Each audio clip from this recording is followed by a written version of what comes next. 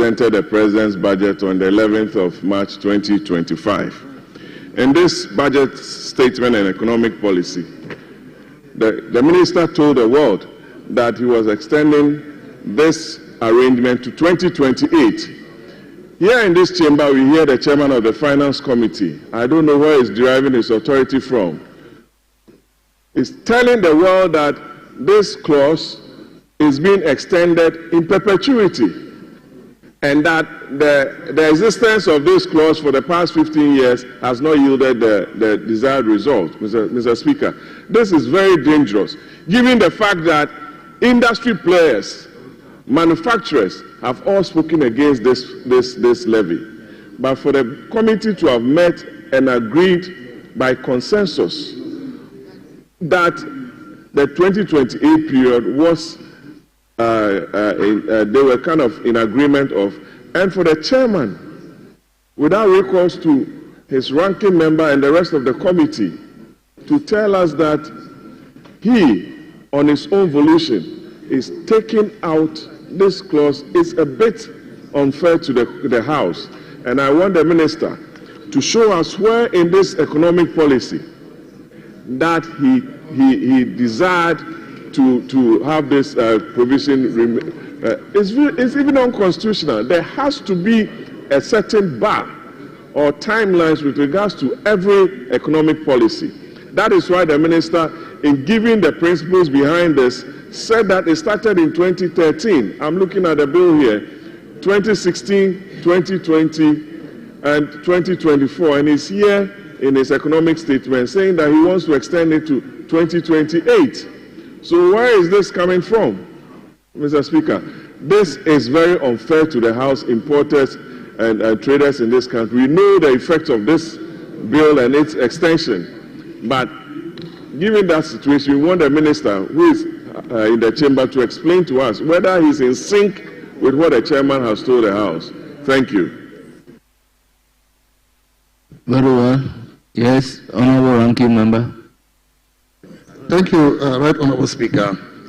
Right Honorable Speaker, I do not know my chairman to be stabbing me in the back, but that is what the chairman has just done. We've never discussed the removal of the sunset clause in perpetuity. We never discussed that at the committee level, and I'm really surprised that my chairman will read a different report from the report that was distributed to us. Mr. Speaker, if you go to paragraph 6.1, the committee observed that the levy is one of the short-term tax handles used to improve compliance. And at the end of this paragraph, the committee observed that the period of application of the levy ends in the year 2025, and therefore there was the need to extend the period of application of the levy to the year 2028. This was what we discussed, and this was what the committee agreed to do. In 6.2, towards the end of the paragraph, it is stated that it is in this regard that government has decided to extend the period of application of the special import levy to the end of 2028. So both in 6.1 and paragraph 6.2, the report is emphatic that the sunset clause was to be extended to 2028 and not to be removed entirely in perpetuity. We already have difficulties agreeing to the extension of this sunset clause, but we are even more surprised and disturbed that the chairman has taken a different position, talking about removing it entirely, which is contrary to what the committee discussed and agreed to recommend for consideration. Yes, Honorable Majority Leader. Mr. Speaker, I believe we are at the second reading. We are at the second reading. And Mr. Speaker, at the second reading, we are basically looking at the principle. Members, order. We are looking at the principle We're looking at the fiscal impact. Mr. Speaker, those are the real issues here. We are not yet even at the stage of amending any specific clause. I think the chairman of the committee has brought up a matter that we can take on board as we debate the principle and the policy. Mr. Speaker, to tell you the truth, at this stage, even without amending your report, the chairman could have said on his own as chairman his view of the matter. His view of the matter is that apart from being chairman, he is also a member of parliament. So he can present your report. Yeah, he can present your report and still express an opinion. And I'm saying that even before he tried to amend the report of the committee, I'm one of those of the view that if it is a sunset clause that is being tossed ahead by every finance minister, perhaps it makes sense. It makes sense to remove the sunset clause and allow the tax to continue. And that can be part of the debate, the discussion now. If we debate and we are able to build some consensus around allowing the sunset clause to be removed, when we get to consideration stage, then the foundation would have been laid for us to consider it as a house. Mr. Speaker, as a house. But Mr. Speaker, I won't say much. I'm just saying that, yes, there was a need for consultation with ranking, in all fairness. But it is not a bad idea. And we should consider it. We should debate it. We should discuss it. The Minister for Finance is here. Let us hear from him. Will it be helpful for us? Oh, yeah, the Minister for Finance appeared before the committee because that is what was before the committee. But now that we are here, I think that let's have the discussion. If we have the discussion, don't forget that the Minister for Finance has the authority of the President to bring this bill to us. Any other member cannot change it. But the Minister for Finance is here. The authority on which he brought this bill is still standing, so he can amend it pursuant to that authority. So let us discuss it at this stage in the second reading debate, and then if we build consensus, then we can now think about what to do with it during consideration. But like I said, Mr. Speaker, the Minister for Finance is here. Let us hear from him, and let us have his take on the matter. He may have said something at committee meeting, but intervening circumstances could have altered his view of the matter. Intervening circumstances could have altered his view on the matter. So, Mr. Speaker, let us have the debate take place and let us see what the consensus could emerge as in terms of the idea of rethinking the whole idea of having a sunset clause in this matter. In fact, on several occasions, I've had discussions with Kojo Oppong Nkrumah, and he himself has complained about the many sunset clauses. Honorable members, let's look at this issue from a legal point of view. Honorable members, Article 1066 is very clear that at the second reading, the report of the committee, together with the explanatory memorandum to the bill, shall form the basis of the full debate. Honourable members, Order 167, when a motion is moved that the bill be now read a second time, the full debate shall ensue on the basis of the explanatory memorandum and the report from the relevant committee. Honourable members, we are looking at the report of the committee. So if Honourable Chairman has his view, he will have to present the report of the committee first, and then he can table his view for consideration of the House. Honourable members, having regard to the law, I do not think that if the committee is not in agreement that the report be amended, chairman of the committee should amend the reports. Honourable members, this is my view on the matter.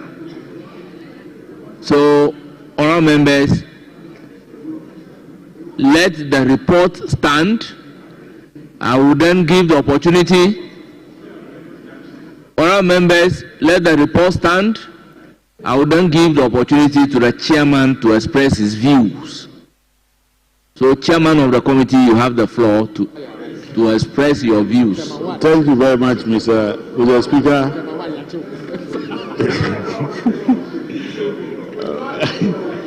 Mr.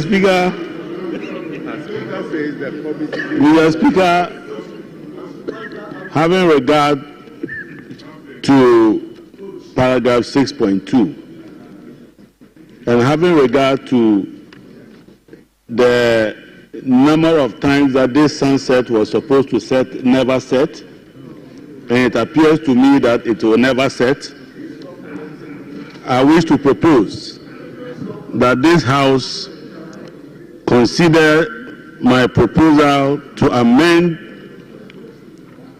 paragraph 6.2 to remove the sunset clause that that remain your proposal. Mr. Speaker. So will not amend the report. That is my proposal, Mr. Speaker. Yes. Thank you. Honourable members, we then have to debate the second reading. Honourable members, taking into consideration the proposal emanating from the chairman of the committee. Honourable members, you can disagree with the proposal. You can agree with the proposal. When the proposal is agreed upon, then we know what to do when it comes to clause 1 of the bill. But if the proposal is not agreed upon, then the amendment as proposed in clause 1 of the bill will stand. Yes. So, Speaker, some guidance. The chairman has not concluded the tabling of the report, but has proposed an amendment to the report. Is it your guidance that that proposed amendment should be debated and decided upon before we consider the report itself? Honourable members, if you look at Order 167, he said a full debate shall arise based on the explanatory memorandum and the reports. And when a report is presented, any member, including the chairman of the committee, can make a proposal, and that proposal will be carried along in debating the second reading of the bill. So that is his proposed view about the bill. So, honourable members, you have the floor. Yes, honourable minority chief. Let me seek your kind guidance and wisdom. At second reading, basically, it's about the principles of the bill. And what he is seeking to introduce would dilute or depart from the essence of the principles of the bill. Are we not undermining the very object of second reading, where we are debating or discussing the principles of the bill? Because what is introducing, it is not one, it's not in the memorandum of understanding. Yes, it's significantly different, and it's changing the bill significantly. So I think we are jumping the gun. We should finish the bill, and then probably when we get to consideration, he could bring that up.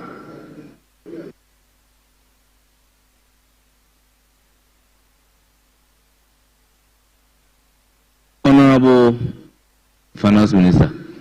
Mr. Speaker, thank you. Right Honourable Speaker, the bill was submitted for the consideration of the House was to introduce a sunset clause. No, was to extend the sunset clause to end 2028.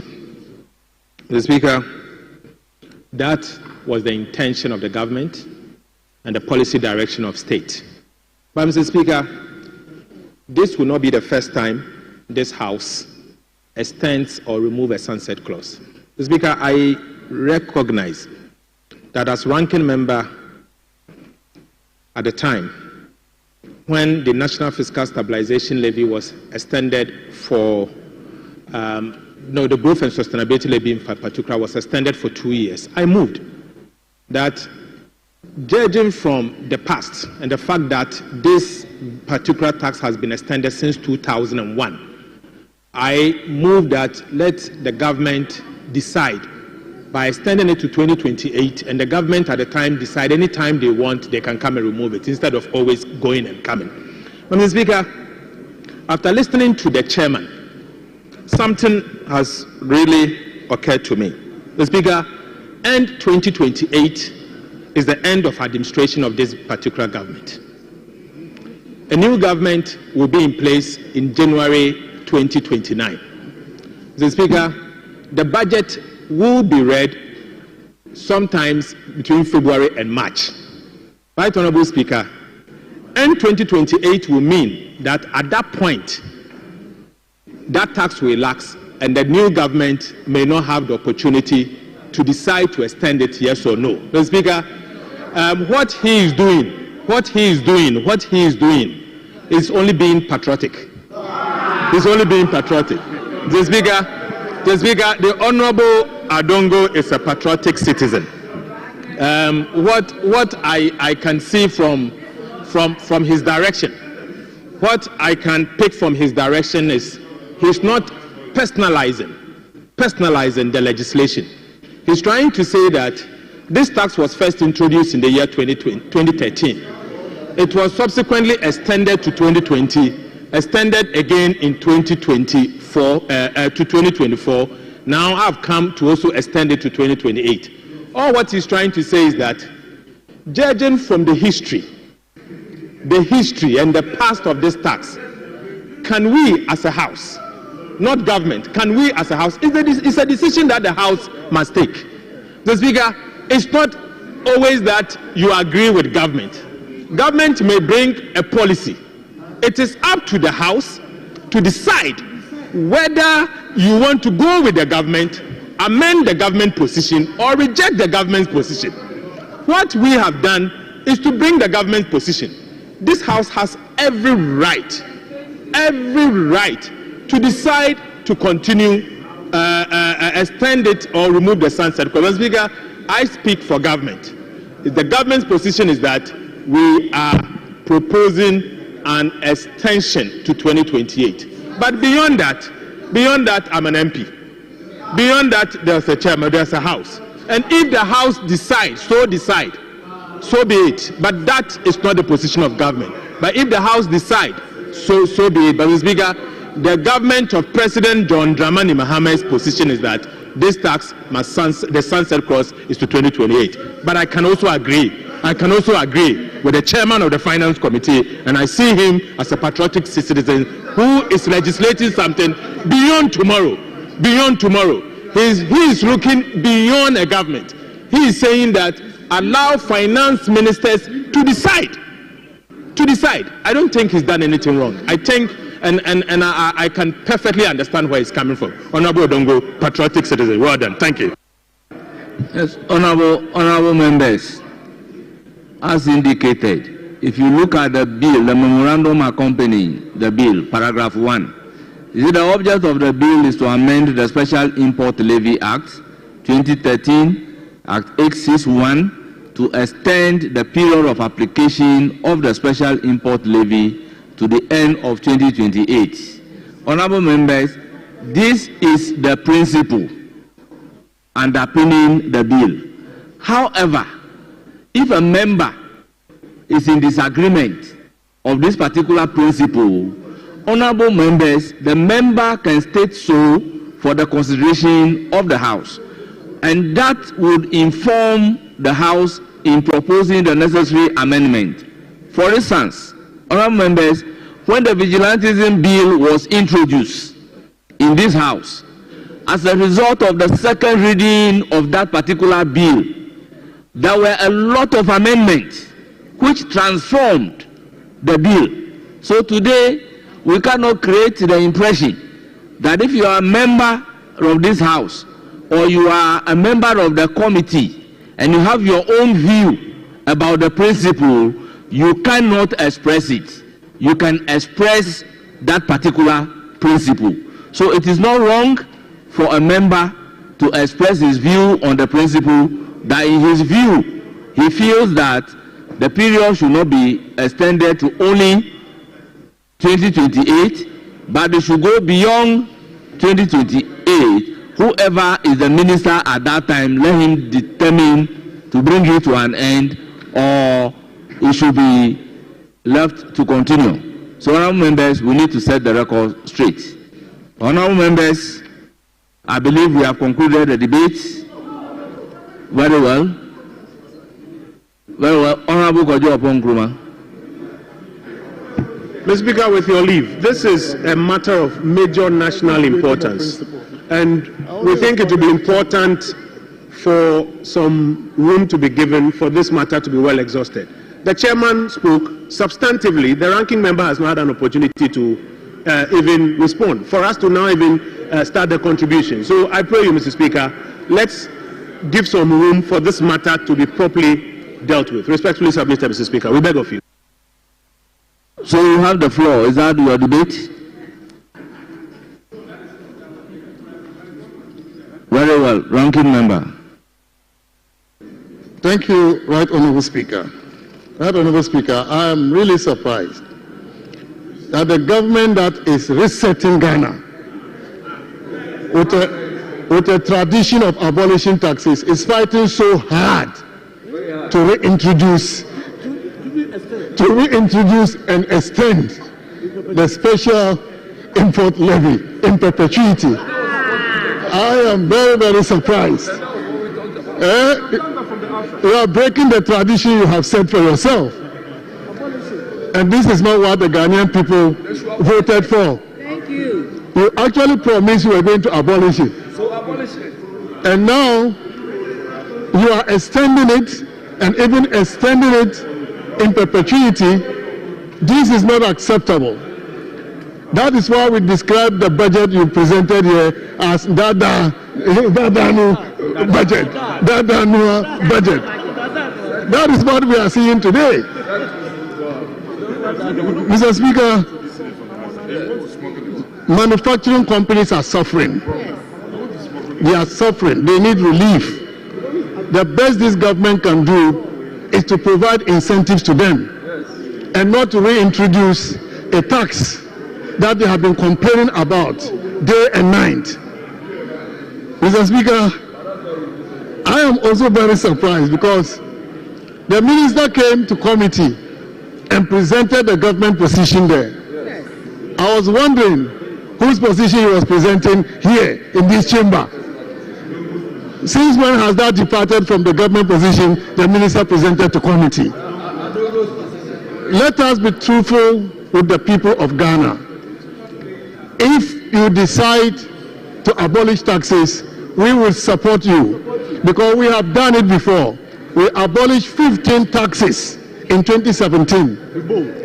But to reintroduce a tax which should have ended this year is not fair to the people of Ghana. To the private sector is not fair. To manufacturing companies is not fair, Mr. Speaker. Mr. Speaker, to be patriotic also, I will propose that this sunset clause is extended to 2026. This will provide significant relief to manufacturing companies and the private sector who need our support to contribute to the growth of this economy. We have seen over the last 2 years manufacturing sector contribution to growth increasing. Last year, about 3.7%. The least we can do is to be reintroducing new taxes and even extending it in perpetuity. We should give them relief so that we can accelerate growth for the benefit of the people of Ghana. Mr. Speaker, this is the reason we are opposed to the extension of the sunset clause. Not just the extension, but also extended in perpetuity. We disagree vehemently with this, and we think that if we have to be patriotic at all, it should end in 2026 and not 2028. I thank you, Mr. Speaker. Yeah. Mr. Speaker. Yes, honorable members, you see, he is proposing that it should end at 2026. It's still within the debate of the principle. That's his view. Yes. Yeah, Honorable Kwajo Openkroma. Thank you, Mr. Speaker. Mr. Speaker, not to challenge your earlier comment, except that once these views are not determined, then it will create a problem for us when you put the question. Because if people say aye, what are we saying aye to? Is it the perpetuity or the 2026? But that's aside. Mr. Speaker, on a preliminary legal matter, before I make my full argument, this is a revenue bill. And a revenue bill cannot be by private members' movement. It cannot be by private members' motion. The government is the only one allowed to bring a revenue bill to this House.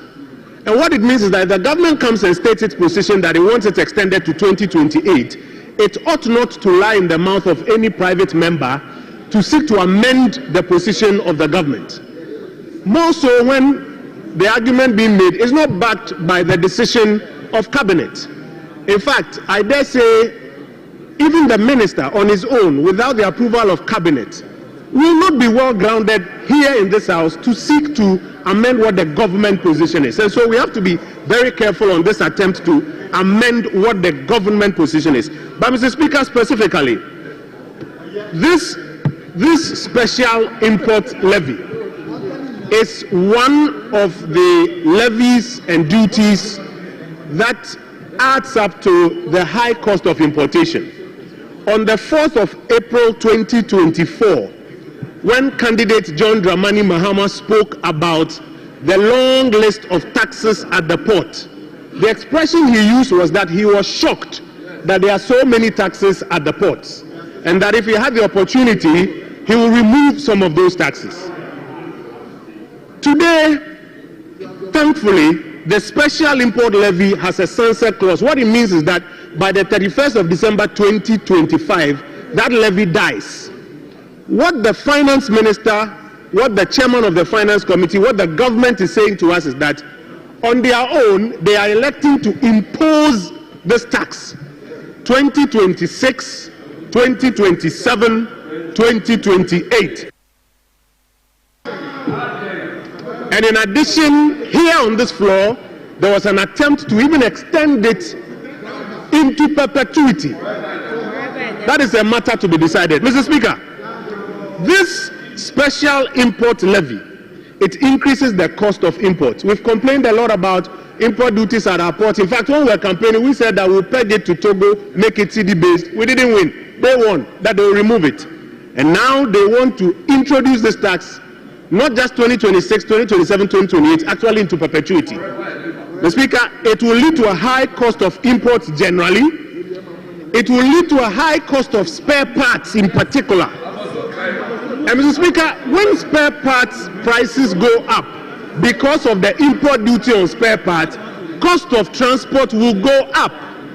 But your policy promises that you want to reduce these taxes at the port. So why are you imposing this tax and seeking to do it into perpetuity? Mr. Speaker, if we look at Schedule 2 of this act, which is now being amended into perpetuity, it affects machinery and equipment. It affects fertilizers listed under Chapter 31 of the Harmonized System and Customs Tariff. Mr. Speaker, it affects all other goods except petroleum products listed under headings 27.09. It also affects raw materials, Mr. Speaker. And so we think that, first of all, not only can we support the government in seeking to impose this tax from 2026 into perpetuity on imported items, but we think that even the attempt to amend the initial government proposition should be arrested. so that we do not impose further hardships on the importers that you promised that you remove these taxes from. Mr. Speaker, I think the government side should really reconsider this and withdraw this particular effort or change their minds on supporting this report. I thank you, Mr. Speaker.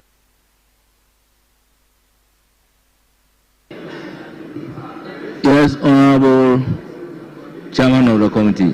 Mr. Speaker, I am very happy that the descendants of those who imposed this tax in 2017 imposed it in 2018, imposed it in 2019, imposed it in 2020, imposed it in 2021, imposed it in 2022, imposed it in 2023, imposed it in 2024, are today behaving as if they have never seen this tax. When you were imposing it, there were no private business organization. There was no cost of doing business. Mr. Speaker, he who comes to equity must come with clean hands, not when your hand is soiled with blood. When you have destroyed the private sector for 8 years, today you are now telling us that what you were doing was wrong. Is that why you are now admitting that you knew that this was wrong, and you were doing it in 2017, you were doing it in 2018, you were doing it in 2019, you were doing it in 2020, you were doing it in 2021. When did you wake up from sleep? You are now out of sleep now, so your eyes, you can see clearly. You can see clearly. But let me tell you why I propose that it should be extended in perpetuity. As we speak today, in 2028, you will be passing an expenditure in advance of appropriation. And in that expenditure in advance of appropriation, you will technically be proposing to impose this tax even in the 3 months. So at the time, when you now appropriate expenditures in advance of appropriation, and you are already taking credit of taxes that are expiring, who is supposed to pay that? Who is supposed to pay that? As we speak today, January, February, and March, you know that your expenditures that you are appropriated in advance, you are already spending this sunset amount of money. And I'm saying that in order to eschew that, let's take it out. This is not the position of the government. This is to ensure that that we have certainty in the collection of our taxes. If you feel that you are not comfortable with that, if the removal of that makes you happy, if the removal today, how is the removal today going to reverse the conduct of you from 2017 to 2024? Will that correct the taxes that you were imposing on the same businessmen for 8 years? Is that what you are saying? Mr. Speaker, in order that my colleagues, Mr. Speaker, I have seen the former defense minister. You use these monies to buy aircraft. You use this money to buy aircraft. You didn't know that it was a private businessman's money. You didn't know that it was increasing the cost at the port. Today you have removed the log, and so you can see very clearly. Mr. Speaker, if that pleases them, Mr. Speaker, if your government did that in 2017, 2018, 2019, 2020, 2021. Mr. Speaker, if this proposal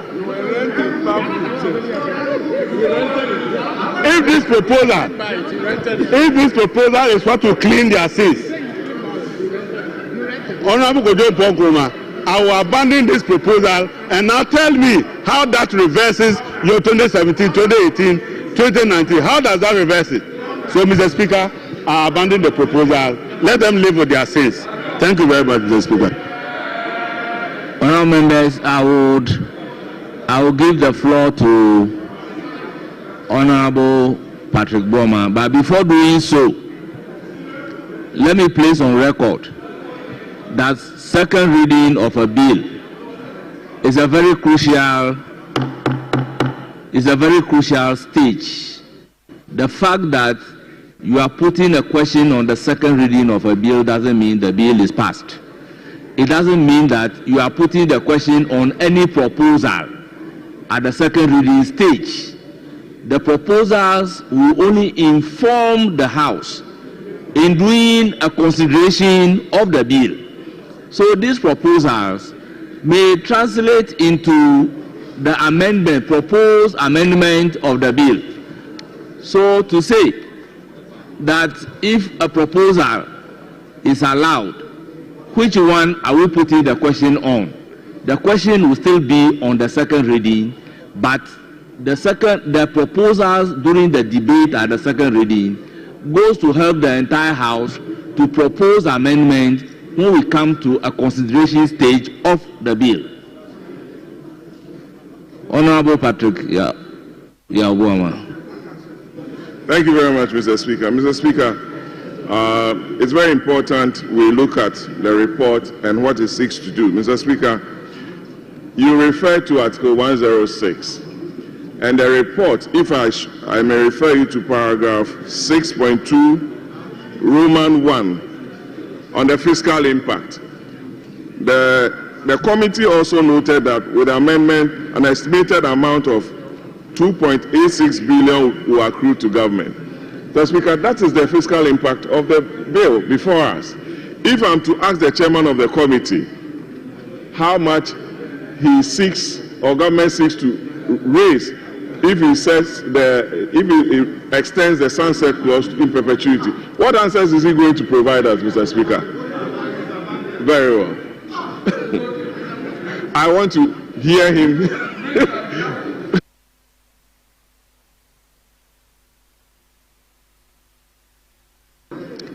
Honourable members, because we have a long way to go, honourable members, at the conclusion,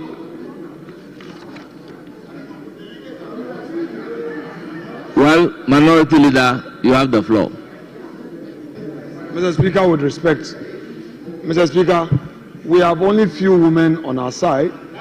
My respected colleague, Koko Asante, has been on her feet for a long time.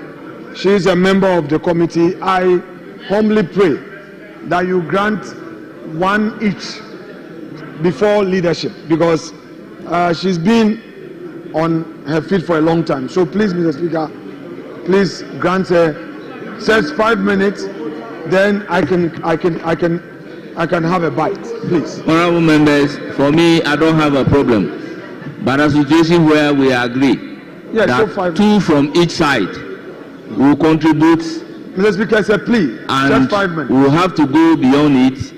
For me, I have a difficulty when we set the ground rules and we tend to break the rules. Mr. Speaker, it's a plea. Kindly bear with us. Mr. Speaker, please. Well, honourable members, what is the pleasure of the House? Majority Leader, let me hear you on this issue. Ayarga, let her speak before I come. She's a woman. She's a member of the committee. Mr. Speaker, just grant 5 minutes. She's been on her feet since. Please. Honourable Minority Leader, I have made myself clear that when leaders agreed on the number of persons to be taken, I think the leaders must again confer and ask me to go beyond that particular number to accommodate. So, Majority Leader, what's your view on the issue?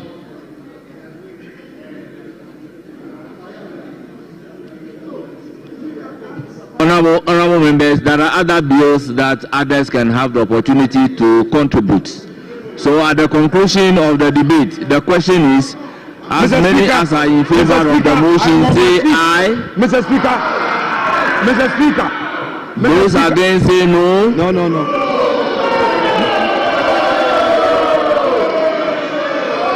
ayes have it. Mr. Speaker.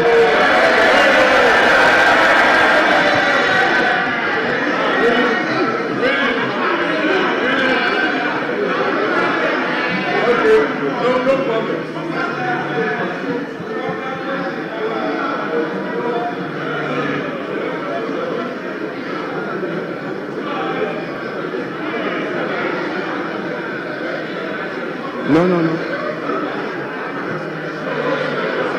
Mr. Speaker, what you're doing is not... Mr. Speaker.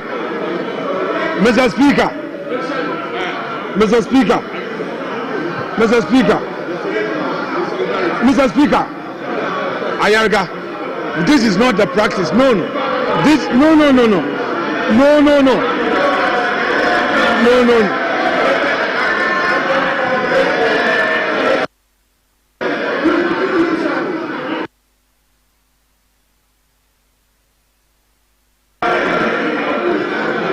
Mr. Speaker, item number three.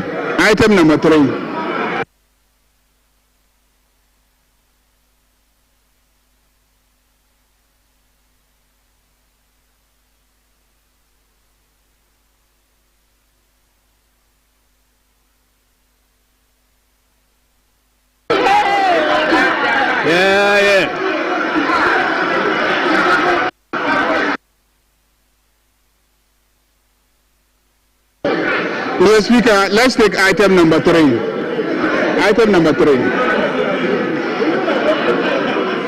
All members, order. No, but he's already put the question. Yeah.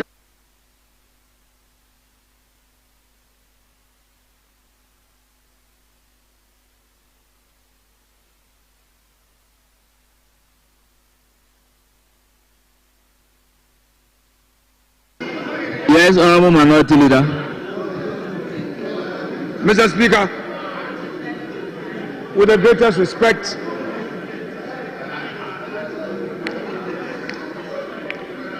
our duty in leadership is to help the chair to manage the House. Mr. Speaker, it was my turn to speak, and I made a prayer that instead of me going ahead to make my submissions, grant our sister, who is a member of the committee, some 5 minutes, because she's been on her feet for a long time. Mr. Speaker, if you are refusing that application, then I should have had the opportunity. I was praying for you to grant her 5 minutes to have a bite, because it was my turn to make a contribution. Mr. Speaker, then you went ahead to put the question. Mr. Speaker, with the greatest respect, let's not set a certain precedence that would create problem for us as a House. With the greatest respect, a practice like this will not help all of us. You cannot deny an application for a member who is a member of the committee to make a contribution, and also go ahead to deny the minority leader his right to make a contribution. Mr. Speaker, no. I think that we should not. Honorable my respected colleague, Majority Leader, please, Mr. Speaker, sought your view on that application. If he was refusing, so be it. But Mr. Speaker, to go ahead to say you are putting a question whilst on my feet to deny me my right to be heard, Mr. Speaker, please let's retreat and do the needful. Yes, Honorable Majority Leader.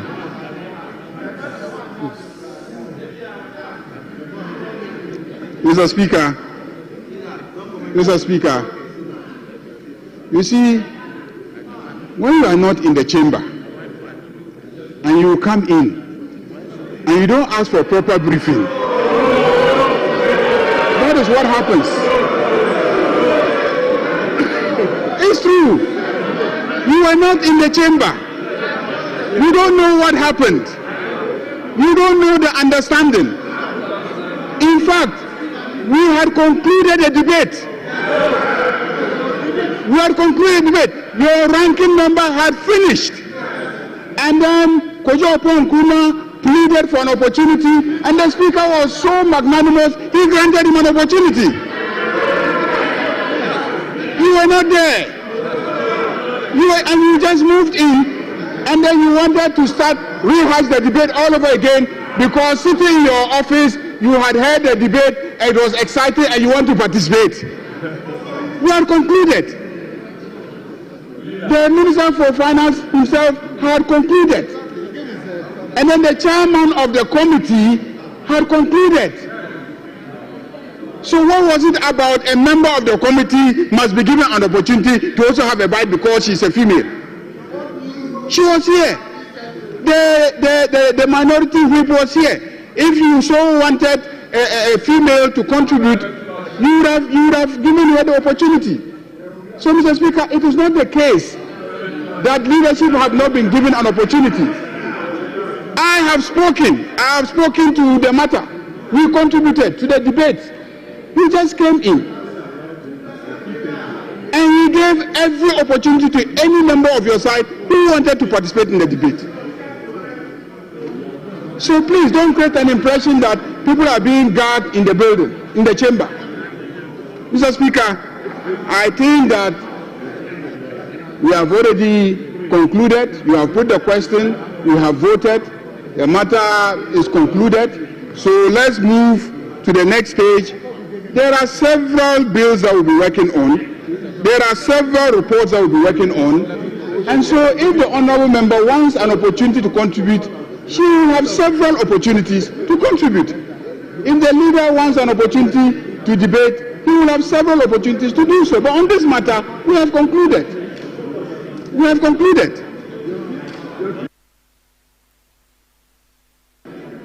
Yes, Honorable Minority Chief Whip. Speaker, let me start off by saying that we on this side today, and Speaker, you will bear me witness, we have been cooperative, extremely cooperative. Look, all the financial bills we have supported for their passage. Leader, if you recall, and Speaker, you guided us when you quoted Order 167. Because of the introduction of the amendment, at the second stage, a matter came up that we had to deal with. I stated my position.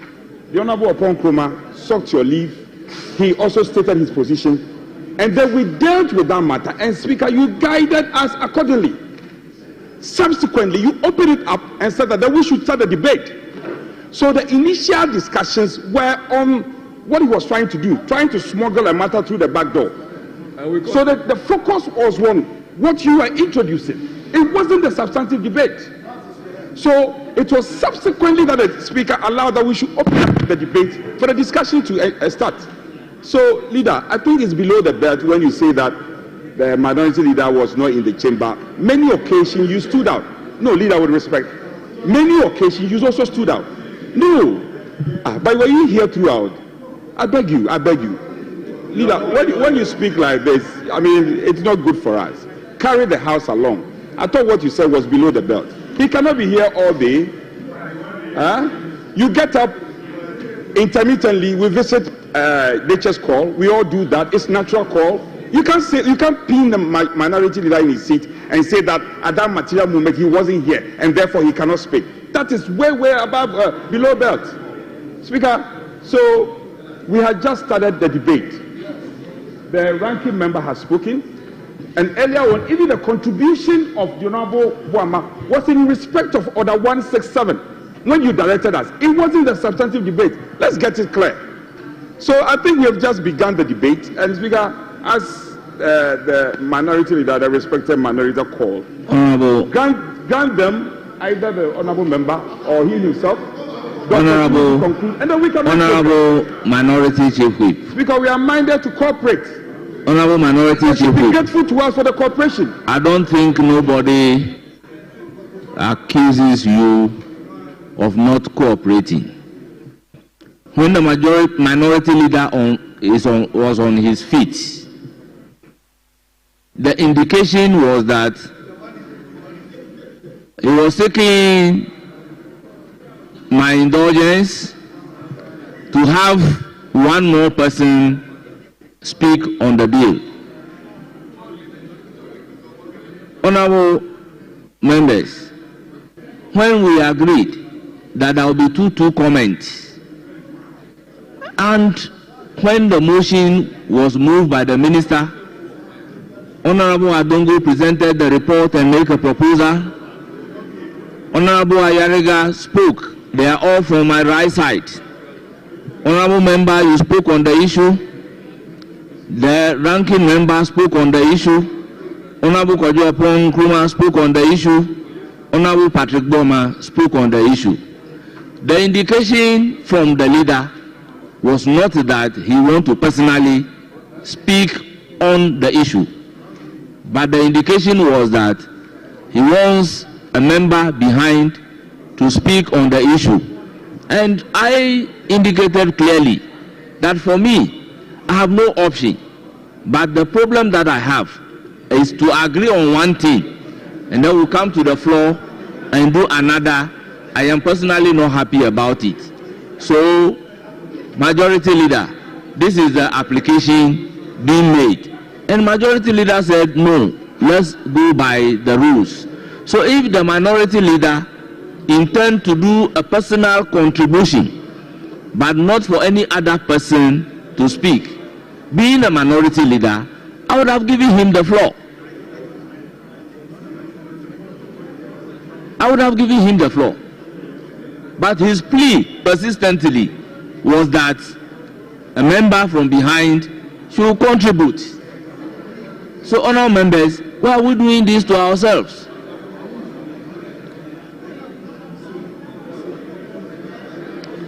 You know, the treatment of the leadership is different. So to create the impression that I have denied him the opportunity to contribute, that is far-fetched. Speaker, so shall we make progress then? Yes. Yes. So let's make progress, Speaker. Let's make progress. And we should exhaust, Speaker, my plea to you is that let's exhaust those who want to make commentary. And then I see leader is eager to call the next business. We are ready to support. As leaders, yes, guide me as to the number of contributors in view of the period in which we are. With respect to you, with respect, there were no prior agreement. We did not agree on the number of contributors. We did not. Echampong, if you are here, we did not agree. We did not. Speaker, it came on the spur of the moment, and then some numbers were mentioned. We did not come to any agreement. That's a statement of fact. So my prayer to you is that we should please, the original call was to allow the Honorable Koko to speak. Would you grant her the opportunity to speak, please? Honorable leaders, I will create your indulgence to put your heads together, and then you can advise me as to the number of contributors I'm supposed to take. Majority and the Minority Leader, guide me as to the number of contributors I'm supposed to take, and I will abide by that. Mr. Speaker, on this matter, you have put the question to a vote. We have voted. Yes. So whatever has happened, we will apologize to one another, and then we'll move on. But you cannot say that we should relitigate a matter that we have already voted on. As a House, we have voted. So let's move on, and then subsequently we can find ways of making amends. But on this occasion, we have voted. The question has been put, and we have voted. We have voted already. We have voted. Let's move on. Speaker, so we are making good progress. She will speak. You can decide the number of minutes you want to accord. She will speak, and then... Honorable members, in view of the fact that I put a question, let's agree the subsequent bills that we'll take on the number of contributors.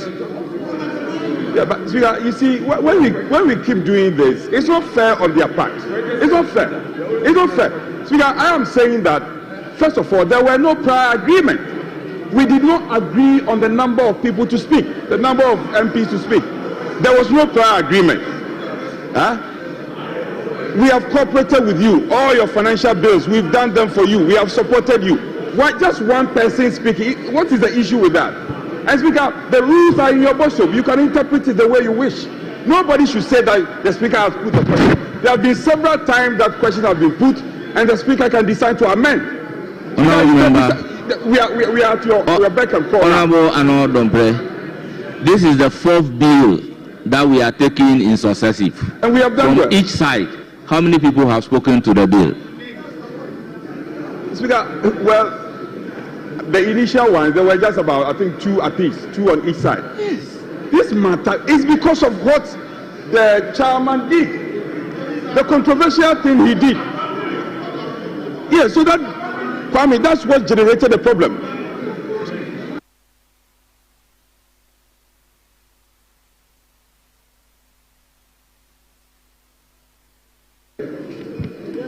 Mr. Speaker, please order paper addendum item number 3. Included on this. So let's conclude on this. Table of issue. An act to amend the Special Import Levy Act 2013, Act 861, to extend the period of application of the Special Import Levy. Honourable members, the Special Import Levy Amendment Bill 2025 is now read the second time. Honourable members, motion number 3.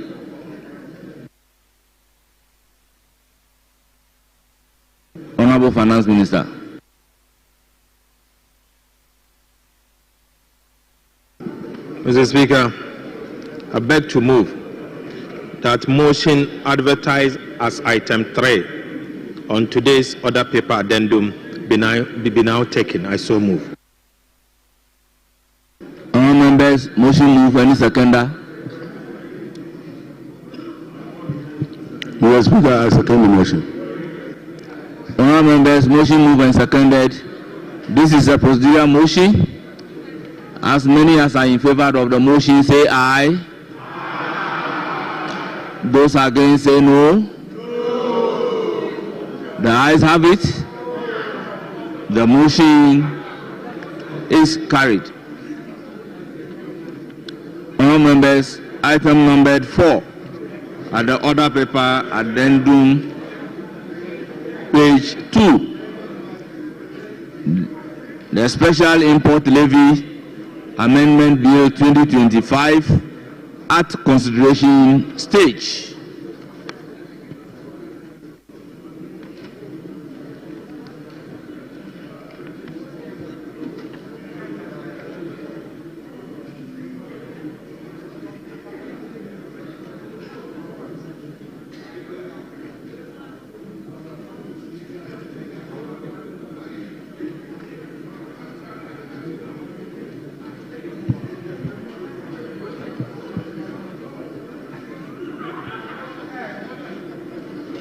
Honourable members, clause 1. Section 1 of Act 861 amended. Chairman of the committee. Speaker, we are inserting 2028 after levy. You are inserting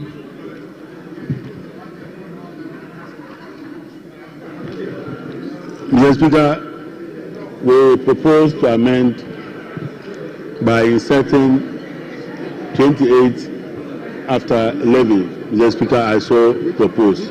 Yes, what is the amendment to clause 1? Is there amendment to clause 1? Yes, Honourable Minority Leader.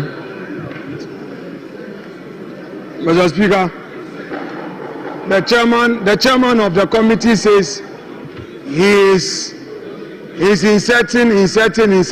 What are you inserting? we are at the consideration stage, and this is where we make laws. Please do the appropriate thing. You say you are the chairman of the committee, move the appropriate amendment, and you think that this is a time to be doing anything anyhow. Do the right thing. If you say you know the rules, do the let's see. Do it. Move to amend. Move it. Let's see. Let's see how you move. Let us see how you lead discussions on this. Let's see. You are amending what? That's not the way to do it. Do the right thing. Learn the rules. Because you don't know the rules. Do the right thing. Mr. Speaker, the amendment is not even necessary. It's abandoned because it's in the body of the bill.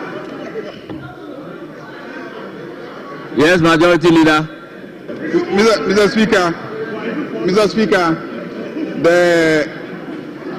the clause actually does not need an amendment. It doesn't need an amendment. So he's now saying so. That the clause does not need an amendment. The clause does not need an amendment. The clause does not need an amendment. The clause does not need an amendment. So the chairman has abandoned. Honorable Minority Leader, let them one at a time. So if Majority Leader is on his feet, I will give you the floor as soon as he resumes his seat. Let me listen to one at a time.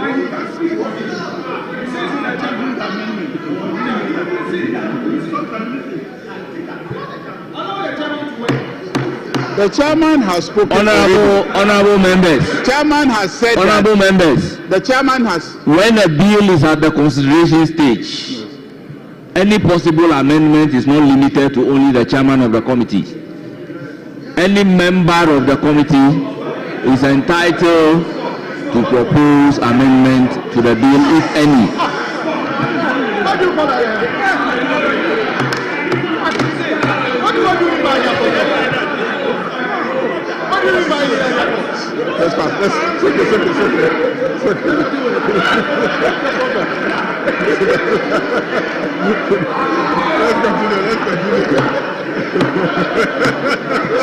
Honorable members, order. Honorable members, from the chairman of the committee, there is no proposed amendment. No advertised amendment. Honorable members, clause 1 is for the consideration of all members. The committee doesn't have advertised amendment, but the law allows any member to propose amendment. Is there any proposed amendment? Yes? Get up and do your proposed amendment and give us the new rendition.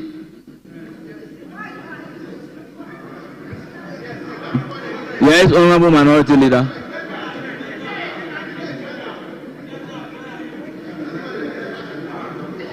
Mr. Speaker, the Majority Leader was on his feet. I rose to draw your attention to something. You asked me to sit down, wait for him. When he's done, I'll come in. Mr. Speaker, I keep saying that the new precedents that are being set, we are all following. We are all following. We are writing them down. The chairman of the committee is the one leading this bill. This has been the practice since I entered this house. He takes us through the clause by clause. Mr. Speaker, it is never the practice that at consideration stage any member at all can get up to lead the bill. It is the chair or whoever is in charge of the bill. If the chair is not there, the vice chair or a member of the committee who is in charge of the bill will lead the clause by clause. Mr. Speaker, on this occasion, the chairman got up and said something. We want clarity. It should come from the mouth of the chairman. Mr. Speaker, we are all learning. Mr. Speaker, we are all learning. I don't know it all. I make mistakes. I want to be corrected.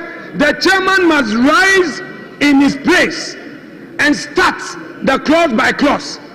We want to hear from the chairman. He should start it. He should start it. Let's know from the chairman. Honorable Minority Leader, I think I have heard the chairman saying that the committee doesn't have advertised amendment on clause 1. And I have indicated in this house that though the committee doesn't have advertised amendment, in line with the decision of the Supreme Court in Ezwame versus Attorney General, I will then give the floor to all the members if there is any proposed amendment. It is in the absence of proposed amendment from the members that I will put the question on the clause. So it is not the case that if the committee doesn't have advertised amendment, no member of parliament can propose amendment to the bill.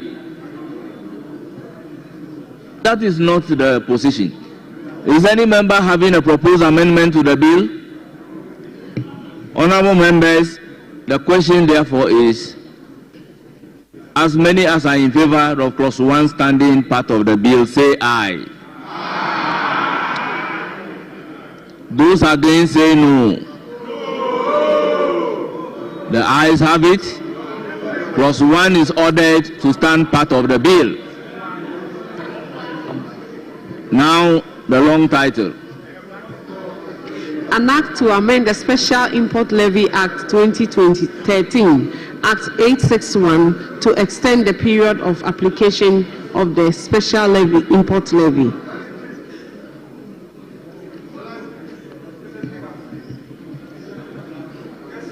Speaker, just for the record, Mr. Speaker, just for the record, the chair of the committee rose and said he was inserting 2028 in clause 1.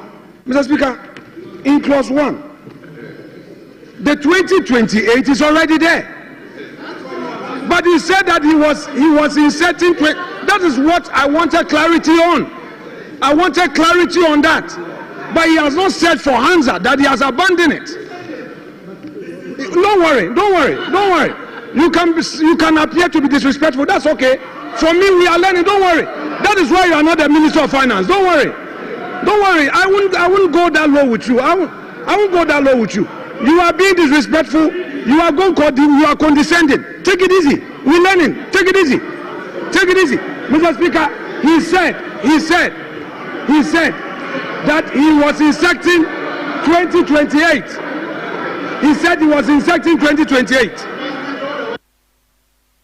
Honorable members, Honorable Minority Leader, you cannot raise any issue with the clause after the question is put on the clause.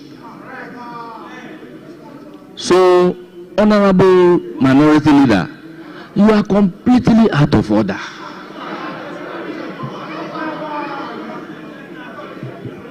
Honorable members, the long title.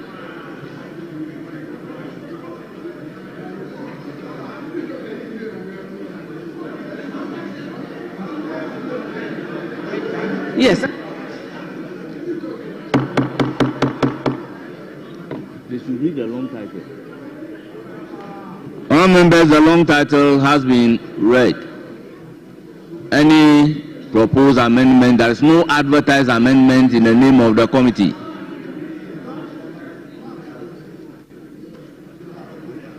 Honorable members, the question therefore is, as many as are in favor of the long title standing part of the bill, say aye. Those against say no. Honorable members, the ayes have it. The long title is accordingly ordered to be part of the bill. Honorable members, we have come to the end of consideration stage of Special Imports Levy Amendment Bill 2025.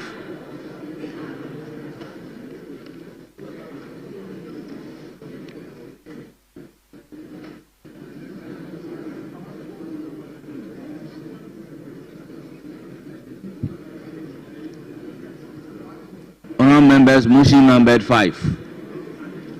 Chairman of the Finance Committee.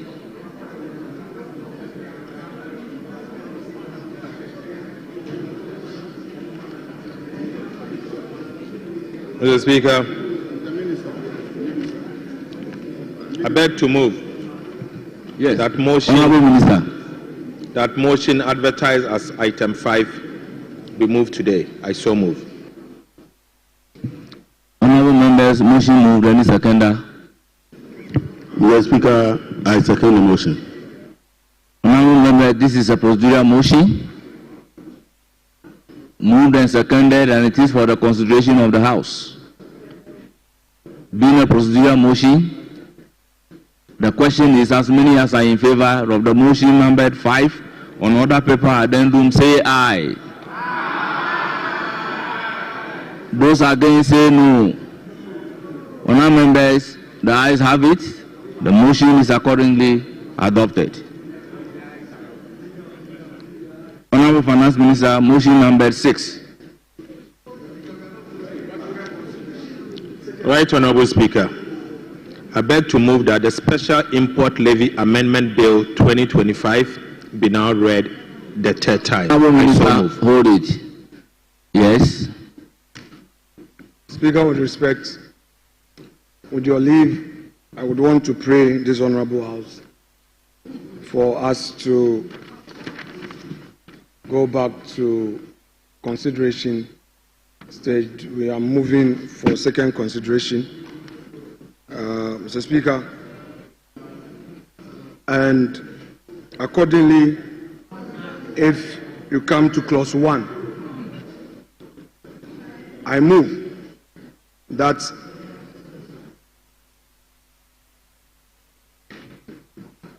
(2028) be deleted and insert 2026. Mr. Speaker, I so move. Mr. Speaker, my justification is that, Mr. Speaker, it's been the position of government to help the ordinary Ghanaian to do business, to bring the cost of doing business down. Now, if we continue this, extend it to 2028, what it means is that our importers will continue to suffer. If the position in the past was that we should help the ordinary Ghanaian businessman, then it is my humble view that it should be seen to be Honorable Minority Leader, I recognize Honorable Majority Leader. 2026 and 2026 I recognize Honorable Majority Leader. Time to end this I recognize Honorable Majority Very well, Leader. Mr. Speaker, please do. Mr. Speaker, second consideration of bills, outstanding orders, Order 171. And I want the leader, the minority leader to 171 to take his copy and let's go through it. 171.1 says, where a member intends to delete, amend, or introduce a provision in a bill which has passed through the consideration stage, the member may, immediately before a sponsor rises to move the motion for the third reading of the bill, move that the bill passes through a second consideration, either wholly or in respect of a particular part or parts of the bill or some proposed new clause or new schedule. It's not too late. This is the right time because he was just about to move for the third reading. Mr. Speaker, notice of this motion is not required, so he didn't need to give notice. If the motion is agreed to,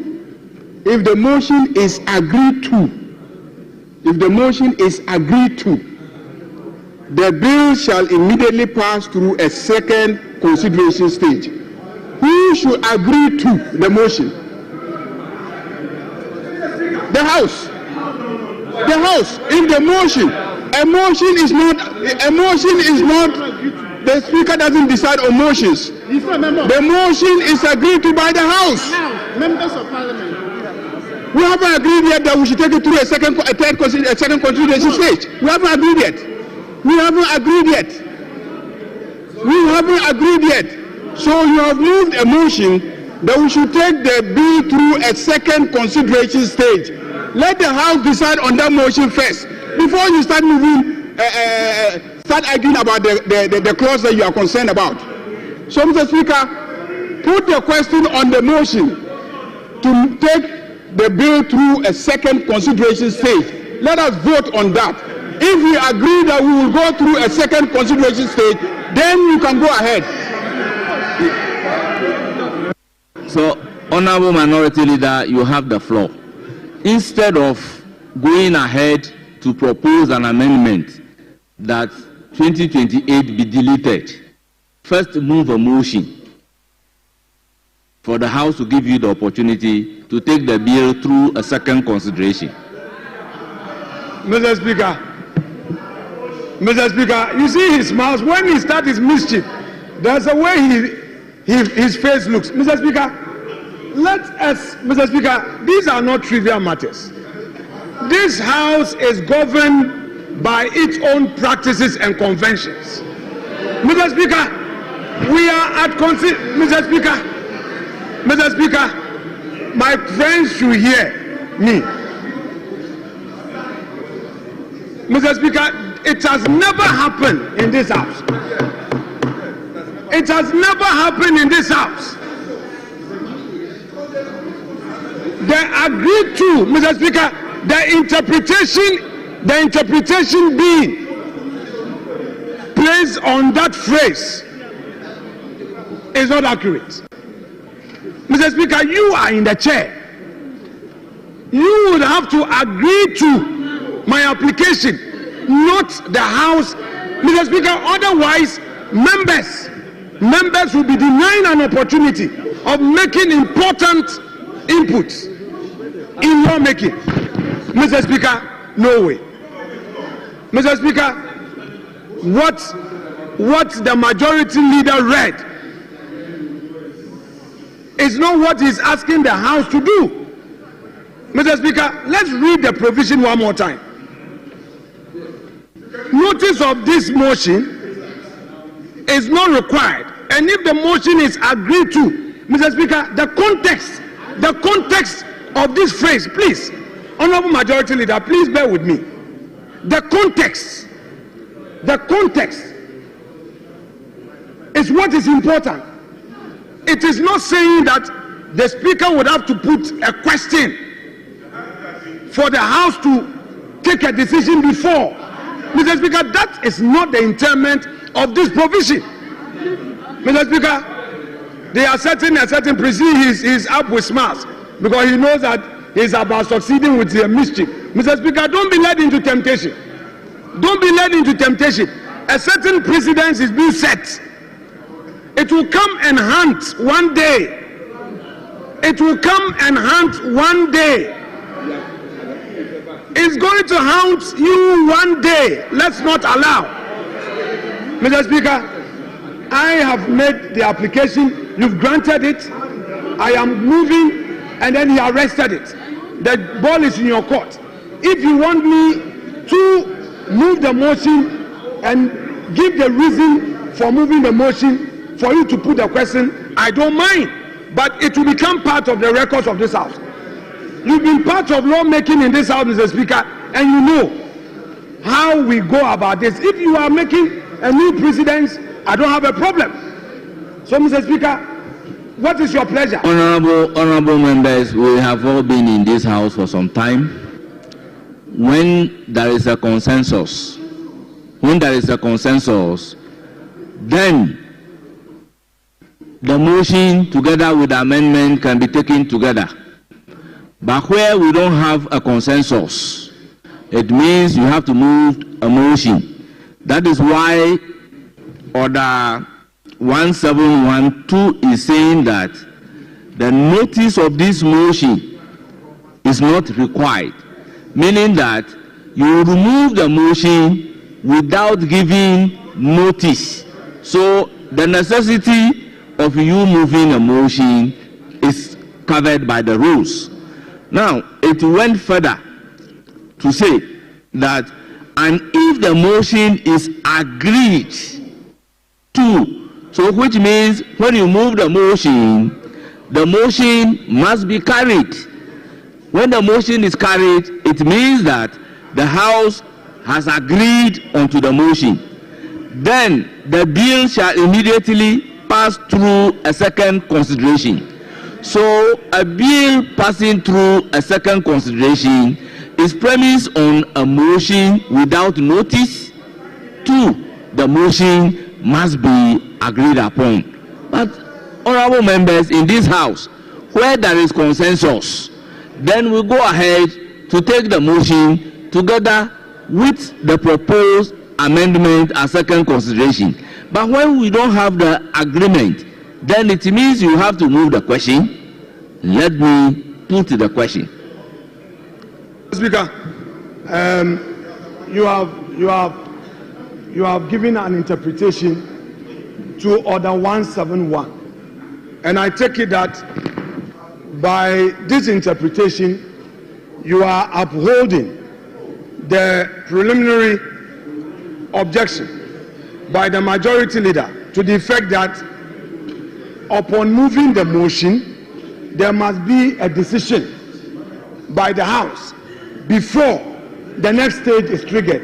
Mr. Speaker, that will be fair enough, and it will be good to guide us. I have no qualms at all with it. So let me move my first stage motion, let the House take a decision, and then we make progress. Mr. Speaker, no. Please, Mr. Speaker, let me move my motion so that we take a decision on it. Mr. Speaker, with your leave, I move that this House proceeds with second consideration of this bill in accordance with Order 171 and 2 of the rules of this House. Mr. Speaker, in moving this motion for us to go to second consideration stage, I am minded by the NDC government's own policy on alleviating poverty and reducing the burden on importers in this country. Mr. Speaker, this bill seeks to extend special import levy up to 2028. And I hold a view that would mean further burdening the importer. Honorable Majority Leader, who otherwise has an expectation that he is going to enjoy some tax relief. I recognize Honorable Majority Leader. Mr. Speaker, very well. Mr. Speaker, exactly what I'm trying to draw the attention of the minority leader not to do. Mr. Speaker, under the pretext of trying to move for a second consideration, he is seeking to put forward the arguments for a reconsideration of a particular clause. We haven't gotten there yet.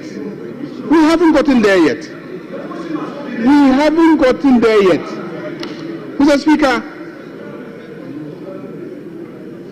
the rules are very clear. You want us to take the bill through a second consideration. You have moved already that we should take the bill through a second consideration. And then you were moving on, and I said, look, stop there. Let us vote on your motion for a second consideration. So what is left is rather for us to respond to your motion for a second consideration. Then you put it to a vote, and then we move on. Mr. Speaker, we cannot allow the minority leader to go on and on and on and on about a matter that we haven't even agreed that should be discussed. Because it has been discussed. The bill and the clause has been discussed exhaustively. You cannot relitigate it without the approval of this House. Honorable Minority Leader, I think the application is that the Special Import Levy Amendment Bill be taken through a second consideration. Now, when the motion has been agreed upon, I'm talking to you, when the motion is agreed upon, then you will go ahead and move your amendment, and after moving the amendment, then you can give reasons for your amendment so that members can agree with your reason and your new rendition, or not to agree upon the reason and your new rendition.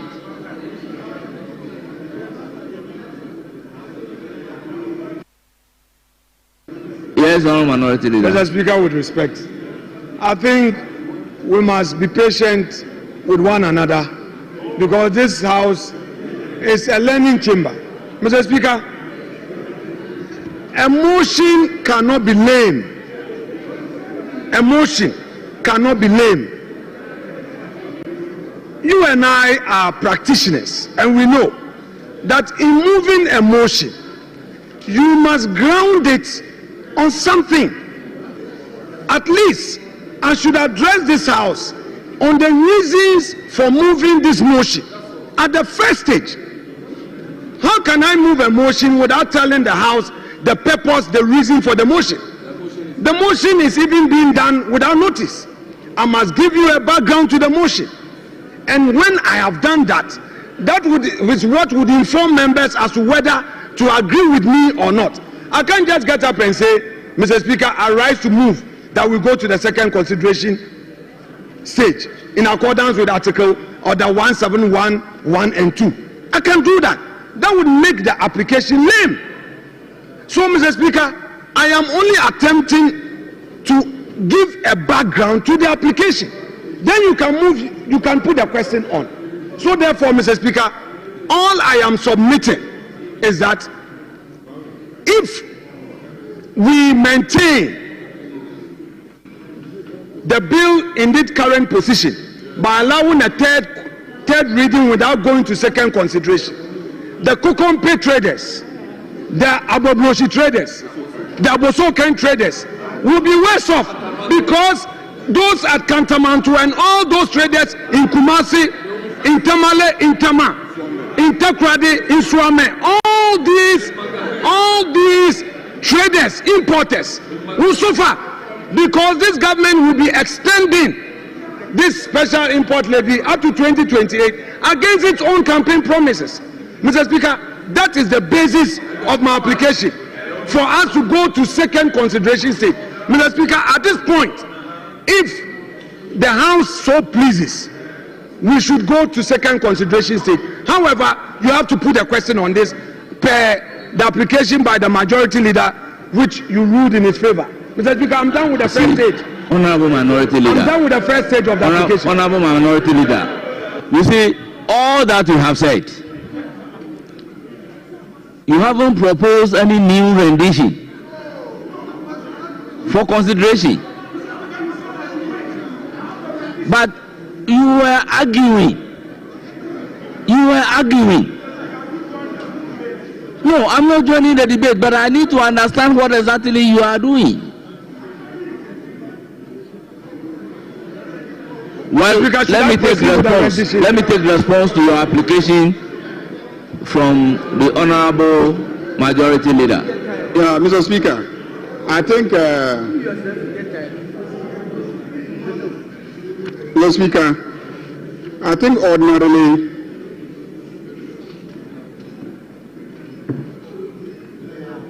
ordinarily it is when a member misses the opportunity provided under Order 170. If you miss an opportunity provided under Order 170, then you can convince this House to give you an opportunity for a second consideration. And Mr. Speaker, the member was sitting here in this chamber. He was present. He was here when we were taking the clause through consideration stage. And Mr. Speaker, on several occasions, I heard you asking members if they had any amendments they wanted to propose. You asked several times, Mr. Speaker. You gave several opportunities for members who had proposals to bring the proposals. If the member had a proposal, you would have brought it. Mr. Speaker, so after we have finished and we have taken the bill through consideration stage, then you now come and want to drag us back. Mr. Speaker, let's not further waste our time. We are opposed to the motion for a second consideration. Mr. Speaker, put the motion to a vote and let us vote on the matter, and then let's continue. Yes, honorable members, I will do exactly the same.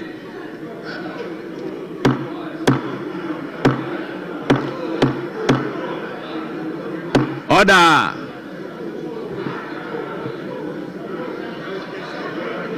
Honorable members,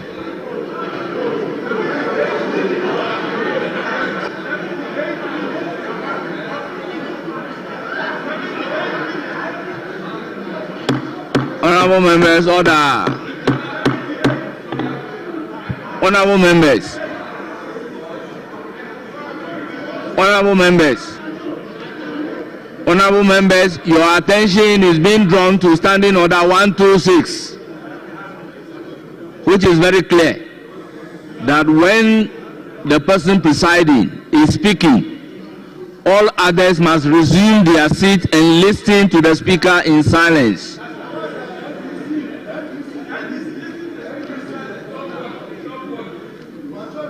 Honorable members, I have looked across one of the bill. The proposal is to take the bill through a second consideration to delete 2028.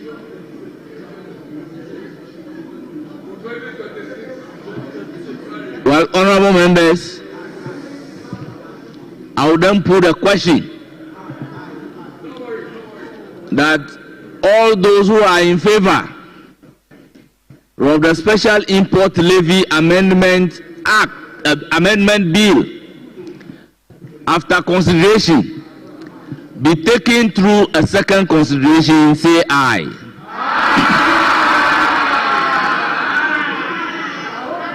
All those who are against the motion, say no.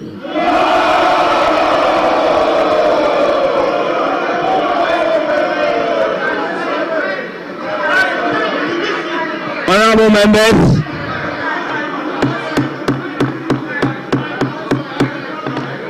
honorable members, the noes have it. The motion is not carried out.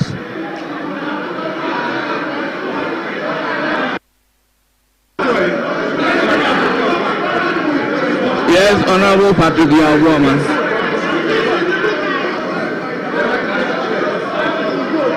Honorable members, order.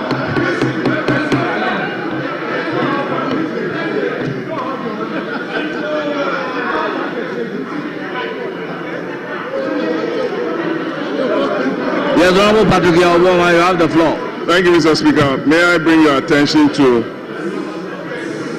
the procedures for voting under Standing Orders 151, 152, and 153, particularly under Standing Orders 153 on the procedures for division, and that's for a head count, Mr. Speaker. I beg to move. Well, honorable members, Honorable Patrick Yawoma has invoked the standing orders by calling the vote to a division. So,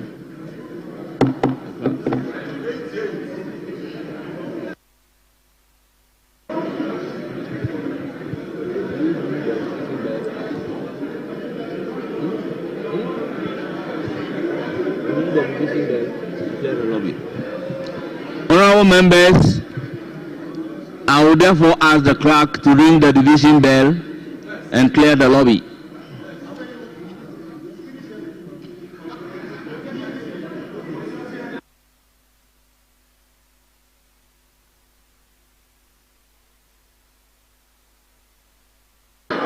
Order.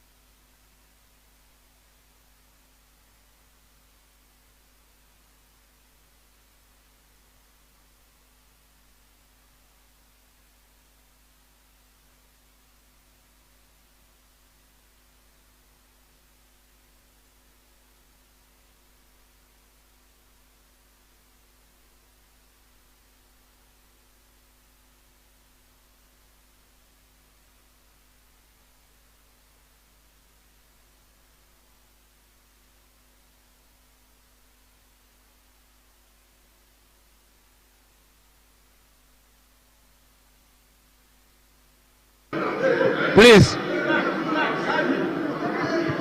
clerks, please clear the public gallery as well as the lobby.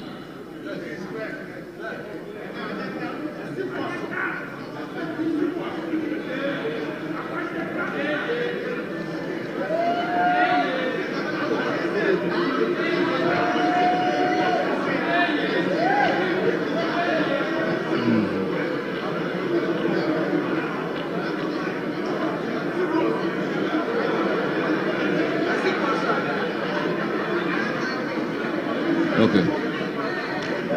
The lobby is clear.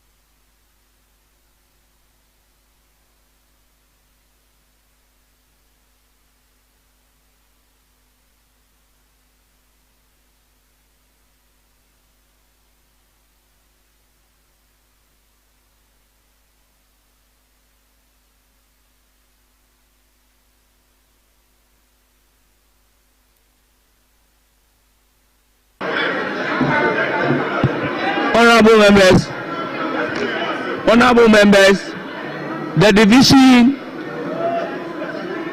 that the honorable member invoked is a very important aspect of our procedure. So I don't expect members to be on their feet and be shouting. So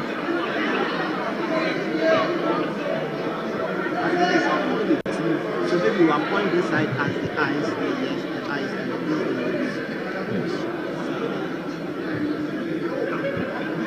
So if you appoint the two tellers,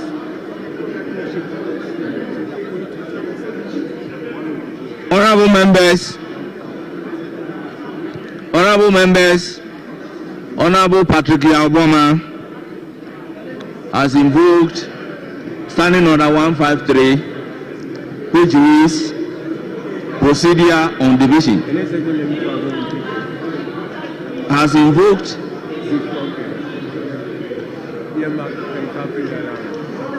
Honorable members, Order 1531 reads, the Speaker shall direct that the lobby be cleared in the case of a division, and the division bell shall be rung for 1 minute.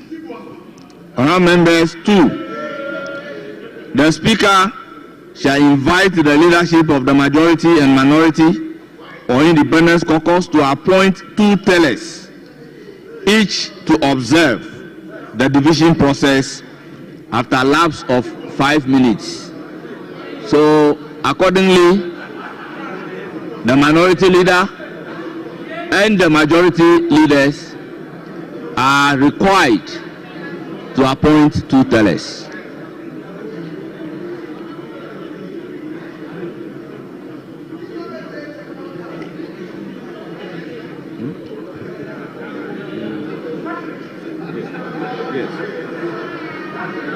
So Manilo, who do I announce?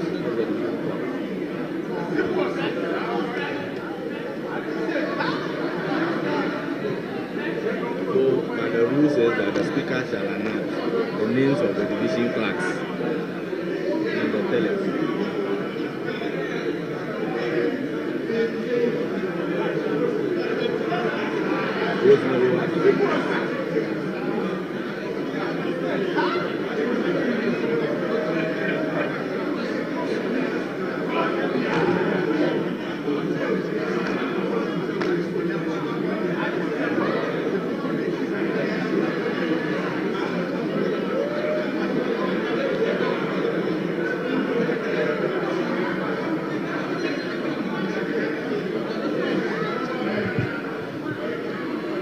Honourable minority leaders, will I have the name of the tellers? Honourable majority leaders, let me have the name of the tellers. Yes, Honourable majority leader. Mr. Speaker, are you preparing for a head count? Honourable member, it's 153, so they will file past the division room. Members will file past the division room.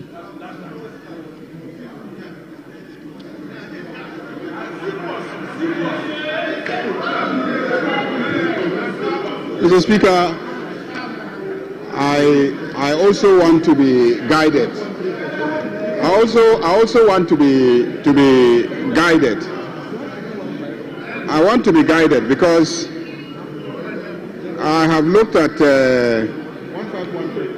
151, and 151 says when the question has been put by the Speaker at the conclusion of a debate, the vote shall be taken by voice indicating aye or nay or abstention.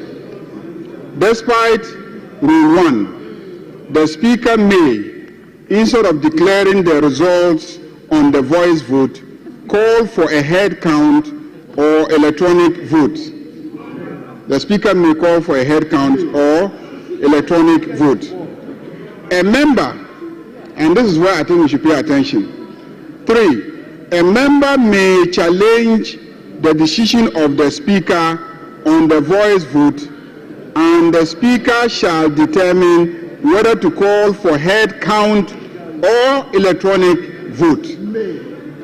The Speaker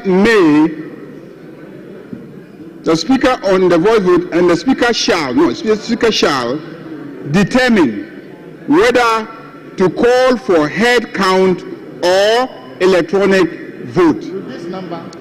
Mr. Speaker, so clearly, you cannot just jump to go and challenge the voice vote using 153. You can't just jump to 153. The person challenging the voice vote must come under 1513. So a member may challenge the decision of the Speaker. So if you are challenging the decision of the Speaker, you should come under 1513. 1513. And when the speaker's decision is challenged, the Speaker shall determine whether to call for head count or electronic vote. So there are two options here, head count or electronic vote. That is why I asked whether we are preparing for a head count, because those are the options available to us. We don't just jump to division, but head count first.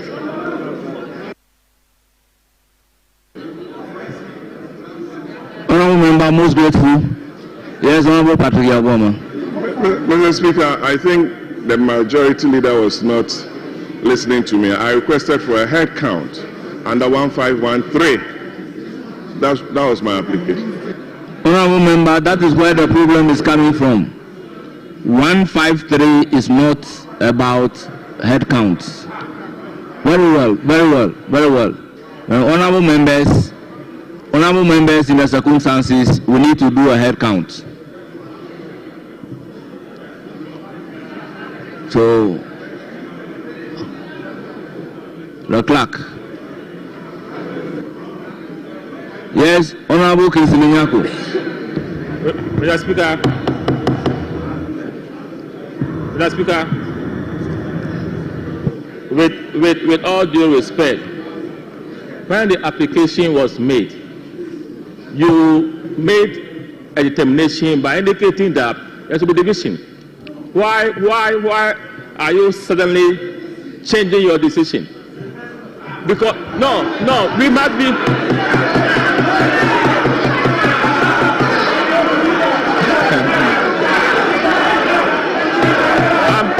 I'm making. Honourable members, I am capable of responding to him. My point is that, Mr. Speaker,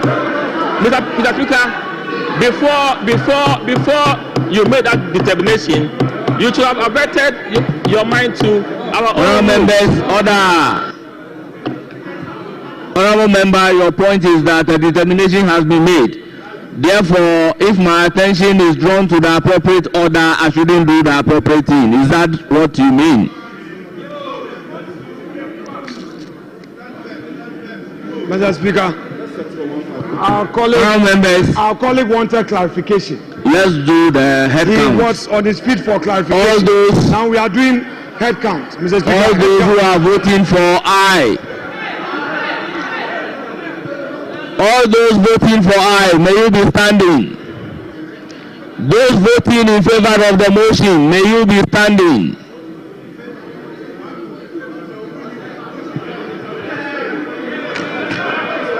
Honourable members, rise in your place to be counted.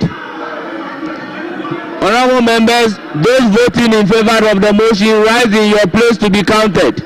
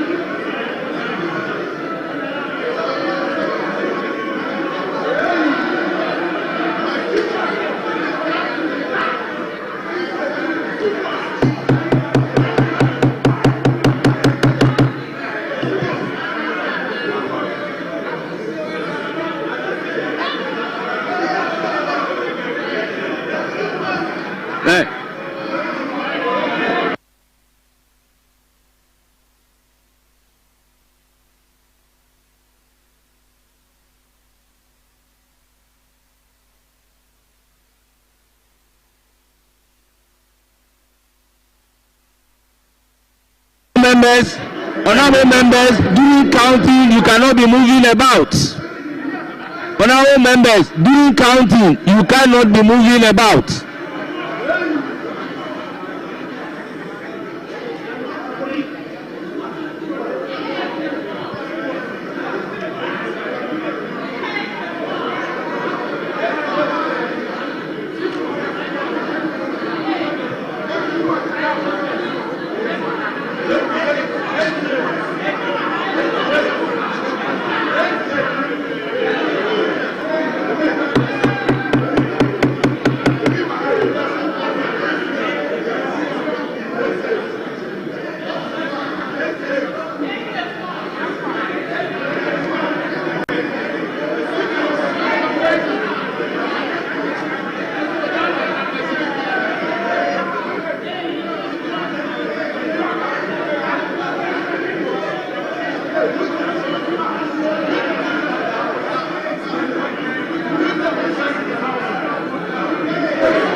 Speaker, is he allowed to take pictures in the House? The leader is taking pictures.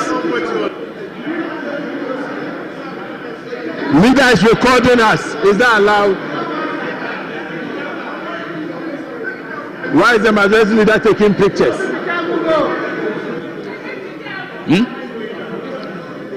Honorable members, you may resume your seats.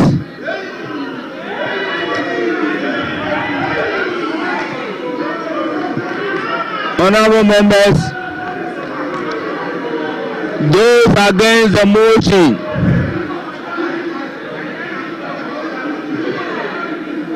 stand in your place to be counted.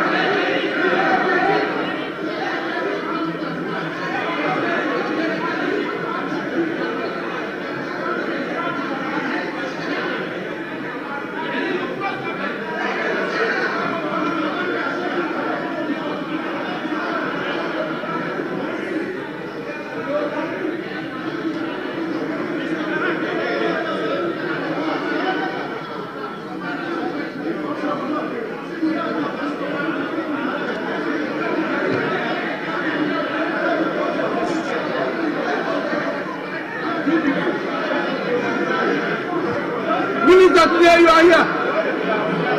Father, I can see all of a sudden. Right round. Why am I? How was?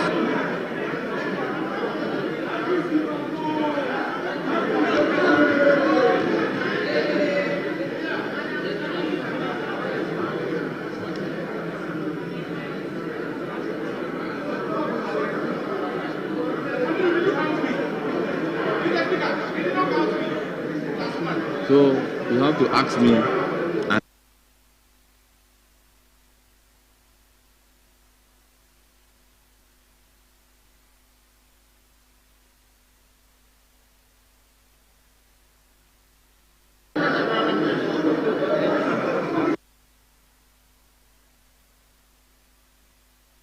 Yes, please kindly resume your seats.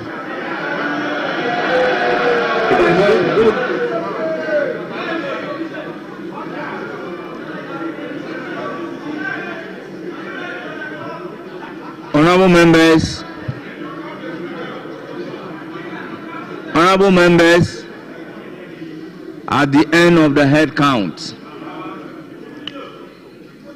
those in favor of the motion, that is those who voted aye, are 58 in number.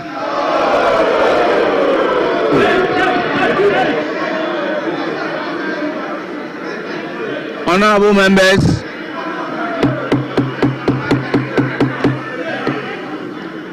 members, those who voted against the motion, that's those who voted no, are 126.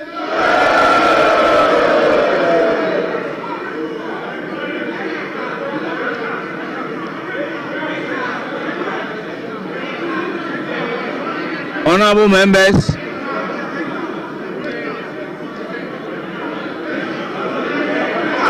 members, order.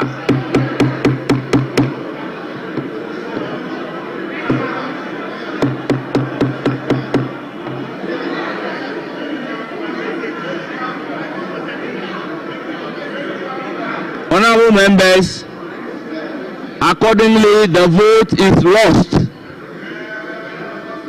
The noes have it. Yes, Honorable Minority Leader. Mr. Speaker, we accept the results of the head count. Mr. Speaker, we know that the majority is a majority of 187. With all their power, they could only bring 126. Only 126. Where are the 51? Even when we started, they were just about 70. They used delayed tactics to bring their numbers. Upon all of that, just 126. Ochinasu tomorrow. Honorable members, let's make progress. Camilo. Mr. Speaker.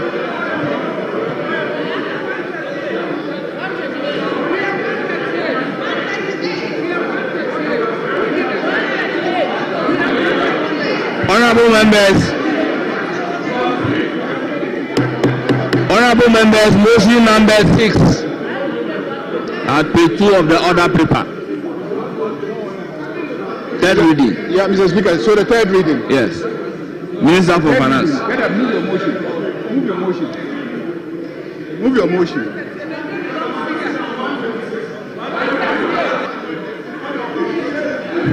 Right, Honorable Speaker. Mr. Speaker, I beg to move that the Special Import Levy Amendment Bill 2025 be now read the third time. I so move, Mr. Speaker. Members, the motion is moved for the third time. The Speaker second the motion. Members, the motion is moved and seconded, and it is for the consideration of the House.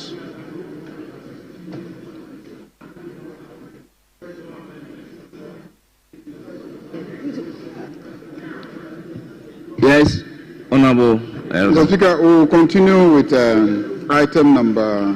Honorable member, let me put the question. Put the question. Honorable members, as many as are in favor of the motion number 6 on the order paper addendum page 2, say aye.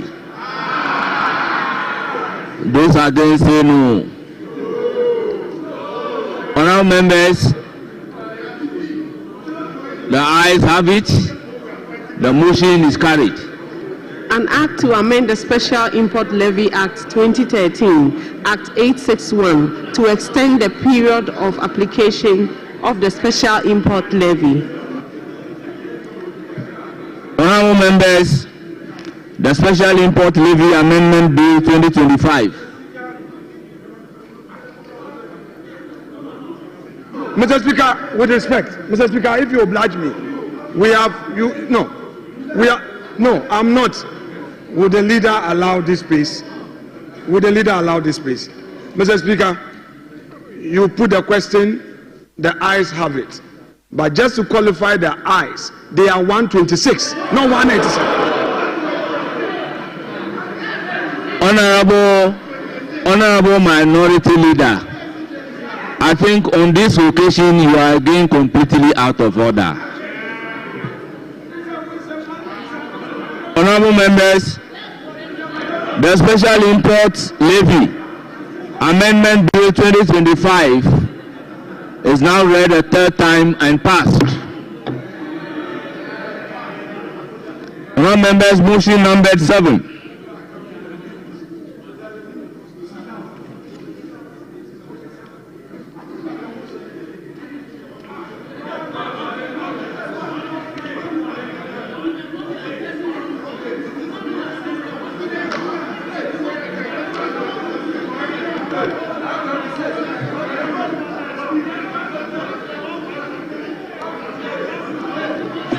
Honorable members, order.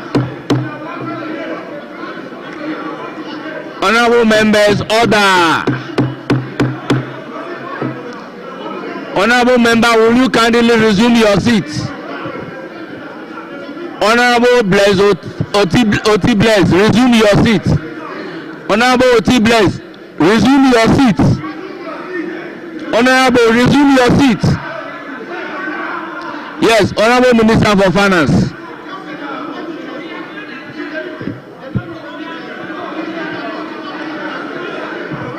Honorable Minister, you have the floor. Honorable Minister, you have the floor.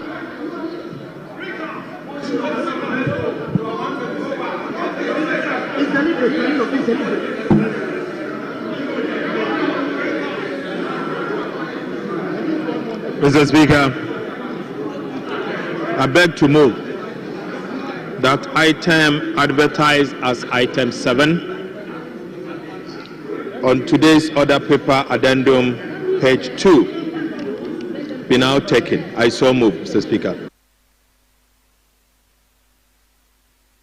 Members, the motion number 7 has been moved. Any seconder? Yes, Speaker, I second the motion. Honorable members, motion moved and seconded, and it is for the consideration of the House. Honorable members, this is a procedural motion. As many as are in favor say aye. Those against say no. Honorable members, the ayes have it. The motion is accordingly adopted. Honorable members, motion numbered 8.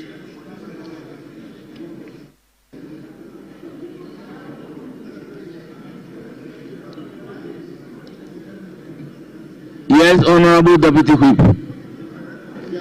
Mr. Speaker, thank you for calling me.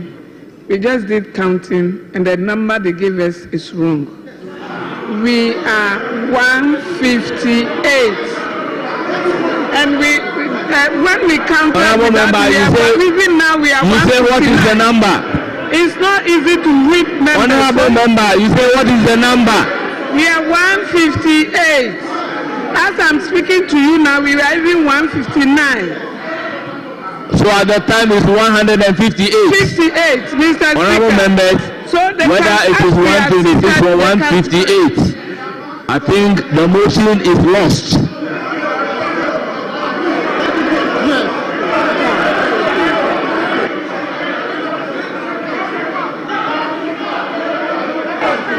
Recount.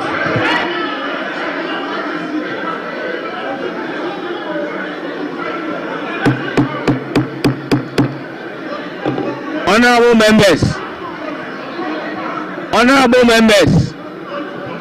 members, the fact remains that whether the total number at that time is 158 or 126, the motion is lost.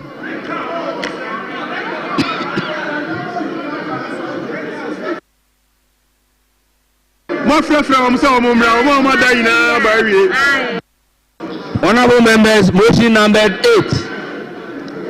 Honorable members, order. Motion numbered 8. Honorable Minister responsible for finance.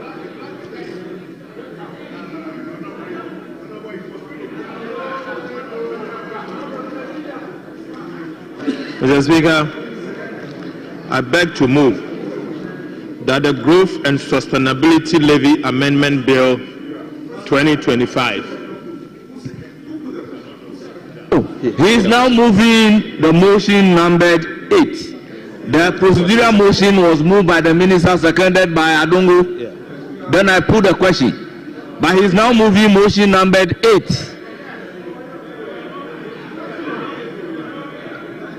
Honorable Honorable Minority Whip, the motion on the floor is the motion numbered 8, and he is here to move the motion. Speaker, with respect, I have followed procedure, and I have been following the day's procedure. I saw my minister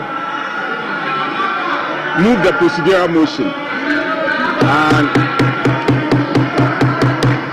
Speaker, he moved the procedural motion, and the chair seconded it. But I don't recollect the question was put. Oh, I don't recollect that. If it was done, fine, we can move on. Honorable member, Speaker, it is not I put the question. Malice. I am following the procedure. Honorable member, the clerks at table can confer and confirm to you. Speaker, shall we proceed then? I have duly put the question. Motion numbered 8.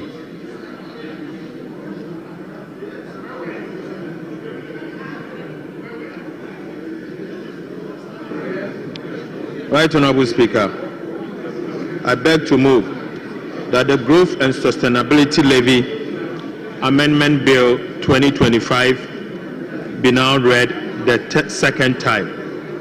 Mr. Speaker, the object of the bill is to amend the Growth and Sustainability Levy Act 2023, Act 1095, to extend the period of application of the Growth and Sustainability Levy to 2028 and increase the rate of the levy on mining companies only from 1% to 3%. Mr. Speaker, global prices have seen some significant increase. Global good prices in particular has seen some significant increases. But unfortunately, Ghana has not been able to take full advantage of the development. Right, Honorable Speaker, last year around this time, gold price was approximately 2,100. Today, gold price is about $3,000. Mr. Speaker, we have seen some significant increase in the prices of gold. Unfortunately, Mr. Speaker, Ghana has not been able to take full advantage. So, Speaker, as a country, if there is a tax that we have not done well, with, Mr. Speaker, it has to do with taxation of economic rent. Mr. Speaker, taxation of economic rent refers to the cost of producing a natural resource commodity and the cost of and the revenue. Mr. Speaker, in the case of Ghana, the cost of producing gold as against the revenue that accrues to the country, the rent is about 14%. Right, Honorable Speaker? Unfortunately, taxes that accrues to the state from this rent is only 1.5%. You claim 14% of GDP in terms of rent, yet the country benefits only 1.5%. So, Speaker, last year around this time, as I said, gold price was about 2,100. Gold companies, mining companies were making enough profit. Mr. Speaker, subsequently, gold price has moved from $2,100 to $3,000. $3,000. $900 extra per ounce. So, Speaker, the question is, why is it that the country is not benefiting from these natural resources? Right, Honorable Speaker, in countries like Australia, they have taxation called windfall taxes. So anytime gold prices hit that level, the country benefits.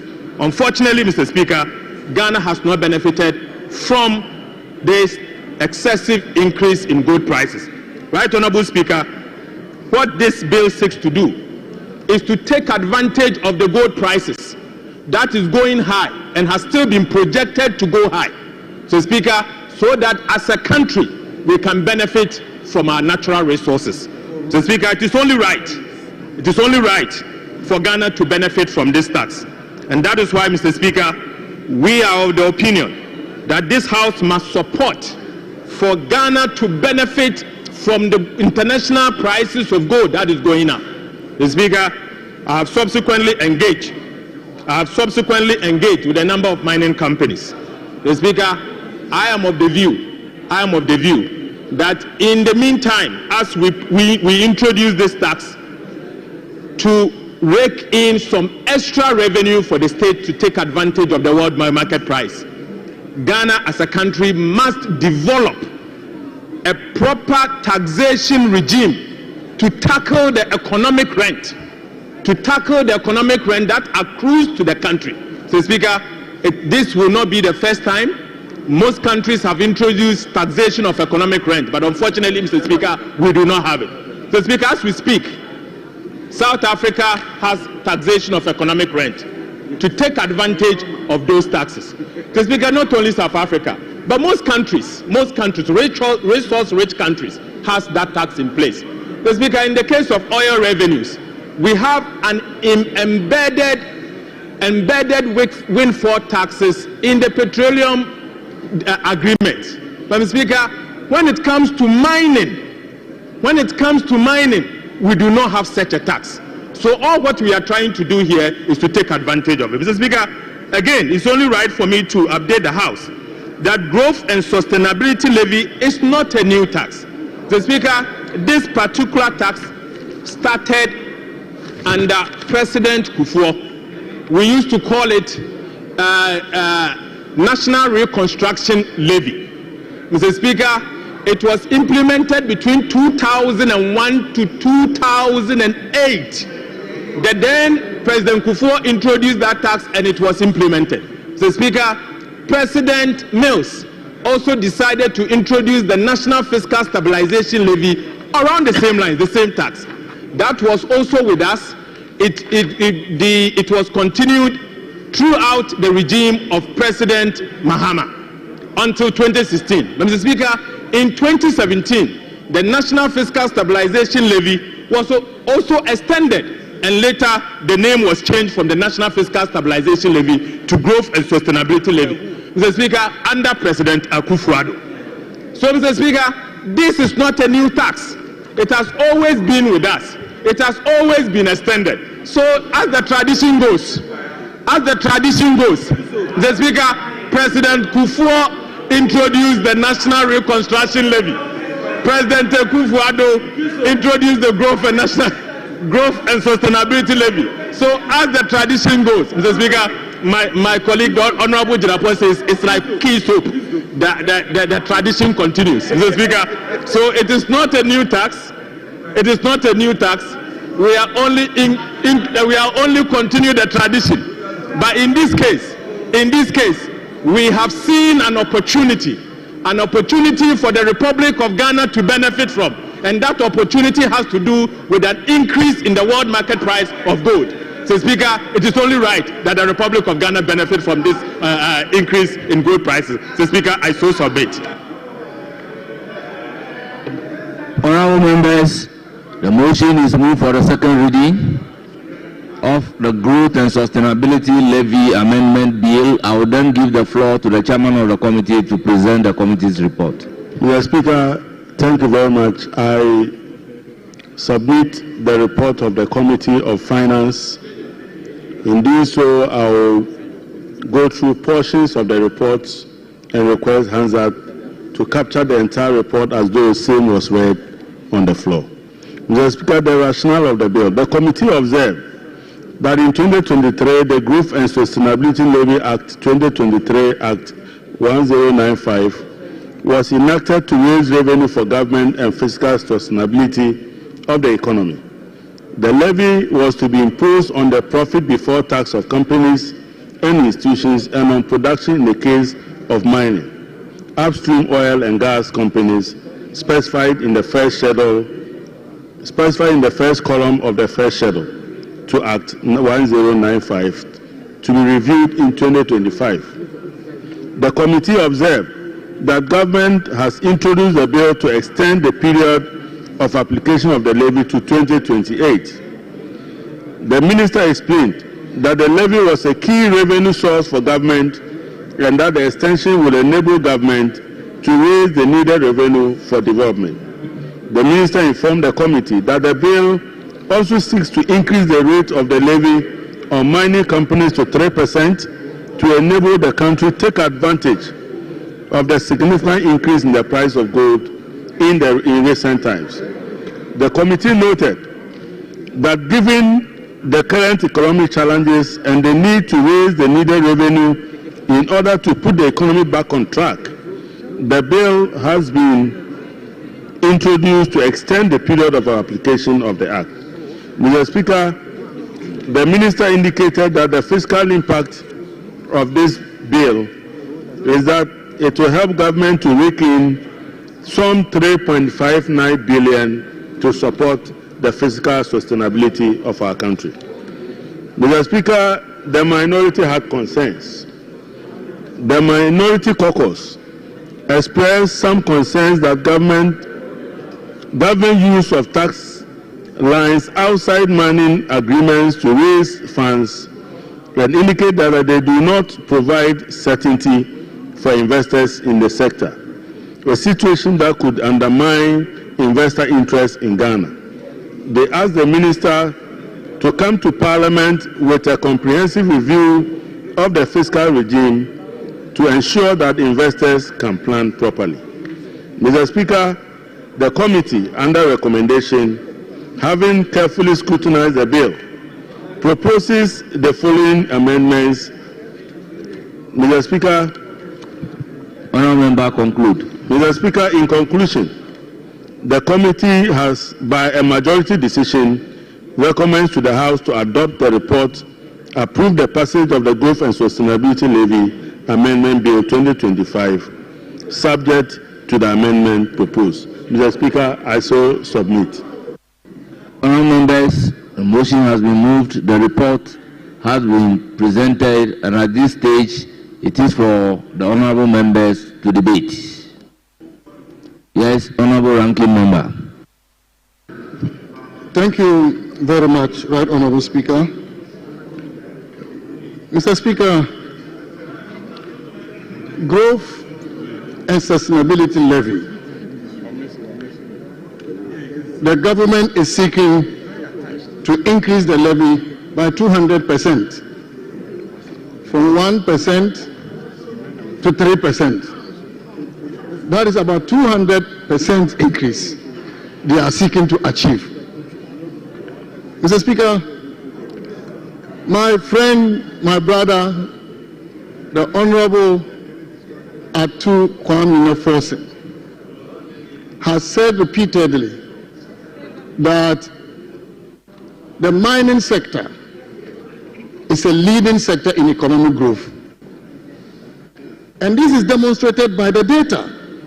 Mining and quarrying contributed 9.4% to GDP, the growth of GDP in 2024. I am wondering why the minister will seek to overtax a sector that is leading our growth. The goose that lays the golden egg is being killed through 200% increase in taxes on a sector that is leading our growth. Mr. Speaker, the minister is prioritizing revenue over growth. By getting this revenue, growth is compromised. And so I'm not surprised that he's projecting the mining and quarrying sector to grow by 3% in 2025. This is not good for our economy.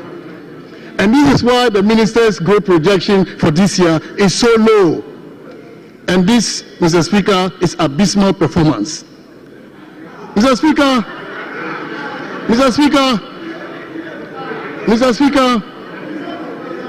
the levy, growth and sustainability levy, Mr. Speaker, is a levy on gross production.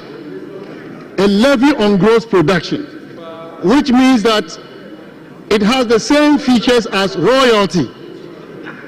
And so if you add it to the royalty rate of 5% negotiated in the mineral agreement, the effective rate of royalty is now 8%. If this amendment is passed, mining companies will be paying effective rate of royalty of 8% when you have negotiated 5% in their mineral agreements. You are simply distorting the fiscal regime that underline the assumptions governing these mineral agreements. Mr. Speaker, we have indicated to the minister that if he wants to tax windfall profits, he should come very well. He should come through the mineral agreements. He should bring the Minerals and Mining Act for amendment to include a resource rent tax through which he can renegotiate the mineral agreement and collect those taxes without distorting the fiscal regime. Using a tax handle outside the fiscal regime, outside the mineral agreements, Mr. Speaker, is not the right way to go. He has said that in the oil industry, we have additional oil entitlement, which is used to tax windfall profits. In the solid mineral industry, we also have the resource rent tax, which is used to tax windfall profit. And so the minister should come and introduce the resource rent tax in the Minerals and Mining Act. And that he can then use it as the basis to tax mining companies. He cannot be using a tax handle outside the mineral agreement. This does not create certainty for investors in the industry. He's simply distorting the industry, and investors will not come to Ghana as a result of what the minister is doing. Mr. Speaker, we also have stability clauses in these mineral agreements. I'm wondering what the minister will be saying to the mining companies, even though he's well aware that these mineral agreements have stability clauses. He needs to have a tax system that allows both government and the companies to achieve what we call economic equilibrium. But when you do not do that and you distort the tax system, and for that matter the mineral agreements, you have distorted the assumptions underlying those agreements. And this will not incentivize any mining investor to come and invest in Ghana. Mr. Speaker, the Chamber of Mines has already voiced their concern against this amendment. If the minister has consulted them, I'm wondering why the Chamber of Mines petitioned the Finance Committee, complaining about the effect of this on their operations. Mr. Speaker, even if there is justification to tax mining companies more, how about the non-mining companies? Because this bill, Mr. Speaker, is also seeking to extend the sunset clause from this year, 2025 to 2028. The minister was right that this is not a new tax. It is not a new tax. But this tax was supposed to end in 2025. And so for a government that is resetting the country, one would have expected that this government will not extend the sunset clause. For a government that is promising the Ghanaian people that they will abolish taxes, one would have expected that this government will allow this levy to end this year. But by extending it to 2028, it is not only affecting mining companies, but it's also affecting many non-mining companies. And Mr. Speaker, if you allow me, these companies include banks, includes non-bank financial institutions, insurance companies, telecommunications companies. The Honorable Minister for Telecommunications is here. Your companies are going to be taxed with a reintroduction of the levy from 2026 to 2028. 5%, which should have ended this year, is going to be extended for another 3 years. Mr. Speaker, breweries, inspection and valuation companies, bulk oil distribution companies, oil marketing companies, communication tower operators, companies and institutions registered by the Securities and Exchange Commission, specialized deposit-taking institutions, electronic money issuers, shipping lines. This tax should have ended this year. The minister is seeking to extend it to affect all these companies who will be paying 5%. And Mr. Speaker, this is a levy on profit before tax. A levy on profit before tax means that it is going to affect transaction cost. And where transaction cost is affected, ultimately is the consumer that suffers. The consumer that suffers. And so I am wondering why the government will abolish e-levy and then they are reintroducing the growth and sustainability levy on electronic money issuers. I am wondering why they will abolish e-levy and they are reintroducing 5% tax on profit before tax for telecommunication companies. Mr. Speaker, this is like giving something to somebody with the right hand and taking it back with your left hand. Mr. Speaker, this is what this government is doing to companies, as if making profit is a crime.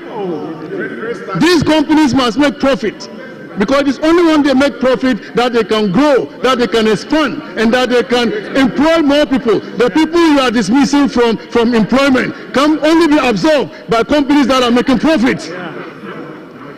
Mr. Speaker, this is what this government is doing to the Ghanaian people. And we have to remind them that they must live by their promises to the people of Ghana. We want to abolish tax. We support it, but we will not support you to increase more taxes and increase the tax burden on the Ghanaian people and worsen their circumstances and their conditions of life. I thank you, Mr. Speaker, for the opportunity. Thank you, Honorable Minister. Yes, Honorable Deputy Minister for Finance, you have the floor. Thank you, Mr. Speaker. Mr. Speaker, the Finance Minister and the Chairman of the Finance Committee has stated clearly that this is not a new tax. In fact, this particular tax has been with us. It has been part of our tax regime for over 2 decades. And Mr. Speaker, all that we are doing is to extend the tax, the sunset clause. And the only difference is that we've increased the rate for mining companies from 1% to 3%. Mr. Speaker, when I heard the former finance minister asking why we are taxing the sector that is giving growth, I was asking myself why he will ask that question. Would you rather have us tax those that are not doing well? Do you want us to tax teachers? Do you want us to tax nurses? Do you want us to take more from the cocoa farmers who are struggling? Is that what you want us to do? That is clearly the difference between you and us. That is the difference between you and us. We have decided to give more to the suffering Ghanaians through the abolition of the e-levy. We have decided to give more to Ghanaians through the abolition of the burden tax. And we are asking the mining companies that are making super profit at this time that give us a little to develop Ghana. Is this too much to ask? So, Mr. Speaker, we have chosen not to tax Kayais. We have chosen not to tax the suffering Ghanaians. In fact, the incidence of this tax on the mining companies is on the big companies that are making big profits. So that is clearly the difference between you and us. And allow us to implement this to develop Ghana. Thank you very much, Mr. Speaker.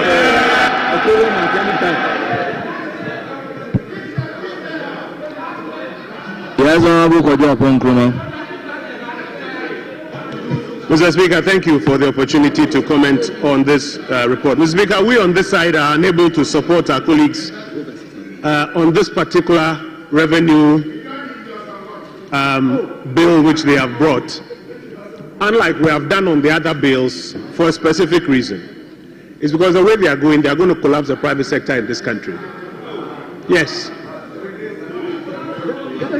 Mr. Speaker, If you listen to the finance minister and his deputy, they are laboring under the misapprehension that what they are enacting affects only the mining companies.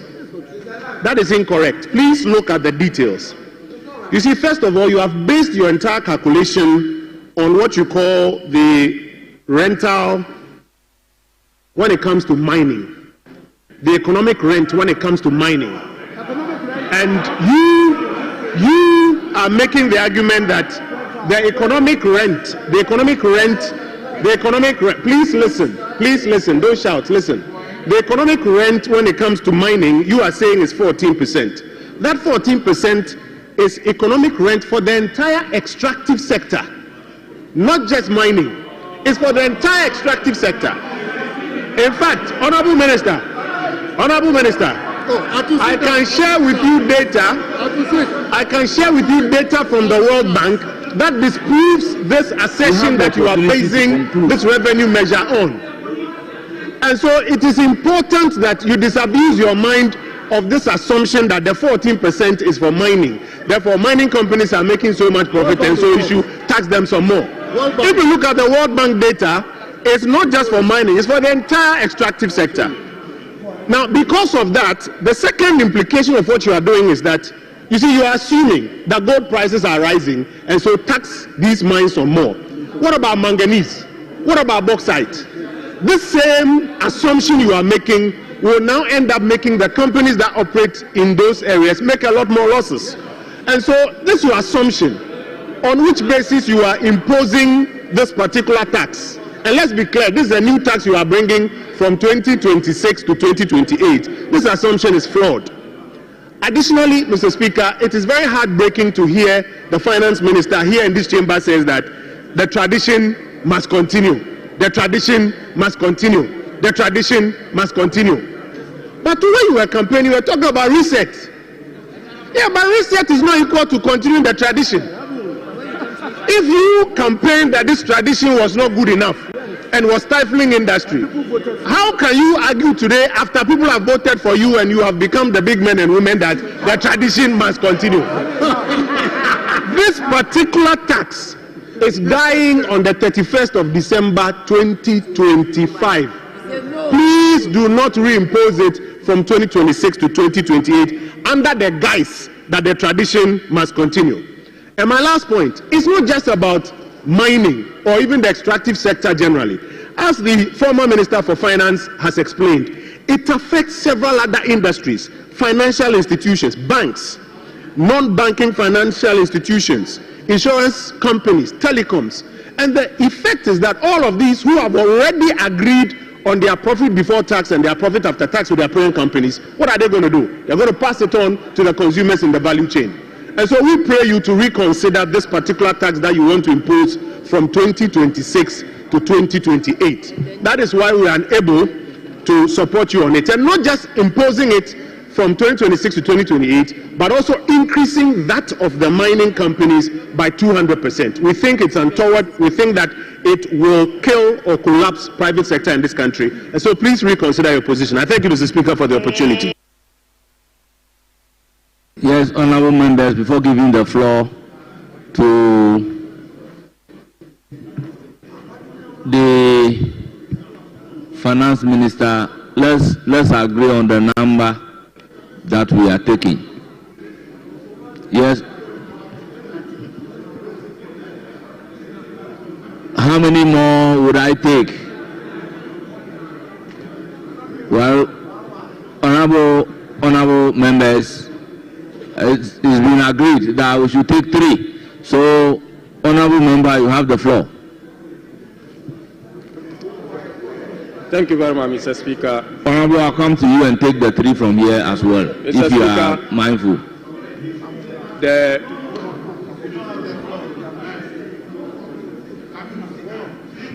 No. Then 3-3, 2 has spoken from your side already. So I'm giving the opportunity to the 3rd person. Please, you have the floor. Mr. Speaker, well, hold on, Honourable Minority Leader.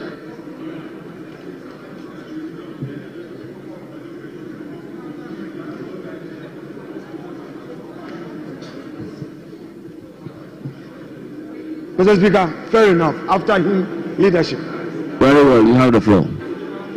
Thank you very much, Mr. Speaker. Mr. Speaker, the Minister for Finance came to this House to propose some fiscal measures, one of which is what we are discussing today. Mr. Speaker, I want to put it plainly and in simple language so that the Ghanaian people can appreciate what the Finance Minister is trying to do.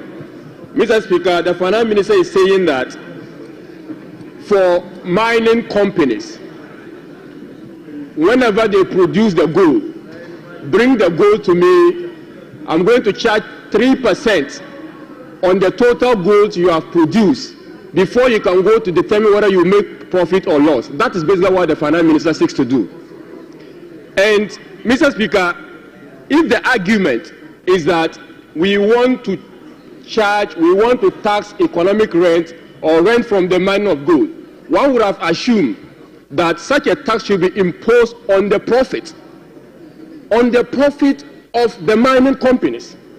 But if you impose tax on the gross production, on the gross profit of a mining company, you are basically adding into the cost build-up of the mining company.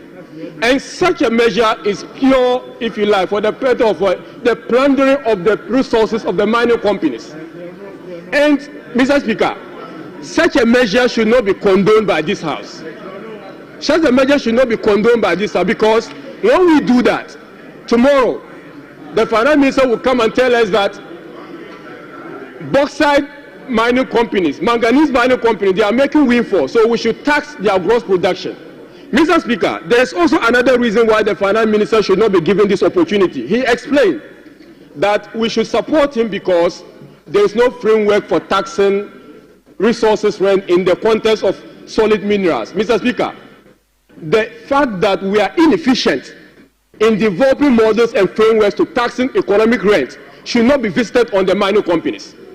The government has to take the responsibility of designing, of targeting the relevant people, of targeting the relevant production, and targeting the relevant economic activity that will produce the rent. You don't visit on the whole sector a policy that seeks to punish everyone due to the inefficiency of government. Mr. Speaker, he also explained that it is only a stopgap measure. Mr. Speaker, what kind of a stopgap measure will run for 2026, 2027, 2028, 2020? Mr. Speaker, a stopgap measure should only go for, say, a year. What sort of a stopgap measure will run for 4 years, Mr. Speaker? And that is the more reason why it is difficult for us to support such a measure. Mr. Speaker, the other argument is that we want to protect our mining resources, we want to fight galamsey. Mr. Speaker, in this House, today we have approved as a bill the special import levy. We have also removed the 10% VAT on mining, on the proceeds of small-scale miners. The argument we advanced for that was that we wanted to stop galamsey. Mr. Speaker, what this measure is doing is basically reversing the gains we have made by the tax we have approved. In other words, on one hand, we are removing 10% VAT because we want to stop galamsey. On another hand, we are charging 20,000 basis points. We are increasing this tax by about 20,000 basis points, Mr. Speaker. That is 200% increase in the tax rate, from 1% to 3%. So it is like robbing Paul on one side to pay Peter on the other side. Mr. Speaker, that is not good policy. That is not good resource management. That is not good fiscal policy. In other words, this policy is not going to, it's only going to aid galamsey. And Mr. Speaker, to conclude, the argument is also that the Chamber of Mines, Mr. Speaker, the Chamber of Mines made the committee. They spoke. If you listen to them, you will understand their pain. Mr. Speaker, what they said, which is telling, is that some of their members are in the deep hole. Some of their members are in the deep hole. And by the blanket application of this tax measure, you are basically putting those people deeper down the hole. And on top of that, you are heaping coal on them. You are going to burn them. What is the essence of a tax measure that does not provide security, that does not provide safety for those at the bottom? One of the rule cardinal principles, trial knowledge of taxation, is fairness. Mr. Speaker, a tax measure that is not fair, that does not provide safety, that does not provide cover for those at the bottom is not a good tax measure. And this tax measure has not done that. The chamber met us and they complained bitterly, Mr. Speaker. We even agree that as a minimum, let's give them the time to go and consult. They had engagement. They were supposed to have engagement with the president. Up to today, Mr. Speaker, the finance minister has not reported to us whether or not that engagement has resulted to a positive acceptance of this tax measure. He has not reported to us. And without such a report, and we pass this particular measure, we are basically calling the bluff of the Chamber of Mines. Without that report, and we pass this measure, we are basically burying the sector that is contributing to our group. Without this particular report, we are basically saying that the sector that is contributing to our growth should not prosper. Mr. Speaker, these are the reasons why we think that the House should not accept the bill in its current form. We are ready to accept the bill if we come with relevant amendment that incorporates the consent of Chamber of Mines, that incorporates the consent that this tax is not fair, that incorporates the fact that this tax measure is not helping the good work of Ghana. Thank you, Mr. Speaker.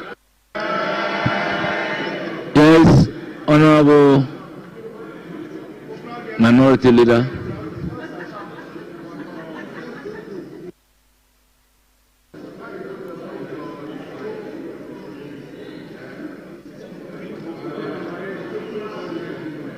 Yes, the Minister will conclude. Mr. Speaker,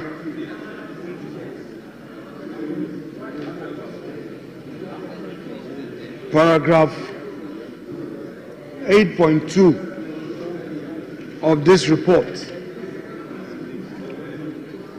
reads, the committee by a majority decision recommends to the House to adopt this report and approve the passage of the Growth and Sustainability Levy Amendment Bill 2025 subject to the amendment proposed. Mr. Speaker, so clearly from this report, our side, the minority, does not support this bill. Two reasons. One, we've read through the mischief of government in this bill. The government is aware that this law, which expires in 2025, 31st December, at 1%, they are taking advantage of their goodwill now to increase it 200%, trying to rush it through Parliament because of their numbers. Mr. Speaker, this government is fully aware that there should be no rush if a law expires 31st December 2025. Why are you in a hurry? Because you want to increase taxes on the blind side of the Ghanaian entrepreneur. Now you say you want to attract investment into the country. You are even introducing what you are calling the gold board and all, to encourage mining activities and to encourage investors in that sector. But in the justification by the finance minister, he focused only on gold, forgetting about other sectors, other areas, other minerals. Mr. Speaker, it is strange that this government that came into office promising Ghanaians that taxes will be repealed is now imposing more taxes on Ghanaians.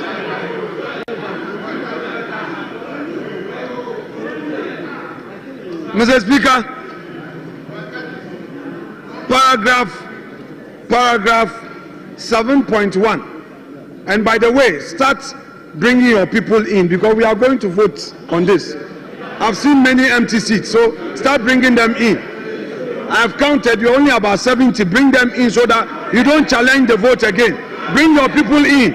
A lot of empty seats. Anyway, let me go on. Mr. Speaker, paragraph 7.1. The committee, having carefully scrutinized the bill, proposes the following amendment for the consideration of the House. So, Mr. Speaker, amendment proposed, clause 2. They are deleting and inserting a new schedule. For those who are asking me to provide evidence of increase in taxation in this bill, listen to this. You are amending from 1% to 3%. And you say the tradition goes on. You are not even ashamed.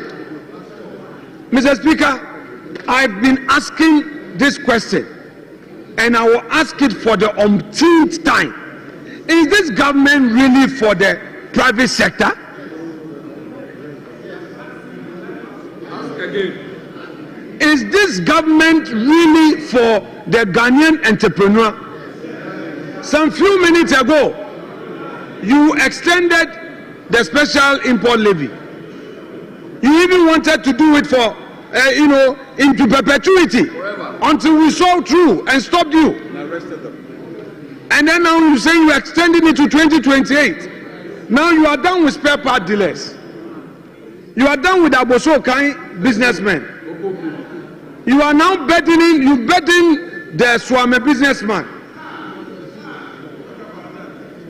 You have now moved to the mining sector. And then you claim that they are making supernormal profit. Do you have proof of their financial statements? Have you listened to the industry players?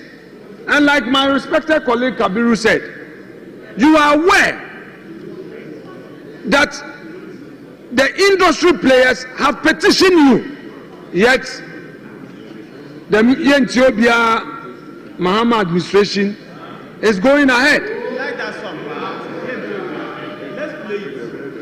You are not listening to industry players. Honorable Minority Leader, I recognize the chairman of the committee. Mr. Speaker, when they are on their feet, we allow them to finish. When it gets to our point, Honorable member, Mr. Speaker, I'm asking. you see, I've been mentioning that the rules are clear. Yes. That you don't speak a language other than English. When you speak another language, you translate. So when such a thing happens and a member is on his feet, I am inclined to recognize the member. Mr. Speaker, bear with me. So you want me to interpret the Ethiopia? Yes, so when you say it and the member is on his feet, all right, you should sit I have down. to recognize the member. I will interpret the Ethiopia. I have recognized the member. You've recognized him? Yes. Very well. No problem. Have a bite, Honorable Chair. It's clear that the minority leader was not at committee. We got a petition from the Chamber of Mines. We called them, gave them audience, and they made their case. And the minister made his case, and they abandoned their case and moved on. So it is not true. It is not true that the industry players were not listened to. The industry players petitioned the committee. We invited them to come and make their case, and in the end, we arrived at a conclusion, which is what we have reported to the plenary. So I just wanted to make a case that it is not true that industry players were not listened to. Mr. Speaker, I so submit. Yes, Honourable Member, you have the floor. Mr. Speaker, with respect, the Ghana Chamber of Mines and Industry has issued a public statement on this matter within the last 1 hour. Yes, it's here. Mr. Speaker, with respect, the concerns they have raised have not been addressed. And I'm saying that the government should not be in a hurry. The government should not be in a hurry to rush this through. Mr. Speaker, the finance minister is in a hurry. What is the time? It is getting to 9 p.m. And he wants to rush this through.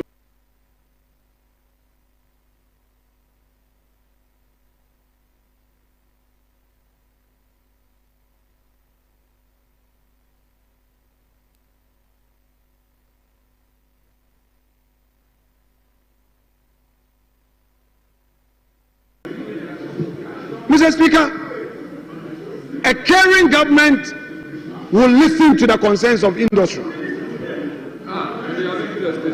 Mr. Speaker, how can you increase by 200%? Mr. Speaker, this government on its campaign platform, you said you are going to repeal taxes.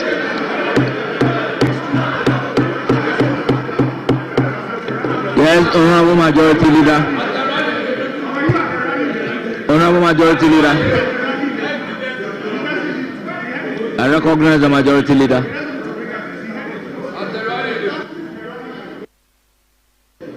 Mr. Speaker, this government formed out of the National Democratic Congress Party did not promise Ghanaians that there will be no taxation.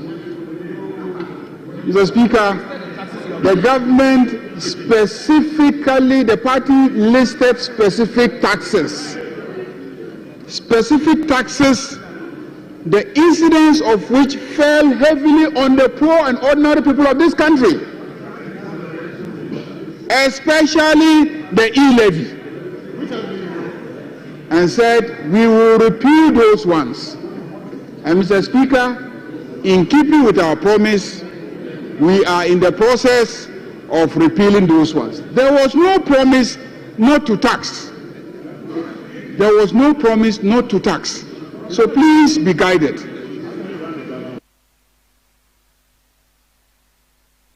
Member, take note and proceed. Mr. Speaker, this government made promises to the ordinary Ghanaian. The impression that it created during the campaign was that there would be no taxes.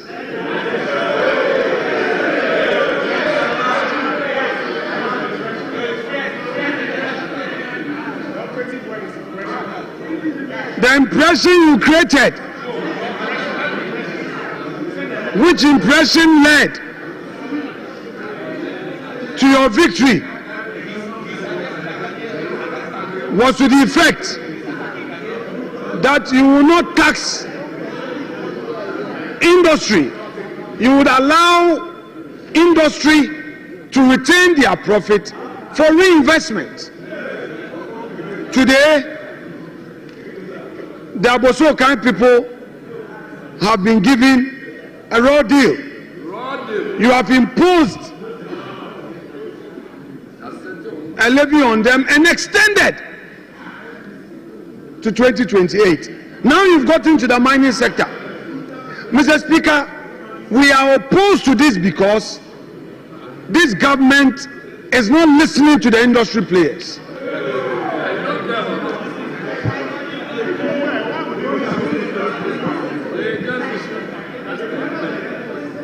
They are just in a hurry. In any event, let me ask a simple question.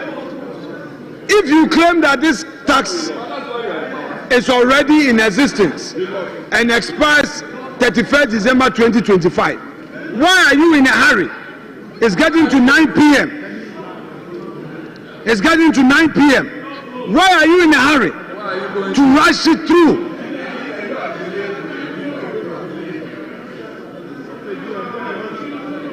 At least, if for nothing at all, why not maintain the 1%? Why are you increasing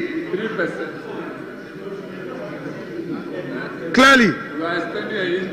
Today, your true colors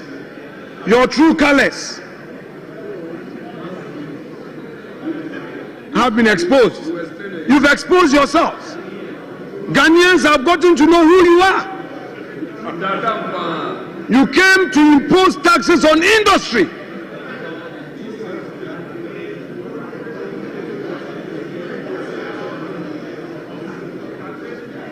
Mr. Speaker, you claim you are repealing e-levy.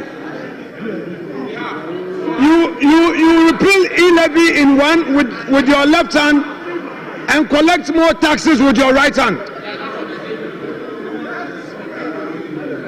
Mr. Speaker, this is most unfair.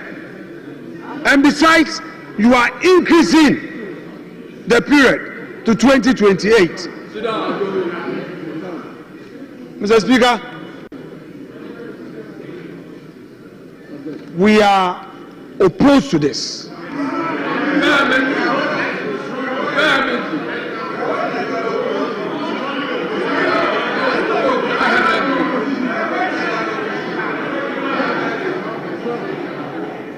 And Mr. Speaker, we will not wait to go to consideration stage.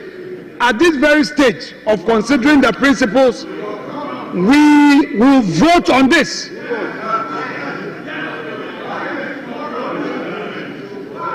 We want Ghanaians to know that your majority is not a majority that cares. Your majority does not care about the ordinary Ghanaian and the business community. You are not even a listening majority in this chamber.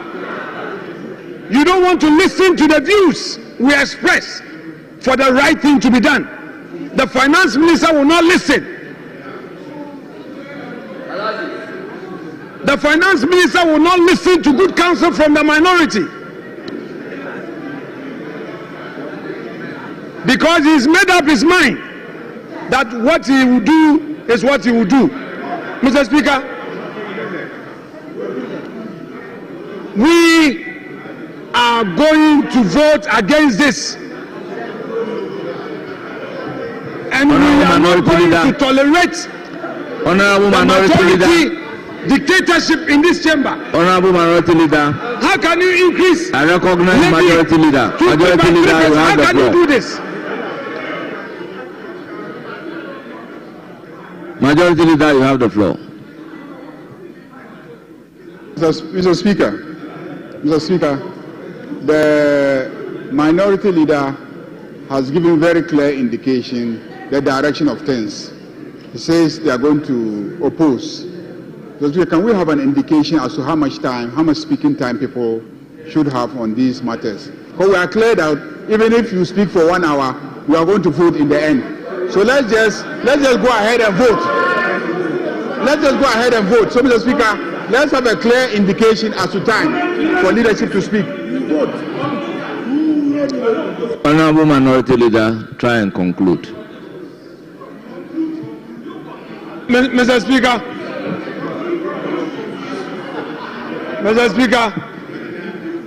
this thing started some few weeks back. I decided to ignore, but today and this very time, this evening, I want to respond. Mr. Majority Leader, most respectfully, I shall continue to accord you every respect. Please allow debate to flow.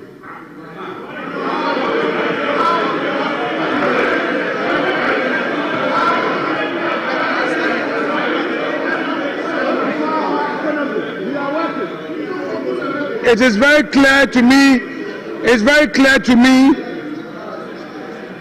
that you are not ready to listen to dissenting views, and particularly those who come here to heckle.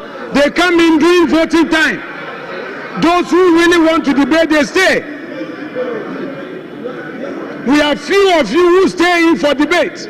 When it gets to voting, you are whipped in, and all you come is to make noise and distract and to be heckling.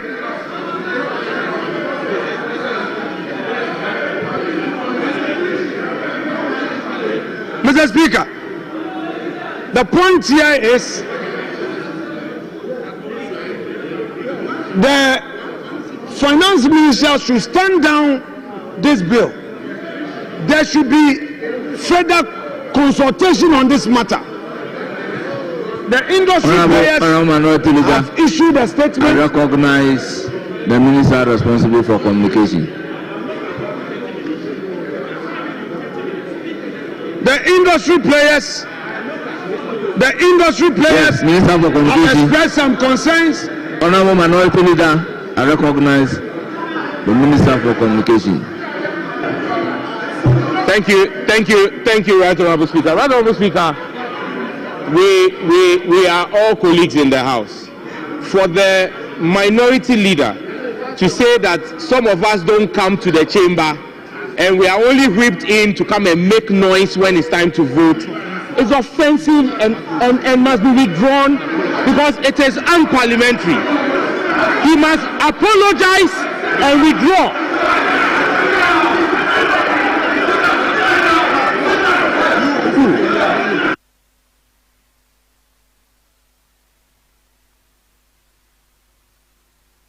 Yes, Minority Whip.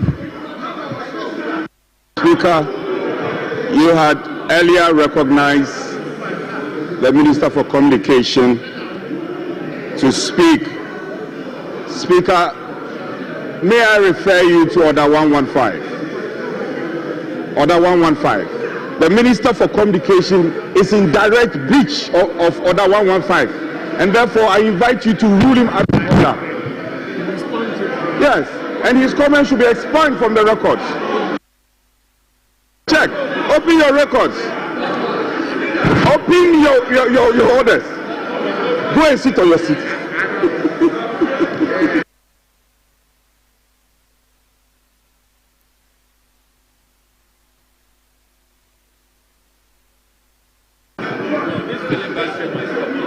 Mr. Speaker,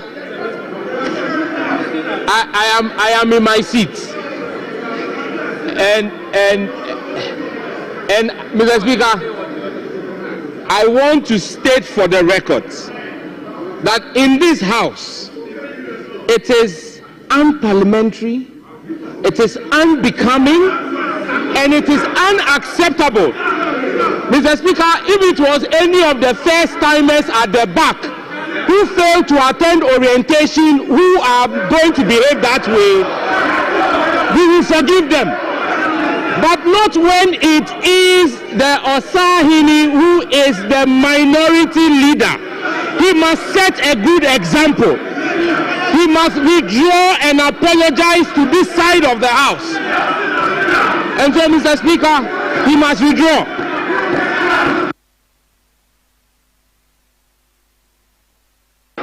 Honorable Kizilinyako, please resume your seat.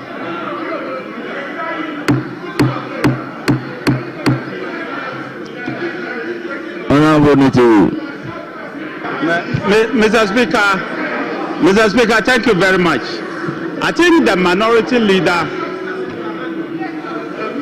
Mr. Speaker, the minority leader was still on his feet when my good friend, the communication minister, got up to interrupt him. I know that. But Mr. Speaker, the reason I rose up is because you ever ruled here that when the leaders are on their feet, it is only the two leaders who can rise up on a point of order against them. I want your guidance on it. Whether we are still sticking by the same rules or the rules have changed. Because Sam George is not sitting here. He is now a minister. And I've also seen a new person sitting at the front bench, and he's been shouting. He keeps shouting and banging the table. Mr. Speaker, he would either he goes to sit at his place or he remains as a leader. I should not be banging the table. But Mr. Speaker, I really need your guidance on the first point I raised. I thank you very much. Honorable members, let's get it clear. When you are on your feet speaking, we listen with a rapt attention. Honorable members, when you are debating and you are out of order, sometimes we know it is at that point that if a member is on his feet, we are inclined to listen to that member. Honorable members, when there is no issue or point of order and you are on your feet, the speaker may ignore you. Honorable members, let's be guided by the rules. For you to say that some members do not come to the chamber, they only come to make noise. Let's consider this statement as to whether it is offensive or it is not offensive. Honorable members, though the leaders have a right to debate without interruption, does not necessarily mean that when a clear case is made, I will not listen to the member. Honorable members, if the use of the word, some members do not come to the chamber, they only come to the chamber to make noise, according to our rules, is offensive, then I will call on the minority leader to do the needful and let's make progress.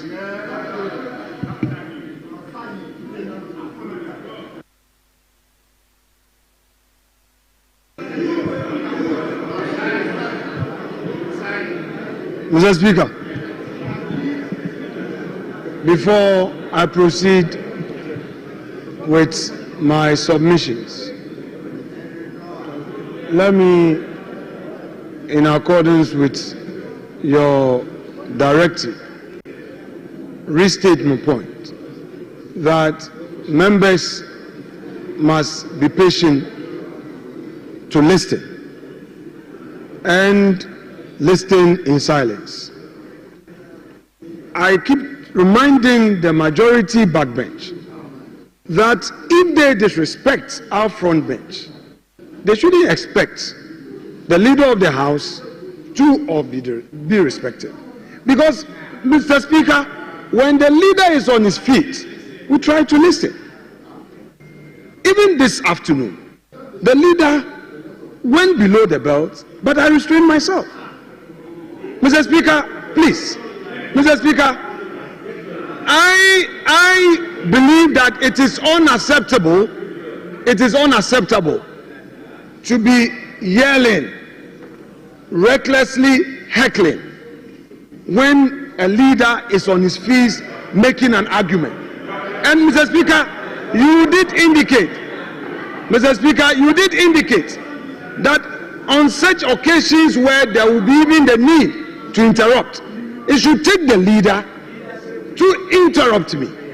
But not when backbenchers will be shouting and all that. But, Mr. Speaker,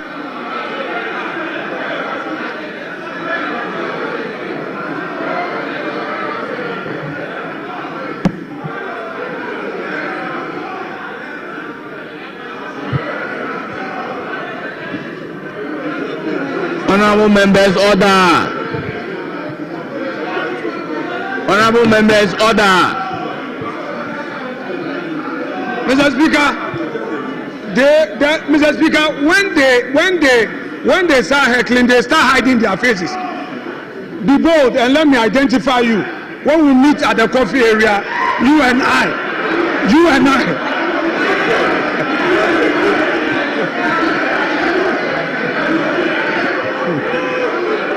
Show your faces. Let me see.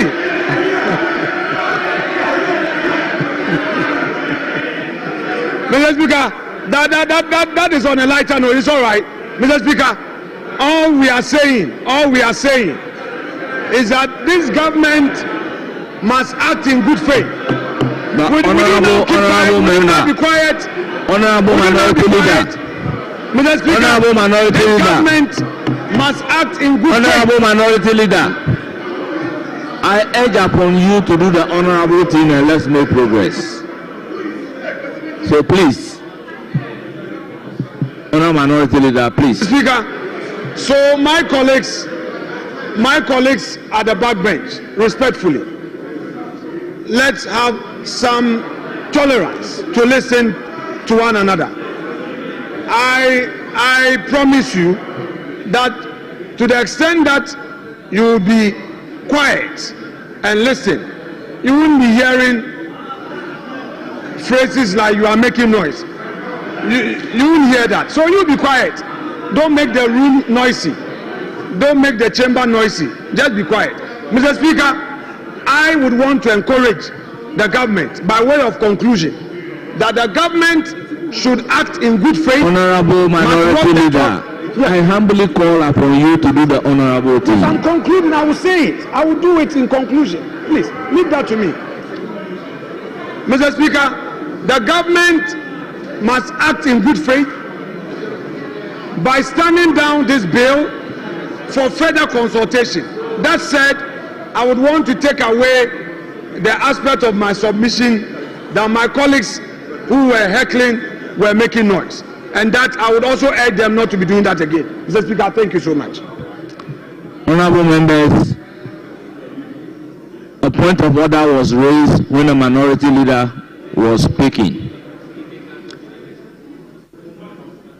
Honourable members, the words that some members do not come to the chamber, they only come to make noise, is ordered to be expunged out of the record as offensive and against our own standing order 1232.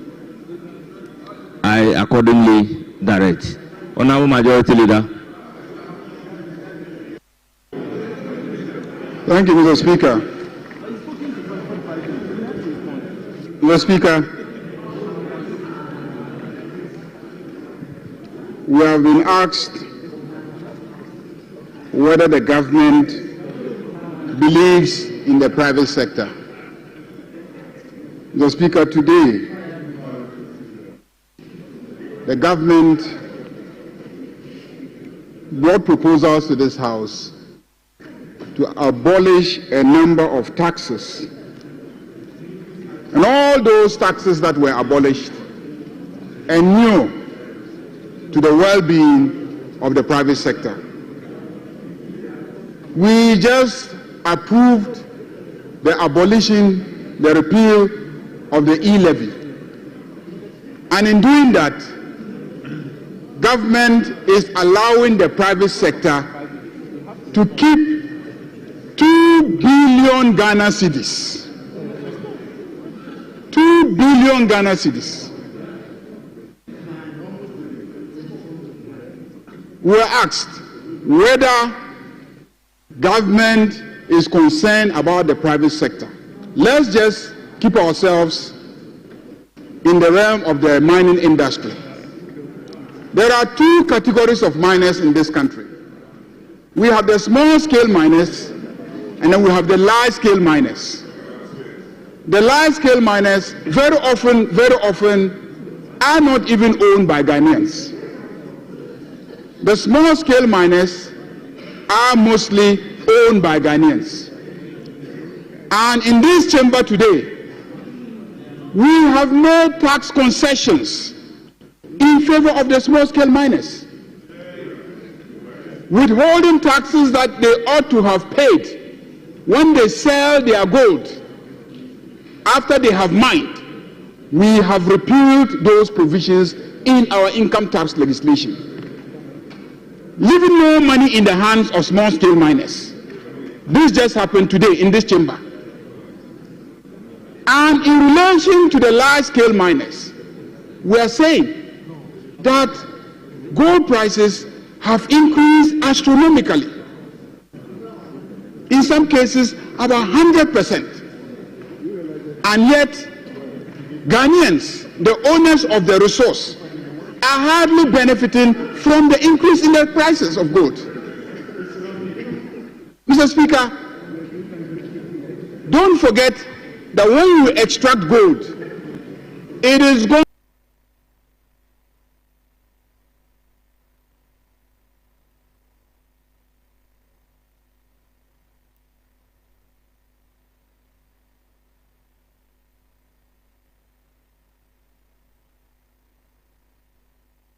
and gone forever. So if you gave somebody a mining concession at a time when gold prices were low, and on the basis of the low gold prices, you made a lot of concessions, tax concessions to that person. When gold prices increase astronomically, it is only equitable that you share some of the increment with that person. It's only equitable, only fair.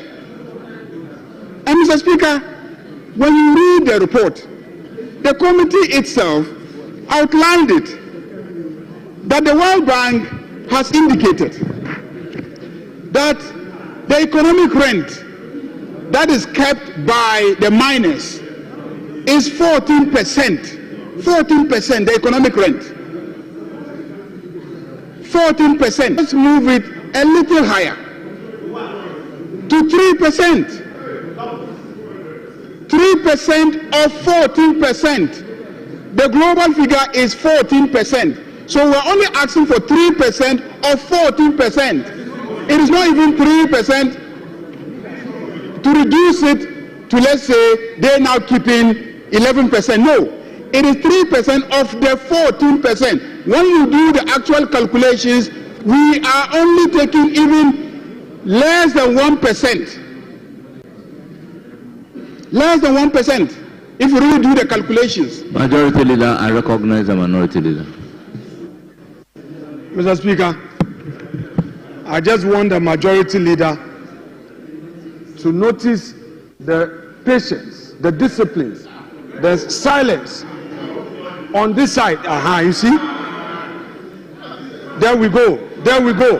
Mr. Speaker, they kept quiet and listen to him. Anytime our side is up, you hear the noise. We were quiet listening to him. Mr. Speaker, after the Majority Leader's submissions, we are going to take a vote. We have counted you. You are 78. You are 78. You must have your numbers. The fact that you are going to have the yes vote does not mean that it is enough to take a decision. You are 78. So for those of you who are sleeping and are not in the chamber, you should come. You say you are majority, come and get counted. If you don't come, we cannot count you. Honorable member.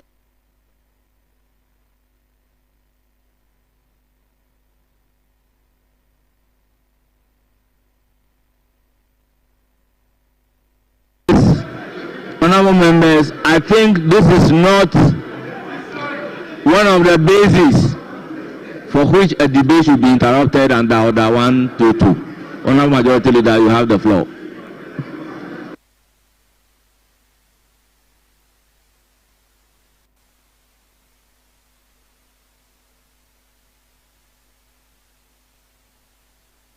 Honorable Majority Leader, you have the floor.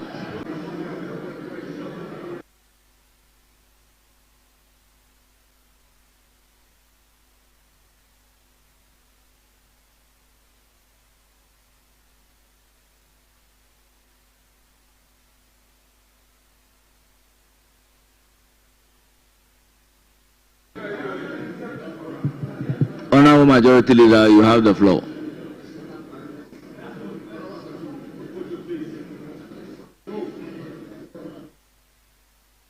Mr. Speaker, the Minority Leader complains about being disrespected when he's on his feet. But Mr. Speaker, when a Minority Leader rises on a point of order to interrupt the debate of a Majority Leader, only to show that his side is silent, Mr. Speaker, you will definitely get the response that you get from this side. Because it is not a point of order. It is not a point of order. When I speak and people are silent, it is because I do whatever I can to focus on the subject matter. To focus on the subject matter.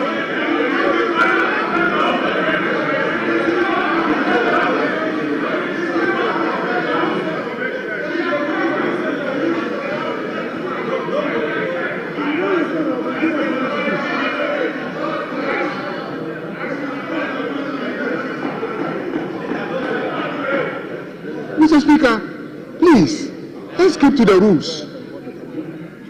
Let's keep to the rules. If we keep to the rules and we argue in ways that are consistent with our rules, we will get the corresponding response from either side. Mr. Speaker, the point I was making is that I've heard my friends on the other side complain that the tax is on profit.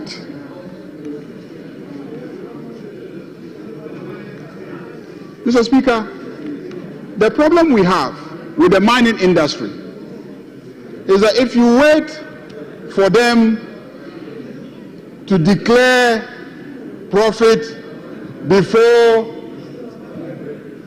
you tax, very often they will find ways and means of reporting to you that there was no profit. In most industries, if you are waiting for them to declare profit, all they will do to you is to pad production costs and engage in ingenious pricing and accounting mechanisms that make it impossible for you to even tax them. And that is why in the extractive industry, it is difficult to wait for them to declare profit before you tax them. And Mr. Speaker, this government is not the one that started taxing the industry before profit. This is not the government that started taxing them before profit. All we are seeking to do is to continue an innovative tax regime that you devised. You devised the tax regime. We are only extending a tax regime that you found very, very convenient and appropriate. Mr. Speaker, when you impose the tax in 2023, you called it Growth and Sustainability Levy. Growth and Sustainability Levy. And the committee's report says that the levy was to be imposed on profit before tax of companies and institutions and on production in the case of mining, upstream oil and gas companies specified in the first column of the schedule. This was a tax devised by the NPP regime in order to deal with the challenge of growth and sustainability that confronted this country in 2023. And this country agreed. Mr. Speaker, we are not yet out of the woods. Indeed, growth inched up. We grew by 5.7%, but we are still in huge debt. We have huge arrears. We haven't paid our debts. We haven't paid the arrears. And so it is necessary for us to continue with this tax legislation to deal with the problem that it was devised to cure. That is why we are continuing with this tax instrument. And in the case of the mining industry, that is why we are increasing the tax rate. Mr. Speaker, it only continues with the policy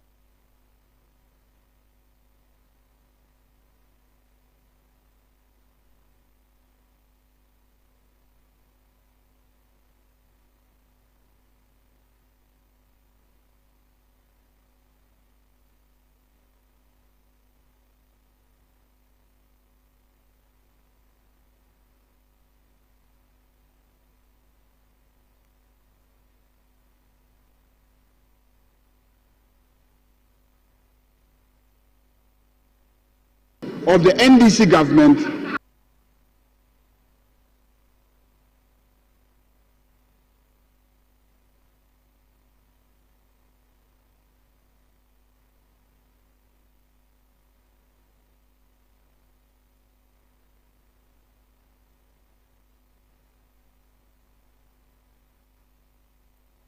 that their extractive industries are not taxed enough.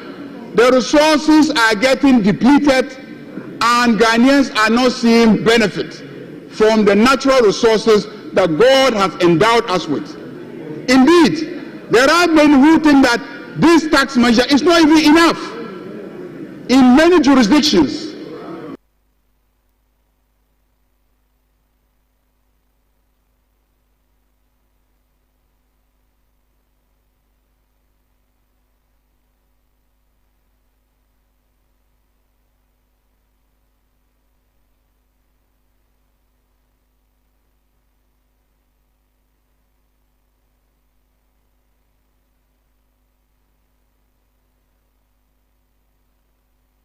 it is not that easy for you to get concessions on the terms that we give to the mining companies operating in our country. In many jurisdictions, you can't go into the country and own, let's say, 90% of mineral rights. You have any rights. Yes, they will give you an opportunity to deduct your cost of production, but when it comes to the profit, they will want to share with you almost equally. So this country has been very, very magnanimous. And that is why it is time for us to begin to reset the economy. And reset the economy also means that resetting the terms of the relationship between Ghanaians and the operators in the extractive industry. So, Mr. Speaker, I want to urge our colleagues to support this policy because we need to continue to sustain the growth. They have said that the 4% that we have even said is unambitious. If we are to even retain the 5.7% growth, we need these policies. If these policies enabled us to grow last year by 5.7%, why do you think we should take them out? Why do you think we should take them out? When you are urging us to try and sustain that growth.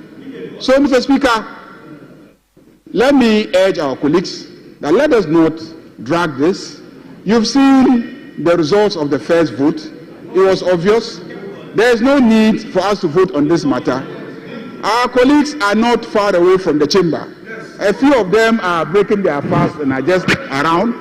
If you put us to a vote, I can assure you that the numbers that we challenged earlier, the results of the second vote will exceed that. So, Mr. Speaker, I don't think it is necessary. I'm urging my colleagues to listen to the finance minister to wind up, and then we can conclude on the matter. Honorable Finance Minister, your concluding remarks. Mr. Speaker, let me use this opportunity to thank your good self and members of Parliament for their contribution. Mr. Speaker, it is important for me to clarify some few points. First, Mr. Speaker, the statement that came from the Honorable Kojo Oponkroma that we are taxing all mining companies and what is happening to manganese companies and the rest. Mr. Speaker, the answer is that the focus is not on manganese companies, only on gold mining companies. And so if you look at the bill that was submitted in the committee's report, the answer is that we are not taxing all extractive industry.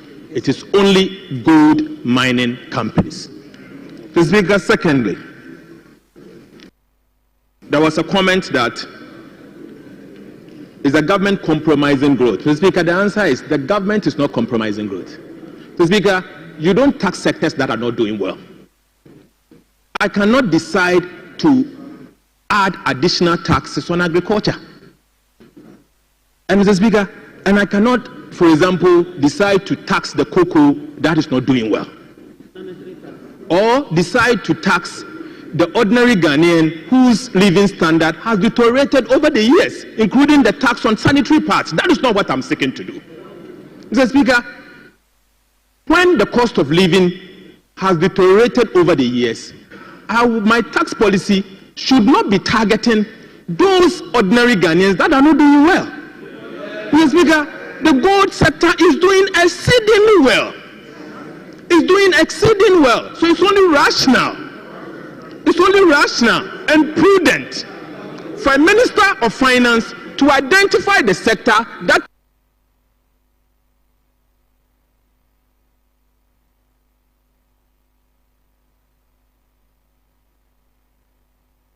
throwing out abnormal profit and tax them accordingly. Mr. Speaker, the fact remains that we are all politicians. Mr. Speaker, we are all politicians. We have our political parties and our lineages. Mr. Speaker, but there comes a time that you decide to support your country. Mr. Speaker, the time is now. When mining companies are making abnormal profit, you are saying that we shouldn't tax them, but we should rather tax the ordinary? Is that what you are suggesting? And so I'm surprised that you are opposing this progressive tax. Mr. Speaker, this tax is progressive. E-levy is regressive. Mr. Speaker, betting tax is regressive. We are introducing a progressive tax. That is what we are doing. Mr. Speaker, aside that, all what we are saying is that we are social democrats. We believe in protecting the poor. We believe that if the rich or companies are making good profit, tax them and redistribute it. Mr. Speaker, the tax that is coming in, the tax as we are going to benefit from, we are going to use that to increase the school feeding program. We are using that to increase the allocation going to the LEAP. Mr. Speaker, we are using those taxes to buy sanitary towels for school girls. That is called redistribution. That is what we are doing. Mr. Speaker, that's what we are doing. Mr. Speaker, for the records, this tax, growth and sustainability levy, was introduced to this House in April 2023. Mr. Speaker, for the records, April 2023, this tax replaced the original National Fiscal Stabilization Levy. Mr. Speaker, for the records again, at the time, the National Fiscal Stabilization Levy did not include a number of taxes. This tax, when MPP decided at the time to introduce the growth and sustainability levy, the party that said they believe in private sector imposed 5% profit before tax on bulk oil distribution companies. Mr. Speaker, they imposed 5% profit before tax on oil marketing companies. Mr. Speaker, they imposed 5% profit before tax on communication tower companies. Mr. Speaker, they imposed 5% profit before tax on companies providing upstream petroleum services. Mr. Speaker, the same MPP that believes in private sector imposed 5% profit before tax on companies and institutions registered by the Securities and Exchange Commission. Mr. Speaker, it's the same MPP that introduced a new tax to this House, imposing a tax on electronic money services. Mr. Speaker, they did not only introduce e-levy, but rather they imposed 5% tax, 5% tax on electronic money issuers, mobile money companies. Mr. Speaker, is this a party that believes in Let me recognize Minority Leader. Minority Leader, you have the floor. Mr. Speaker, the Finance Minister, Mr. Speaker, on a point of relevance, I rise on 2 points. Relevance. What the Finance Minister is trying to do is to take advantage of his closing remarks to get his people into the chamber to vote. That's exactly what he's doing. To extend, Mr. Speaker,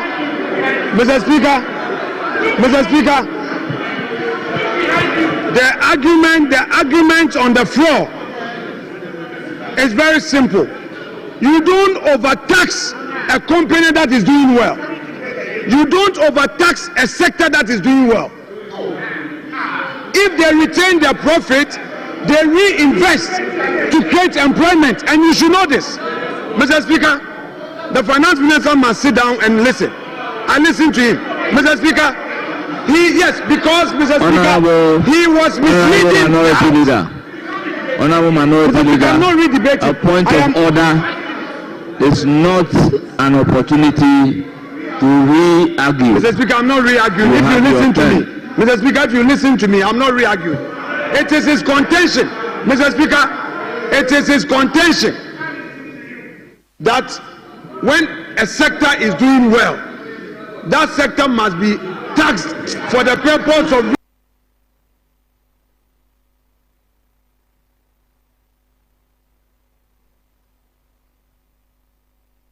distribution. Mr. Speaker, that is not right.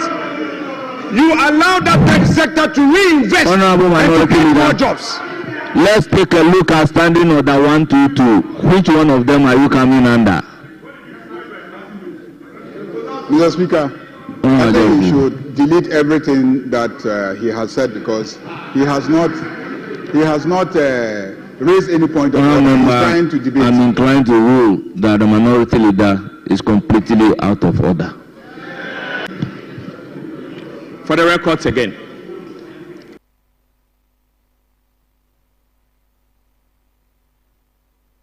Mr. Speaker, for the records once again.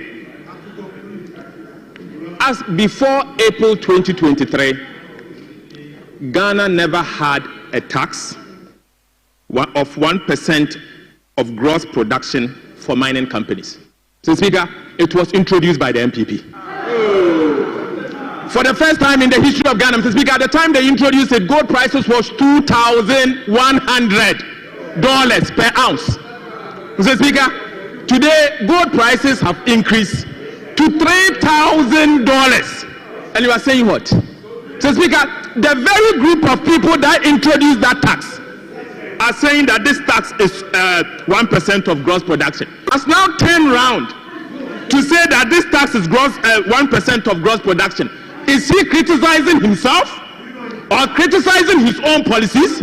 Is that what they are doing? Or it's because the tables have turned? Mr. Speaker, I've said it and I'm saying it again. We all have our political parties, but Ghana first. Ghana first. Think about your country. Support your country to grow. Let your country benefit from the abnormal profits being accrued because of the international gold prices. Mr. Speaker, Ghana must benefit. Mr. Speaker, I've only been in the office as a Minister of Finance for less than 2 months. Mr. Speaker, at the right time, I will reappear. I will submit a proper legislation targeting taxation of economic rent. Mr. Speaker, countries have done it. Countries have done it. It is now time for Ghana to do same. Mr. Speaker, when it comes to that particular tax, we have failed as a country, and I will take steps to correct that so that Ghana can benefit from that. Mr. Speaker, to conclude, I ask all members of the House to support this. To support this. To support this. Mr. Speaker, the minority leader said that the finance minister is not listening to us. It's not listening. Mr. Speaker, I can't listen to an ill advice. I cannot accept an ill advice. Mr. Speaker, the people of Ghana have entrusted the NDC with the power to reset and help move the country forward. Mr. Speaker, we have identified sectors that can contribute their widow's mite to support the economic growth. And gold mining sector is one of them.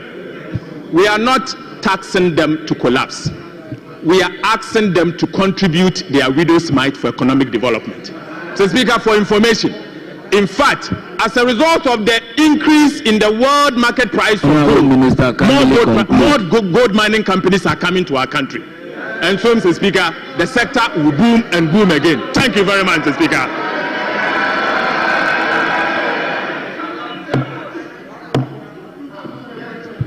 Honourable members, at the conclusion of the debate,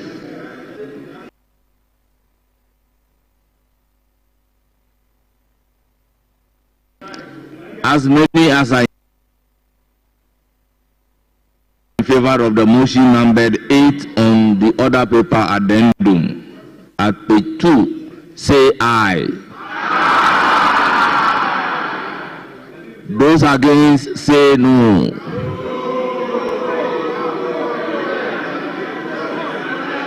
Honourable members, the ayes have it. The motion is carried. An act to extend the period of application of the Growth and Sustainability Levy to 2028 and increase the rate of the levy for mining companies and upstream oil and gas companies from 1% to 3% of gross production. Honourable members, the Growth and Sustainability Levy Amendment Bill 2025 is read the second time. Honourable members, procedural motion number 9 on the order paper addendum. Mr. Speaker, I beg to move that motion advertised as item number 9 on today's order paper addendum, page 3, be taken today. I so move. Honourable Minority Chief Whip. Speaker, it's almost 9:30.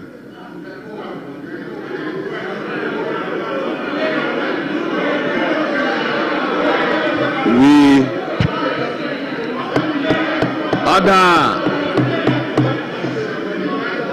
Honourable members, order. Speaker, let the record reflect that our side has been very cooperative. In fact, the front bench, the leader himself came late, and members of the front bench leadership came late. I sat here and I've supported you. Honorable Champion, if he's here, he will bear me out. Since yesterday, even reports that were not ready, we found a decent way of laying them. So I think at this point, even their side, I can see exhaustion in their faces. Now, would you listen? Speaker, I know how important these revenue bills are. However, we have about 47 motions to be taken before we can pass the appropriation. No, I'm just cautioning. You can use your numbers to get through, that's fine. We have done, in terms of the motions specific to sectors, we have done only 7 out of the 47. You've done roads, we've done environment, we've done energy, we've done just a few. 7. Speaker, I'm scared. Today is Wednesday, tomorrow is Thursday, we are billed to rise on Friday. Is it practicable? So for us to come fresh, tomorrow will come fresh, full of energy, and be able to do more of the business. I humbly suggest, let's adjourn to tomorrow, midday. By then, midday tomorrow, most of the reports would have crystallized. Then we can move the light of speed. Honourable Minority Chief, we've made your point. Let me hear the Majority Leader on the issue. Yes, Majority Leader. Mr. Speaker, we are ready to continue. We are ready to continue. Honourable members, the motion is moved. Any seconder?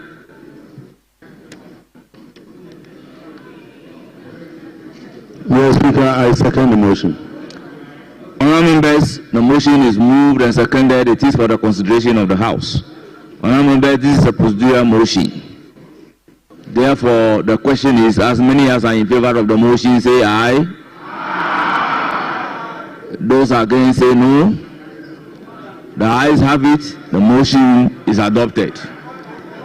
Honourable members, item number 10 on the order paper addendum at page 3. The Growth and Sustainability Levy Amendment Bill 2025 at consideration.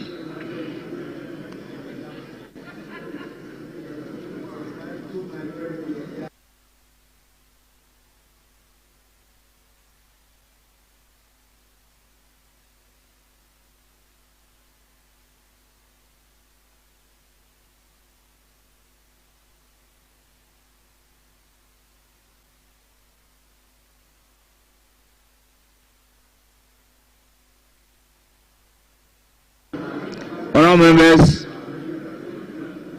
Growth and Sustainability Levy Amendment Bill 2025 at consideration, clause 1.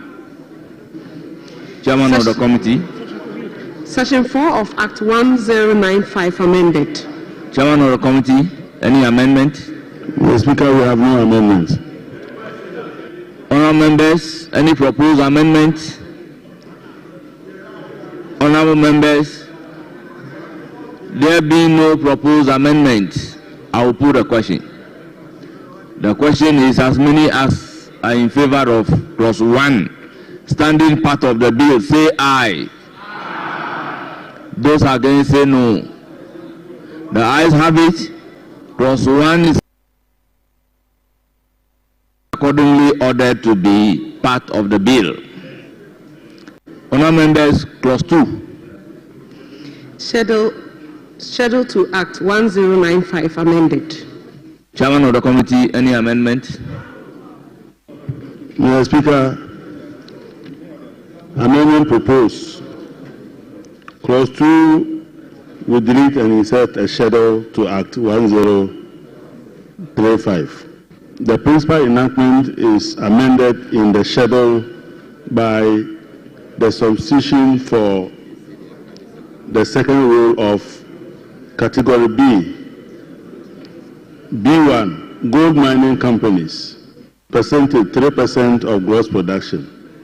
B2, other mining companies and upstream oil and gas, percentage 1% of gross production.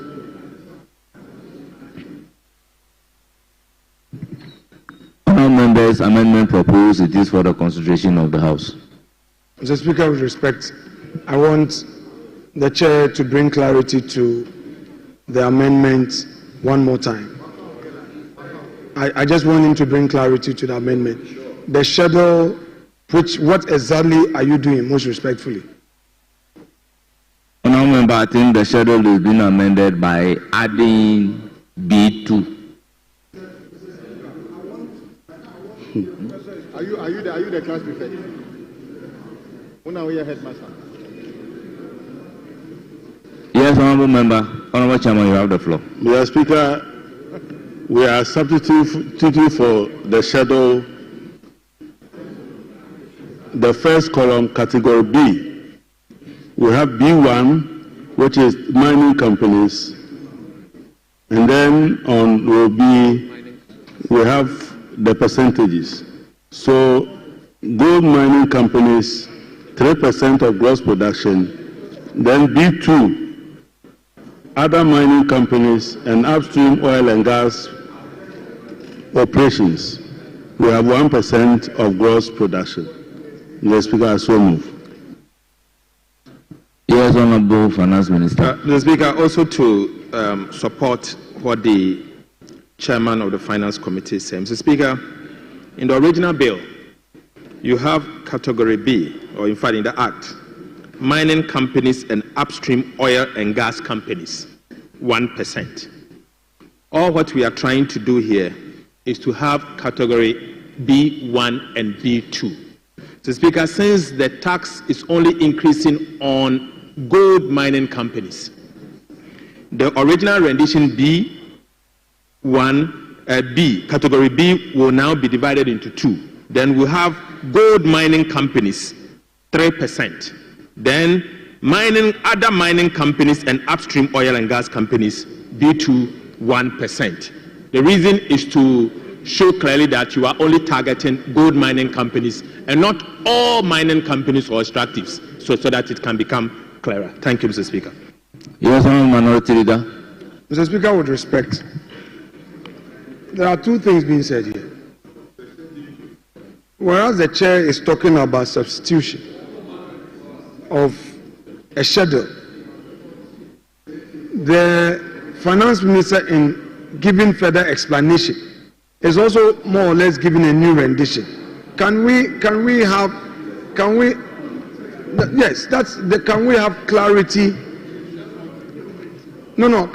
clarity on the exact amendment? Because Mr. Speaker, what I have here in the report.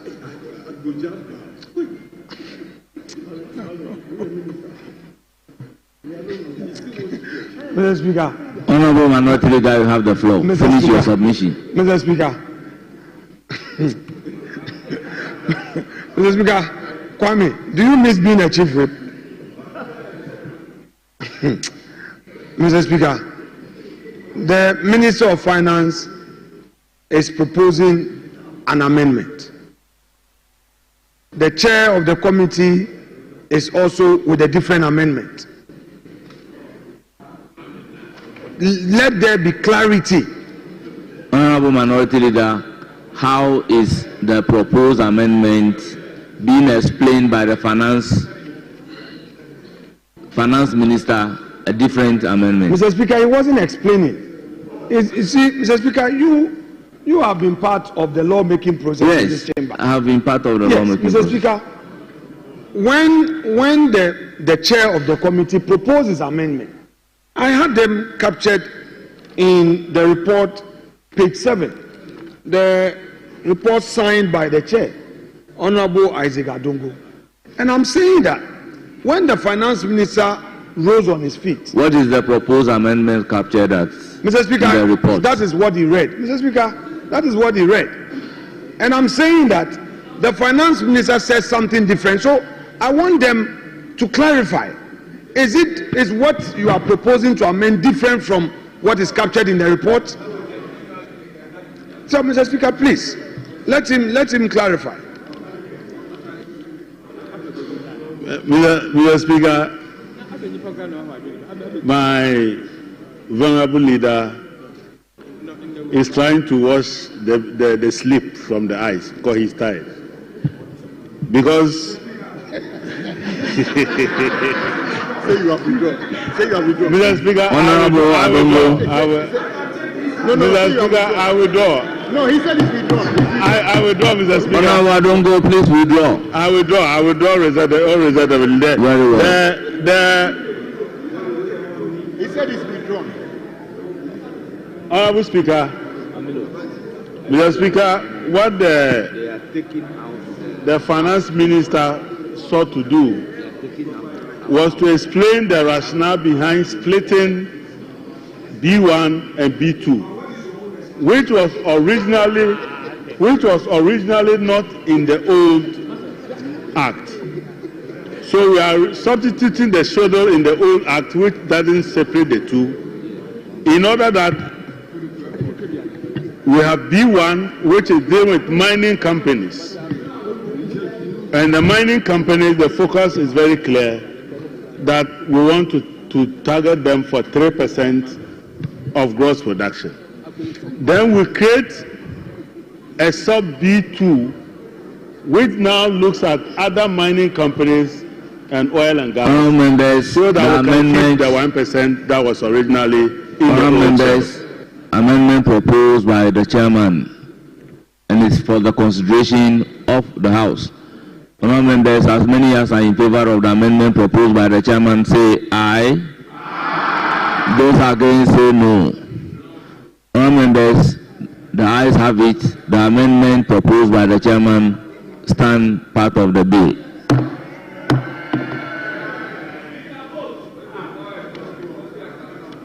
Honourable members, one title. An act to amend the Growth and Sustainability Levy Act 2023, Act 1095, to extend the period of application of the Growth and Sustainability Levy to 2028 and increase the rate of the levy for mining companies and upstream oil and gas companies from 1% to 3% of gross production. Honourable members, yes, Minority Leader. Mr. Speaker, I was on my feet. They have introduced other mining companies. It is not defined. They've introduced a new schedule that talks about other mining companies. Mr. Speaker, let us be patient and listen. They've introduced other mining companies in the schedule. Check the schedule. No, it's not about drafters can do it. In the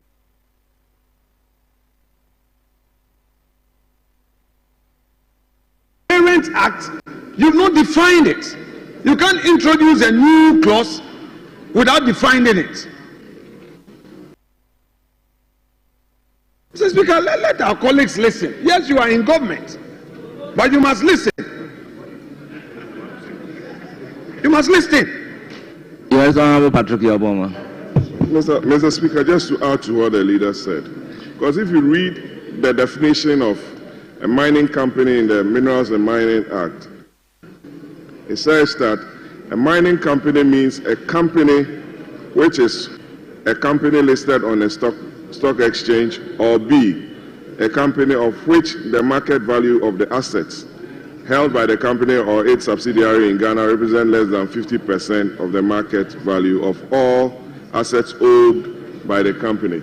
So it's very important for the proponent of this amendment to break down and give a clear definition as to what they are determining as other mining company. It's very important. Honourable members, in the old schedule, do we have mining companies and other upstream oil and gas companies? What then is the meaning of the mining company? And if gold is taken out of it, gold is also a mining company, but gold is now being taken tax at 3%. Others still remain at 1%. Honourable Majority Leader. Mr. Speaker, I think the Minority Leader may be holding a wrong copy because the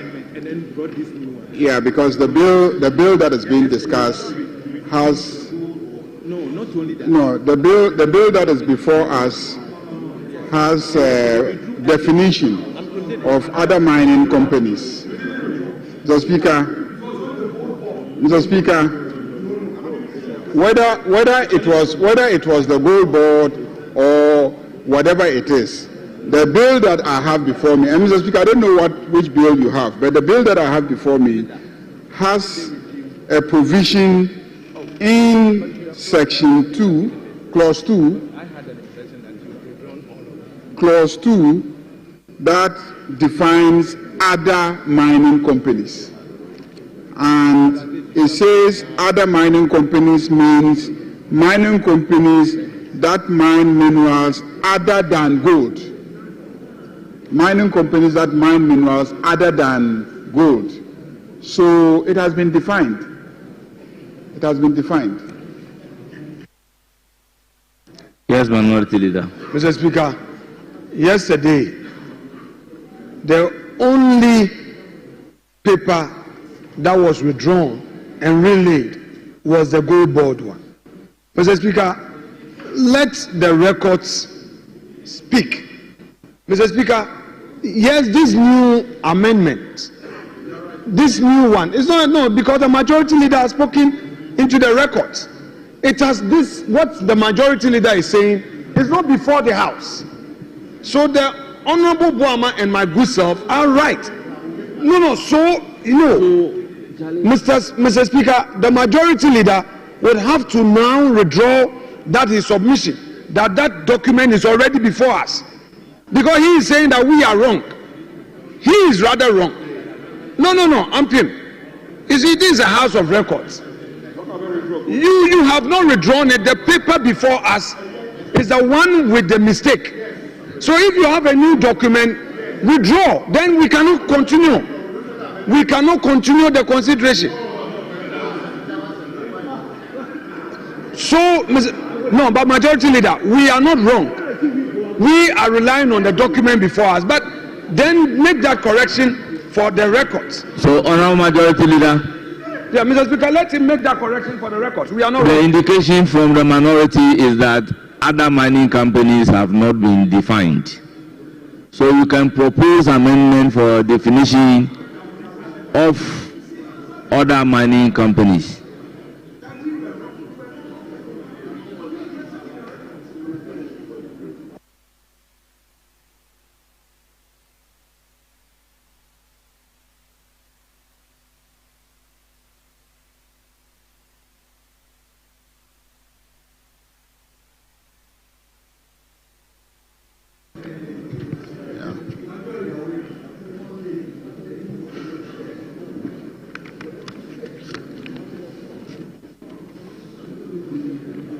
a consideration stage. We can change anything.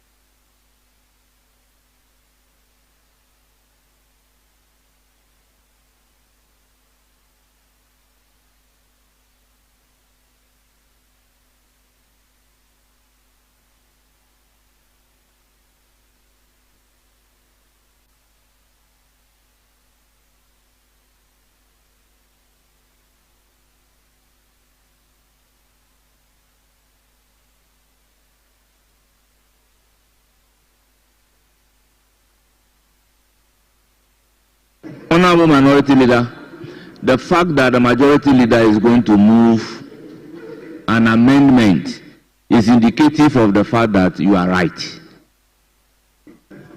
Honorable Majority Leader, please move the amendment. Mr. Speaker, the Minority Leader is right in the sense that there was an understanding yesterday after the committee met that they will withdraw this and then replace it with a different bill which would have captured the amendment. But unfortunately, the withdrawal was not done. So, Mr. Speaker, I will seek your leave. I will seek your leave since we are still in the consideration stage to amend Section 12 to insert a clause 2 which will read Section 12 of Act 1095 amended. The principal enactment is amended in Section 12 by the insertion after the definition of minister of, quote, other mining companies, unquote, means mining companies that mine minerals other than gold. So that is the new amendment that will be introduced to give a definition of other mining company, which was actually captured in the bill. Honorable members, new amendment has been proposed by the Majority Leader and it is for the consideration of the House.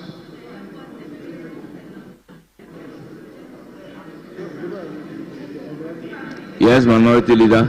Speaker, with respect, we have heard the Leader of the House. What he's just done is to explain to us the need to give a definition to other mining companies. But the chair of the committee would have to take a cue from the Majority Leader and now move the House. Mr. Speaker.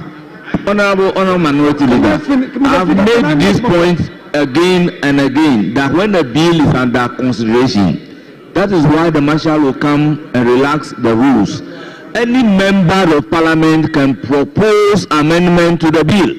It's not necessarily the chairman of the committee. So this amendment is not standing in the name of the chairman of the committee.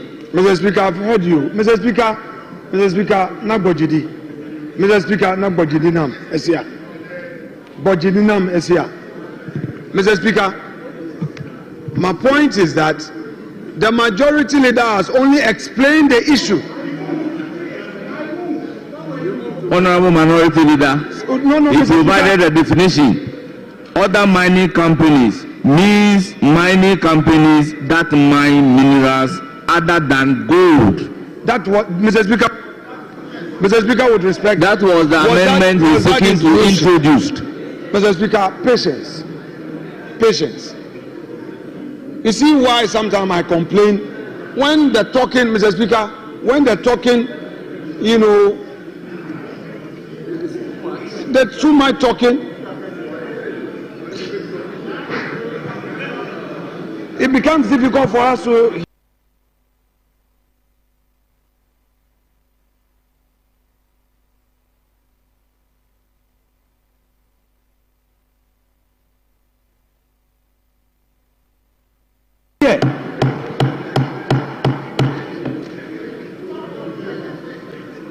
So, Mr. Speaker, please take the take the definition one more time so that we can take it one more time, please. Definition proposed.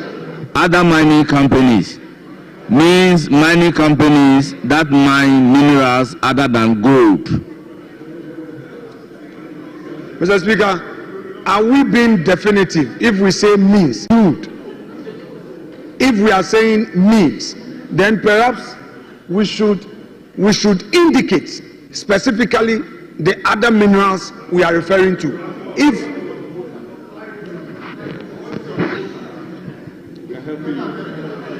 Mr. Speaker, that is why I'm saying that instead of means, don't limit it. If we say, because Mr. Speaker, if we say means, other mining companies other than, what do we mean by other than? If we are using means, then it means that we are going to be very specific in our definition. Honorable Member, let's take the proposed amendment. I would direct the drafters to use appropriate word. Mr. Speaker, direct them to use appropriate word. But Mr. Speaker, that has not been the practice. It's when, because Mr. Speaker, we've been using include and means as and when it's appropriate. So if you say you direct them. Honorable Member, if you are using the word include, my little knowledge in legislative drafting means that you are delving into the principles of ejusdem generis.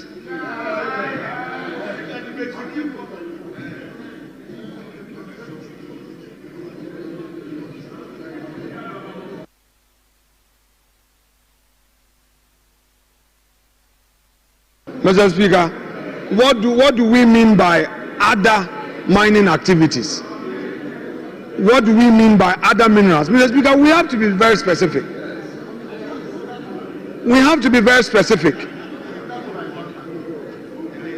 And this is a time to hear from the chair or any other member who is desirous of bringing finality to this matter.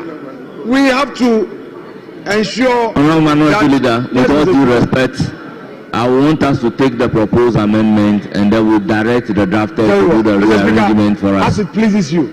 Honorable Members, the amendment proposed by the Majority Leader is under consideration of the House.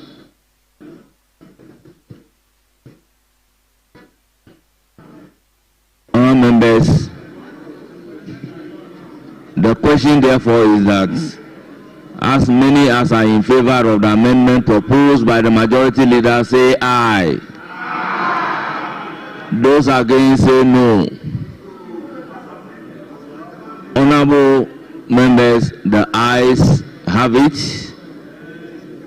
I will further direct that the drafters should look at it critically for us. Mr. Speaker, let the records reflect that his proposed amendment was further amended by the director. Well, to include, I said that. Honorable Member, you said, Mr. Speaker, respect. Mr. Speaker, with respect. I came up with a further amendment. Your direction to the House was to the effect that you would want the draft persons to find an appropriate word to use. If you put the question without consideration, Honorable Member, I thought you've taken the cue when I said that using the word including means you are delving into a principle of ejusdem generis. And that is not the intendment here. Mr. Speaker, I don't understand that Latin. Help me. I can explain it to you. Yes, please explain. Without necessarily taking part in the debate. Honourable Members, if you use the word include, for instance, when you mention cassava, you mention carrots, you say including cassava, carrots, then it means that you are probably referring to all tubers. That is when you are using the word include. And it is not possible for you in one rendition to be mentioning all tubers. So you are using the word including. That is the principle of ejusdem generis.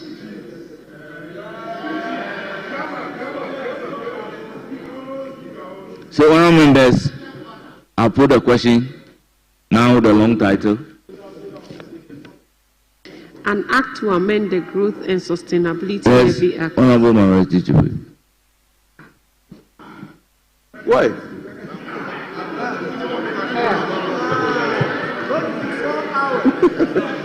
Well, 24 hour economy.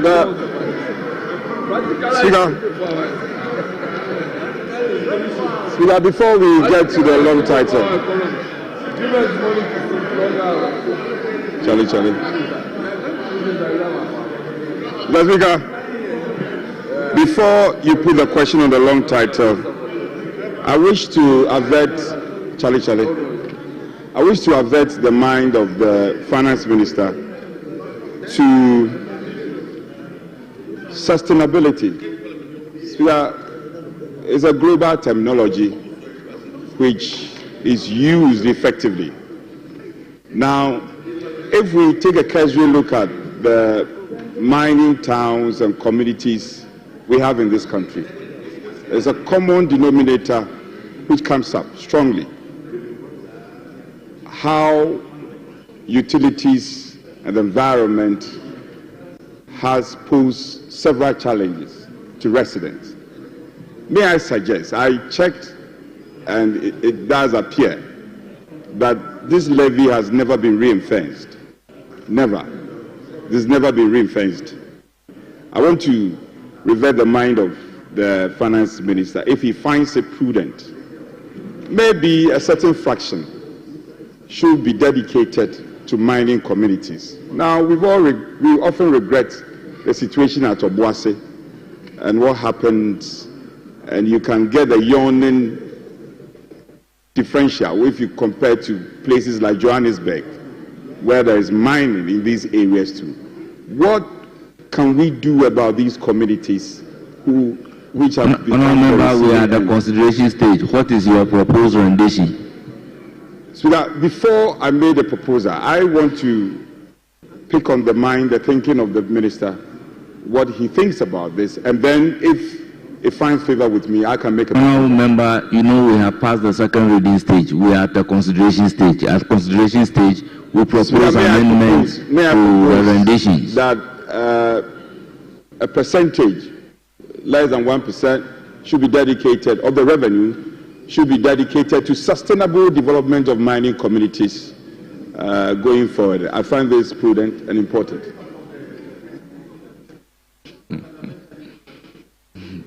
Honourable Member, what you are seeking to do is fundamentally wrong in drafting. Yes. Ranking Member. Thank you, Mr. Speaker.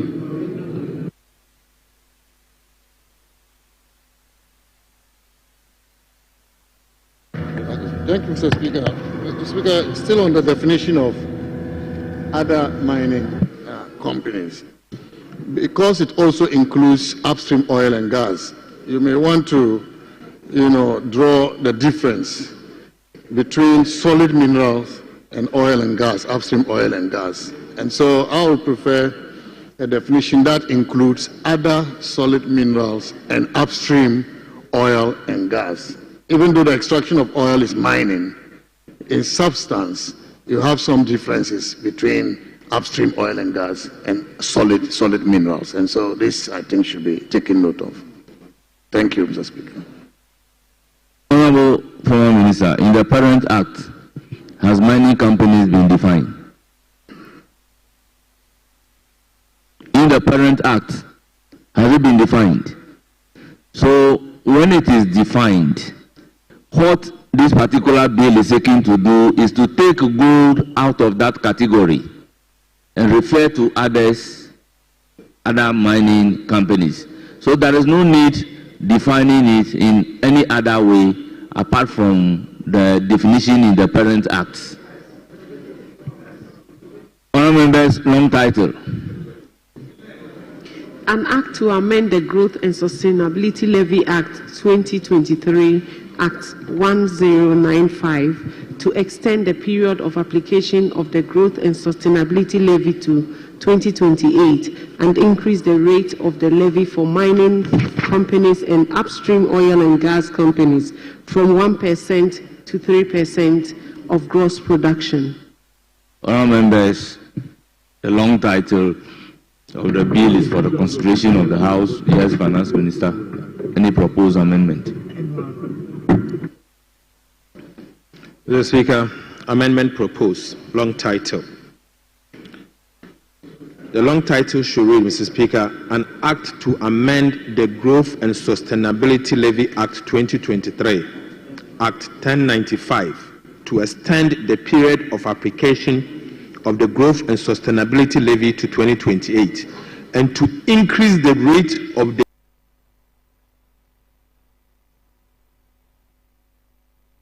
levy for gold mining companies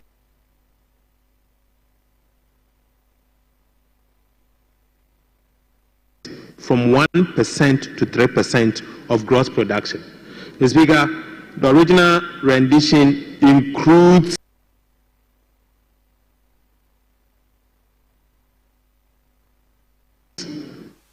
upstream oil and gas, but upstream oil and gas are not part of the imposition, and not all mining companies. That is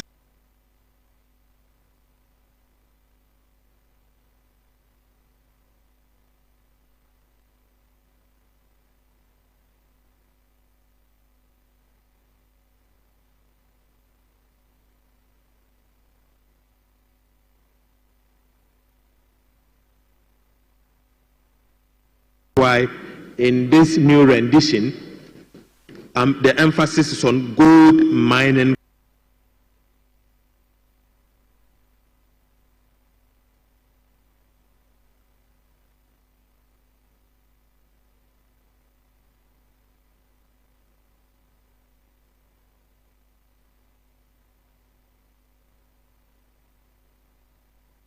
companies and not other mining companies and upstream. Thank you, Mr. Speaker.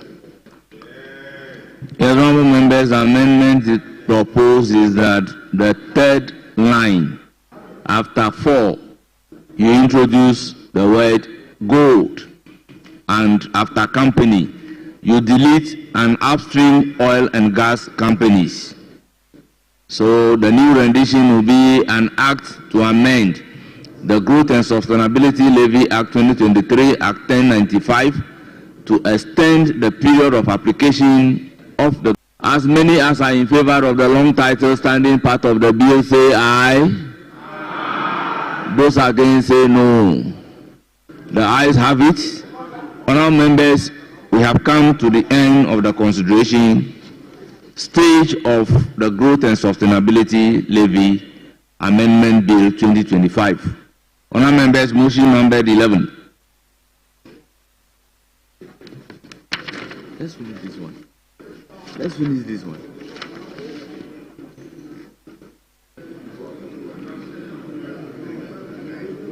Mr. Speaker, I beg to move that motion advertised as item 11 on today's order paper addendum be taken now. I so move. Honourable members, the procedural motion number 11 is moved. Any seconder? Mr. Speaker, I second the motion. Honourable members, the motion is moved and seconded. This is a procedural motion. I'll put a question. The question is, as many as are in favor of the motion say aye. Aye. Those against say no. Honourable members, the ayes have it. The motion is accordingly adopted. Honourable members, item number 12. Right Honourable Speaker, I beg to move that the Growth and Sustainability Levy Amendment Bill 2025 be now read the third time. I so move, Mr. Speaker. Honourable members, motion accordingly moved. Any seconder? Mr. Speaker, I second the motion. Honourable members, motion moved and seconded, and it is for the consideration of the House. Honourable members, the question therefore is that those in favor of the motion numbered 12 at page 3 of the order paper addendum say aye. Aye. Those against say no. Honourable members, the ayes have it. The motion is adopted. An act to amend the Growth and Sustainability Levy Act 2023, Act 1095, to extend the period of application of the Growth and Sustainability Levy to 2028 and to increase the rate of the levy for gold mining companies from 1% to 3% of gross production. Members, the Growth and Stability Levy Amendment Bill 2025 is now read the third time and accordingly passed. Yes, Honourable Majority Leader. Mr. Speaker, we will take item 13 on the order paper addendum.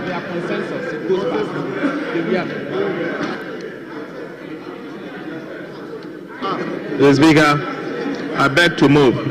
Honourable Minister, let me hear Honourable Minority Leader. Honourable Minority Leader, you don't want us to take item 13?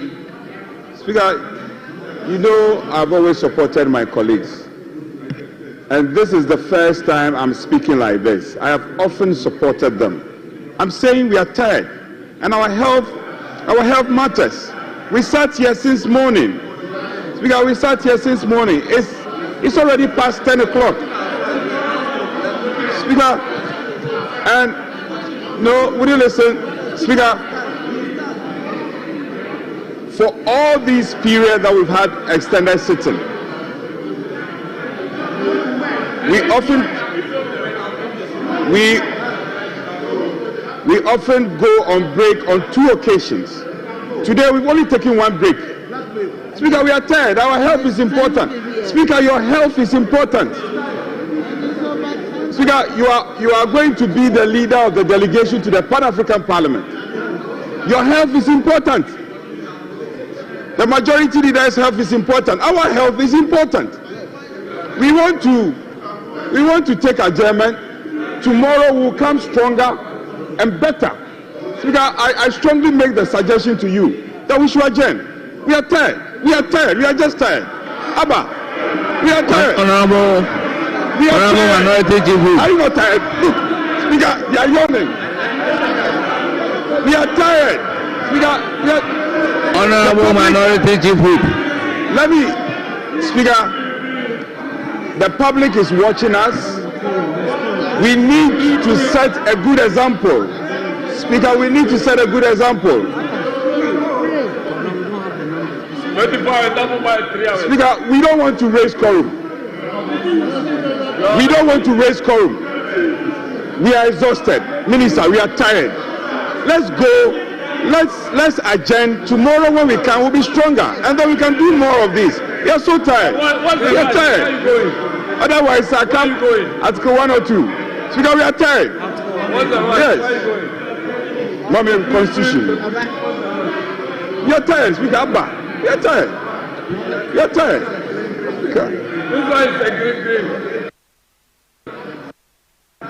Honourable Minister, item number 13.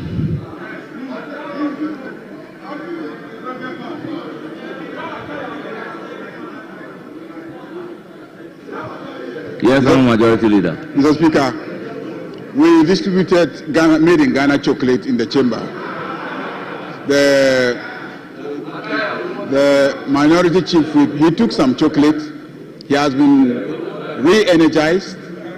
And if he needs more Ghana-made chocolate, we can give him more. Mr. Speaker, let's continue with item 13. Honourable members, I have been ignored in the distribution of the chocolate. Yes, Honourable Minister. Right, Honourable Speaker, I beg to move that motion advertised as item 13 be taken now. I so move.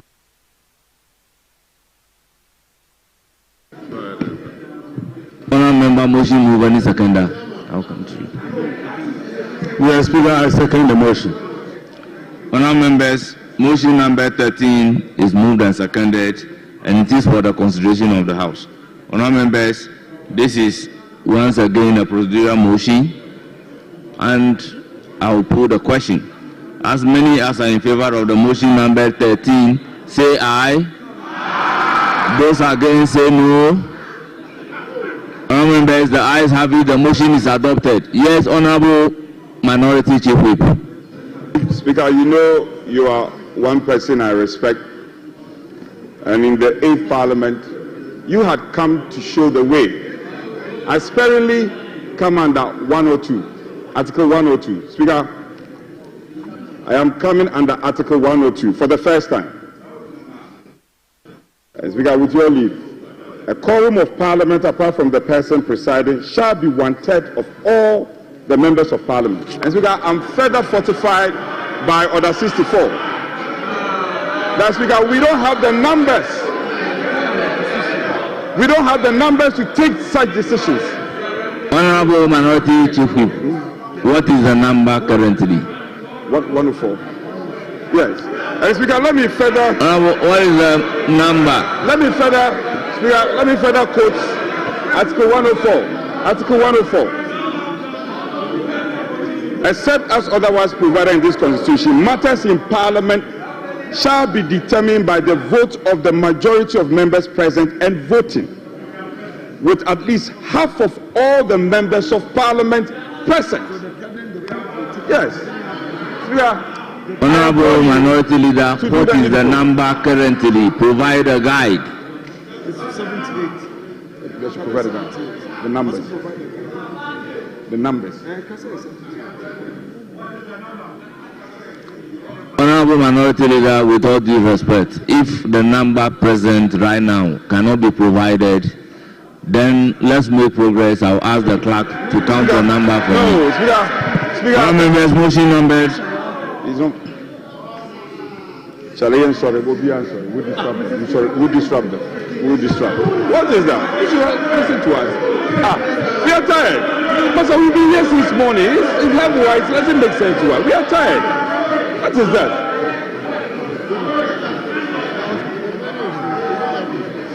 But we can't leave.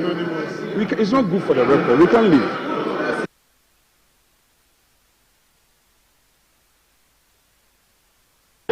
Mr. Speaker. Honourable members, motion number 14. 14. Right, Honourable Speaker. I beg to move that the Energy Sector Levies Bill 2025 be now read a second time. The Speaker, the object of the bill is to consolidate the energy sector levies, promote prudent and efficient utilization of the proceeds generated from the levies, and facilitate long-term investment in the energy sector. Right, Honourable Speaker, government has decided to restructure and consolidate the energy sector debt recovery levy, the energy sector recovery levy, the Delta Fund, the price stabilization and recovery levy, and the sanitation and pollution levy into a single levy to be known as the energy sector shortfall and debt recovery levy. This consolidation will, however, not increase the amount charged on each of the petroleum products. Mr. Speaker, the proceeds from the consolidated energy sector shortfalls and debt repayment levy will be used to cater for the energy sector shortfalls and debt service recovery levy. Right, Honourable Speaker, other remaining energy sector levies, namely the road fund levy, the energy fund levy, the public lighting levy, and the national electrification levy will support the achievement of the intended objectives for which the levies were introduced. Mr. Speaker, I so move. Thank you, Mr. Speaker. Honourable members, the motion has been moved, but before giving the floor to the chairman of the committee to present his report, let me listen to the minority leader.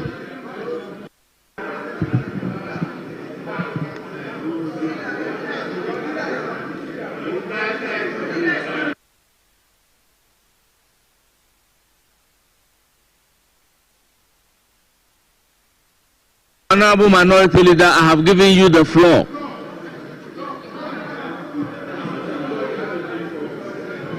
Mr. Speaker, there is an application before you. Mr. Speaker, there is an application before you. this application must be attended to. Once we are at it, Mr. Speaker, we propose that you suspend the House for us to have some short break. Mr. Speaker, we have not had dinner. Mr. Speaker, members are sitting here. Mr. Speaker, we've been working since morning. Mr. Speaker, the health of members is very important. Oh, Mr. Speaker, look at the majority leader. Mr. Speaker, have you seen the majority leader? He says that he has enjoyed chocolate. He's crossed his leg, enjoying his black chair. That is, he's in a happy mood. Mr. Speaker, please and please again, the application before you. Honorable Minority Leader, I know the application before me initially was based on Article 10. Mr. Speaker, he amended the application. Now he amended it to mean Article 10.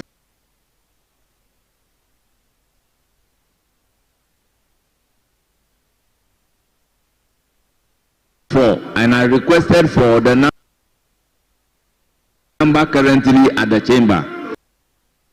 He couldn't mention the number, so I asked the clerk to take note of the number, and at the time of counting, the number in the chamber is 149. This is the list that I have. Honorable members, item number 14. Mr. Chairman of the committee, present your report.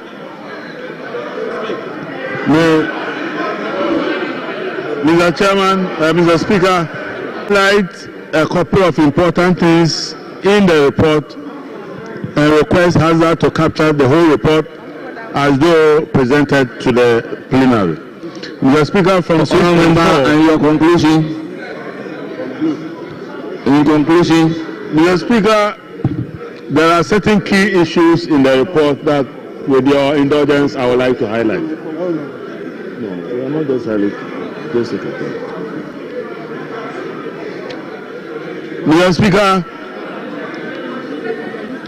the committee, just read the conclusion. Stop it. The committee, after careful consideration of this bill, recommend by consensus to the House to approve the bill.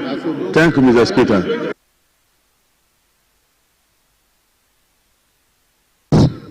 The motion has been moved for the second reading of the Energy Sector Levy Bill 2025. Honourable members, the chairman of the committee has presented the Finance Committee's report. It is now for the House to debate. Honourable members, the floor is now open for debate under Standing Order 167. Yes, Honourable Kinsilinyako. Honorable Speaker,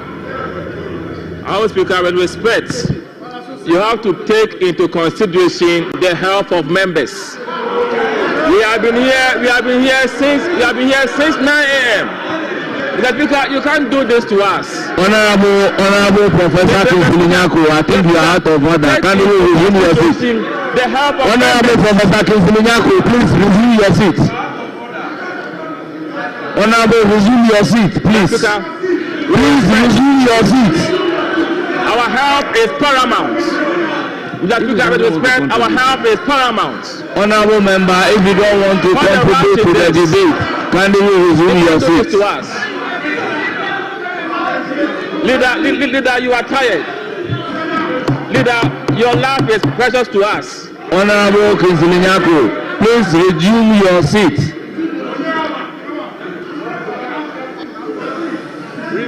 Honorable Kinsilinyako, let me remind you of Standing Order 129.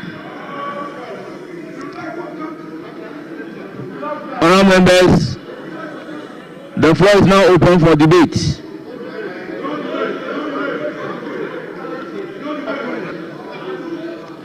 Honorable members, yes, honorable member, you have the floor.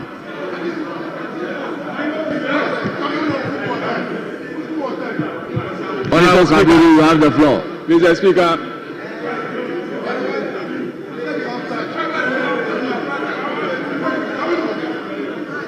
Mr. Speaker, this bill came to the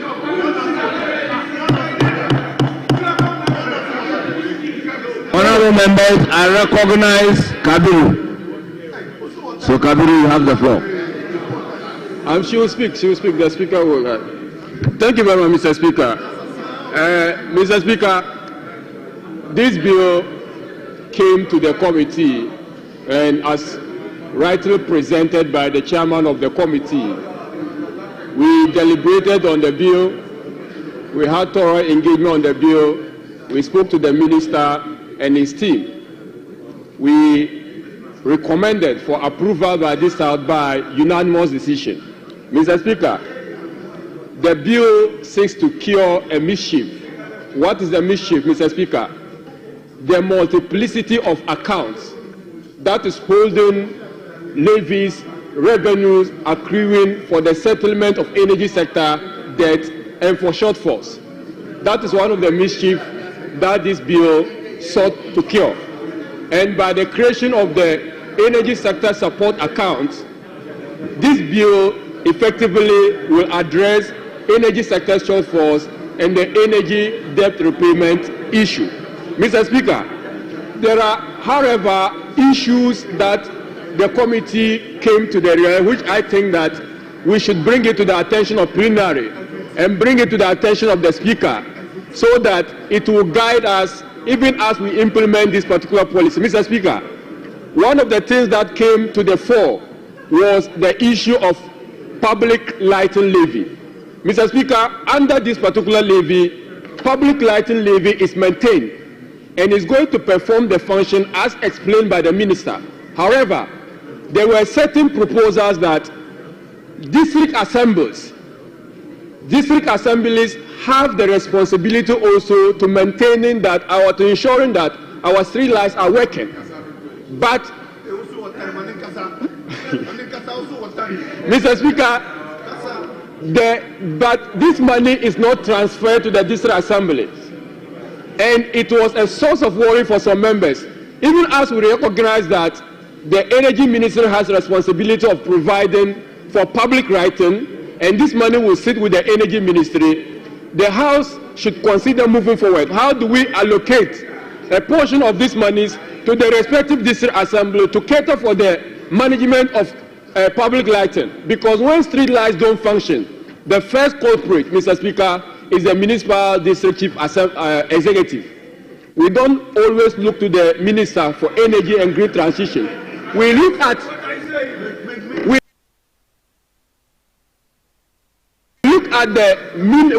the district chief executive as the one responsible for maintaining this street light. So that was one of the issues. Mr. Speaker, another issue that we should be worried about is that the pollution and sanitation levy is no more going to go to the respective agency, that is the local government ministry.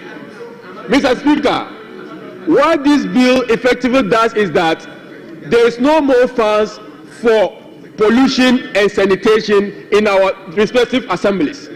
Mr. Speaker, what is the essence of this levy? The pollution and sanitation levy was supposed to ensure that the pollution, the littering of our cities, the garbage in our cities is addressed through the effective utilization of this payment. We don't have that money again going to the responsible ministry. The money that is going to be accrued through that is now all going into the energy support account. And this will not. We are working for you. We are working for you. Please do that. Mr. Speaker. Honourable members, order. Honourable members, order. Honourable members, order. Honourable Kabiru, you have the floor. Mr. Speaker, with respect, it is becoming unbecoming. The majority backbench must stop this. Mr. Speaker, they must stop this. It's becoming one too many. This must stop. You make your point, Let your colleague make his point. What is this? Mr. Speaker, when we talk, the shout, why? The practice is that we listen to each other in silence. So please, Honorable Kabiru, you have the floor. Thank you, Mr. Speaker, for protecting me from the bullies. Mr. Speaker, even as you protect me, they are still bullying me. And I'm Honorable member, you have the floor. Just address me and continue your submission. Thank you very much, Mr. Speaker. Mr. Speaker, the respective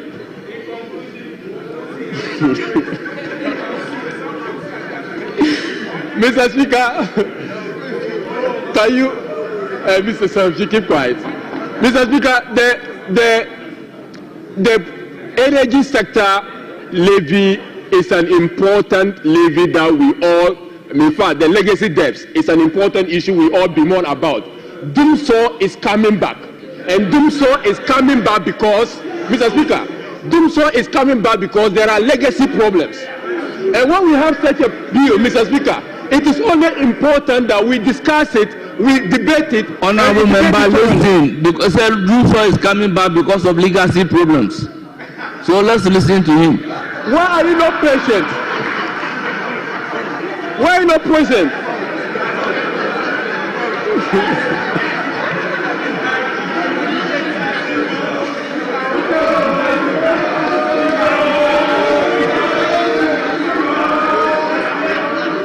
Mr. Speaker, Honourable members, I was not debating, I was just quoting him.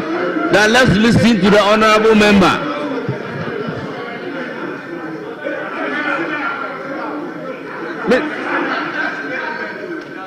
Mr. Speaker, yeah, for the purpose of the records, Doomsaw is coming back.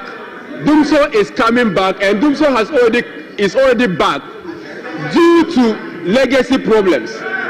And Mr. Speaker, the problem with Doomsaw is financial and technical. This proposed amendment, this proposed bill, Mr. Speaker, would only address one leg of the problem. Mr. Speaker, this proposed bill will only address one leg of the problem. And what is that problem? The financial bit. It is our expectation that our side fully support that amendment. We support that bill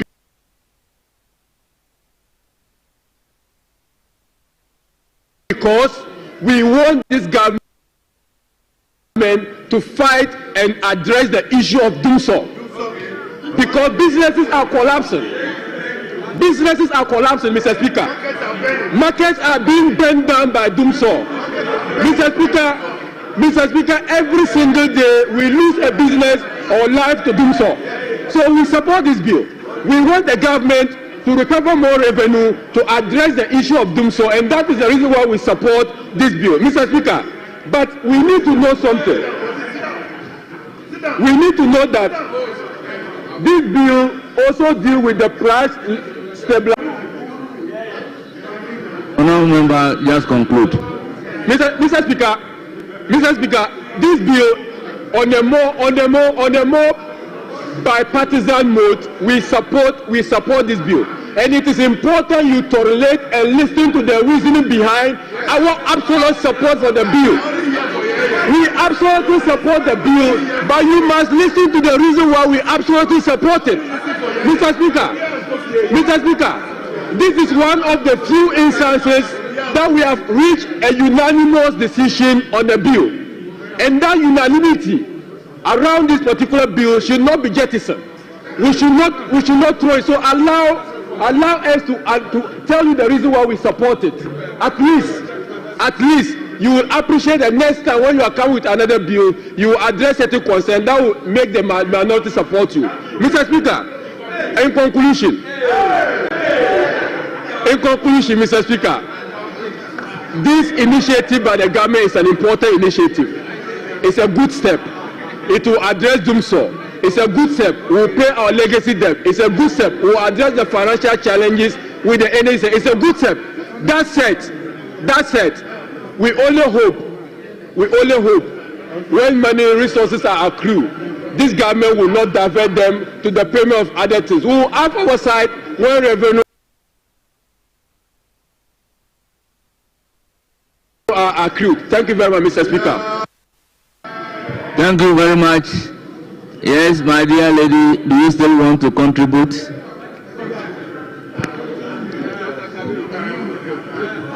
Thank you, Mr. Speaker, for the opportunity.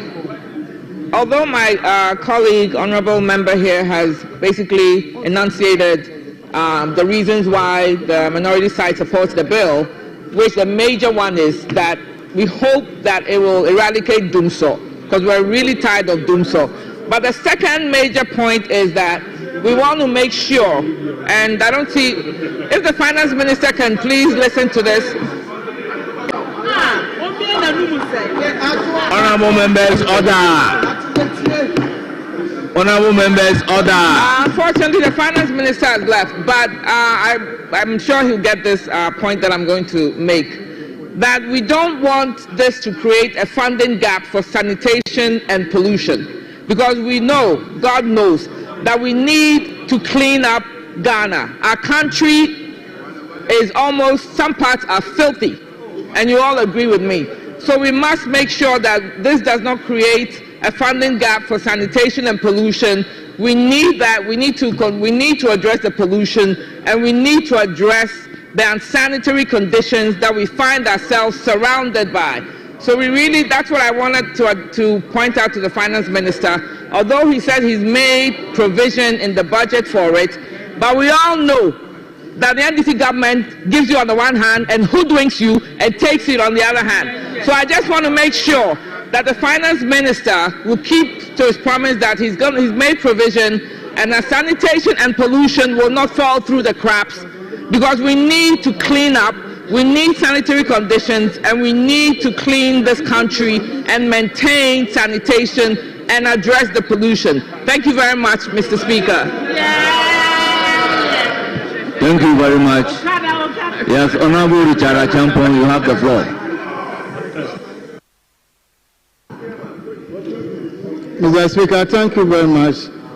I rise to contribute to the report on the floor. Mr. Speaker,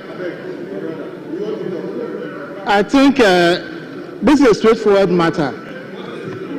But, Mr. Speaker, the consolidation is revenue neutral. We are not going to impose any financial burden on any other person. So I don't get the point where my colleague, who is a member of the committee, is lamenting over this arrangement. We discussed all these matters at the committee level. We raised the issue about the sanitation levy. And, Mr. Speaker, if you check paragraph 6.12, the minister took his time, walked us through, and informed the committee that funds will be made available from the consolidated fund to deal with the sanitation issue. So what is the issue again that you are complaining about sanitation? The minister was with us, and he promised that when we are doing the appropriation, you see a line item indicating how much we appropriated to local government ministry to deal with sanitation issue. So the issue is resolved. So please, let other members say this. You spent your time attending the committee meeting. The minister took you through the opinions are different from the facts. This is the fact of the matter. You're leader of the house. A member got the opportunity to listen to the minister, and the answers were provided. Why do you come to the plenary and say the matters together? Honorable Richard Achampong. So, Mr. Speaker, the member is of the view, Mr. Speaker, we are not the sanitation. Honorable, can you listen to me for once? The member is of the view that as part of the consolidation, the sanitation and the pollution levy is going into the pool to support the payment of the energy sector bills or energy sector debts. He wants an assurance that once that money dedicated for sanitation is going into the pool, they should be assured that whatever money we need for sanitation would be made available. That is his opinion. Mr. Speaker, we are speaking the same language. The minister gave us the assurance and told the committee that he will find money from the contingency allocation and deal with it. So, Mr. Speaker, there is a window. That will be your response.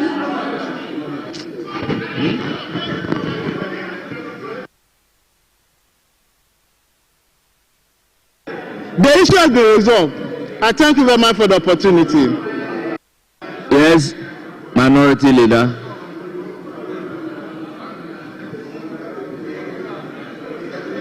Mr. Speaker,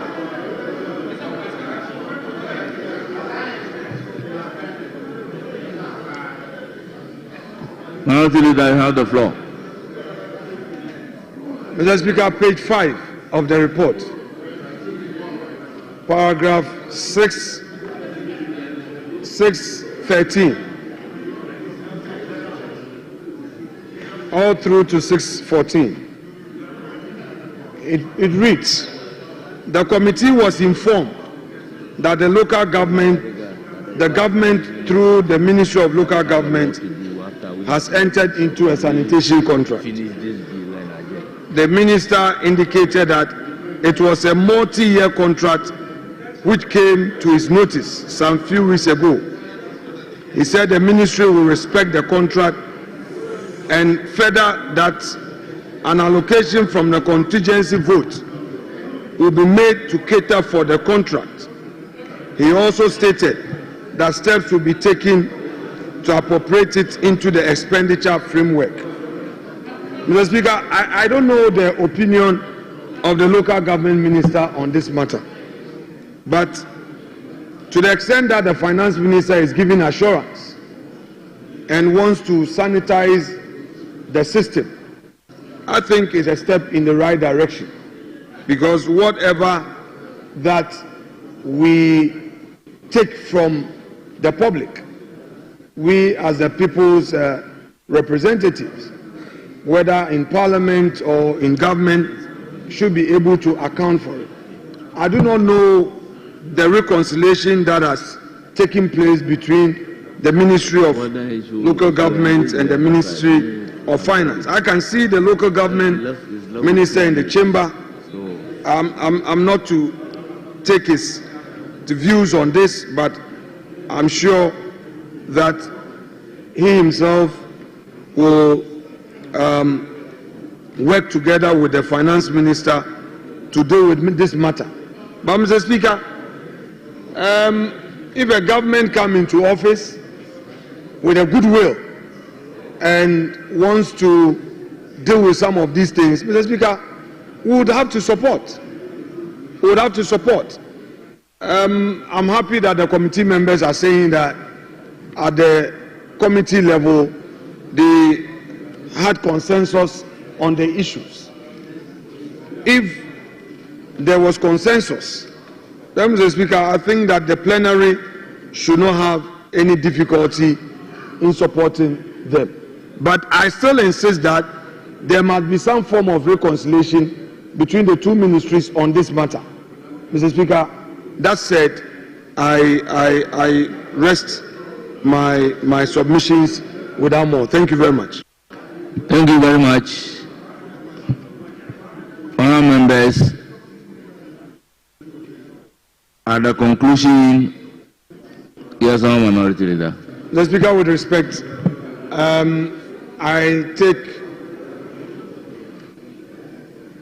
I see that you want to put a question. Mr. Speaker, I do not want us to go through another cycle of voting and all. Mr. Speaker, I think that this is a good time for us to adjourn and come back tomorrow and continue. The matter before us is not controversial. Mr. Speaker, if you look, okay, Mr. Speaker, I always believe in fairness. I have an indication that when we finish this, we would bring matters to a rest. But I need to take the commitment from the majority leader. Mr. Speaker, he must commit to this for the records, because he asked us to stay in, he left us, got energized, and he's back. I can't be too sure. Yes, so what I'm saying is that, yes, I would, Mr. Speaker, I don't mind supporting the finance minister, who was a friend yesterday and remains a former friend, but he's a brother.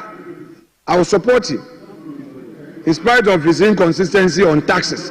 You say you are not going to impose taxes, yet you come here to be extending and imposing tax. But that's okay. Mr. Speaker, I need a commitment of the majority leader that the honourable member just address the chair. Mr. Speaker, I need the commitment. Yes, I need a commitment of the majority leader that after doing this item, Mr. Speaker, it appears Kwame Agboja misses being the chief whip. When his party won power, I suggested to Kwame that Kwame, knowing your industry, stay in this chamber. He said no, he was going to the ministry. Today, you come, are you the speaker? Mr. Speaker, I told Kwame that I know what he can do. He should stay in this house. Honourable Minority Leader, I plead with you, permit me to put a question. Mr. Speaker, they don't have the numbers. Mr. Speaker, they don't have the numbers. Mr. Speaker, there are a lot of empty seats. And that is why I said I don't want to introduce law. So let us adjourn, come back tomorrow. There are a lot of empty seats. There are a lot of empty seats. But Mr. Speaker, I will rest the matter. I would go along with them for us to finish this item. With the members, order. Mr. Speaker, I've been there before. I know how difficult it is to manage it. I know 2028 will come back. So when we come, they should remember all the good things I did for them. We would also need your cooperation. So, Mr. Speaker, they should have their way this evening. It's okay. Members, at the conclusion of the debate, the question is, as many as are in favor of the motion say aye. Those against say no. Honourable members, the ayes have it. The motion is accordingly adopted. An act to consolidate existing energy sector levies to promote prudent and efficient utilization of the proceeds generated from the levies, facilitate long-term investment in the energy sector, and provide for related matters. Honourable members, the energy sector levy Bill 2025 is accordingly read the second time. So, Speaker, item 15, procedural motion. Yes, Finance Minister. Mr. Speaker, I beg to move that procedural motion captured as item 17. 15. No. Item 15. Item 15 be taken now. Item 15 be taken now. I so move, Mr. Speaker. Honourable members, the motion is moved. Any seconder? Yes, Speaker, I second the motion. Honourable members, the motion has been moved and seconded. This is a procedural motion. The question is that as many as are in favor of the motion say aye. Those against say no. Honourable members, the ayes have it. The motion is adopted. Now, item number 16, the Energy Sector Levy Bill 2025 at consideration stage.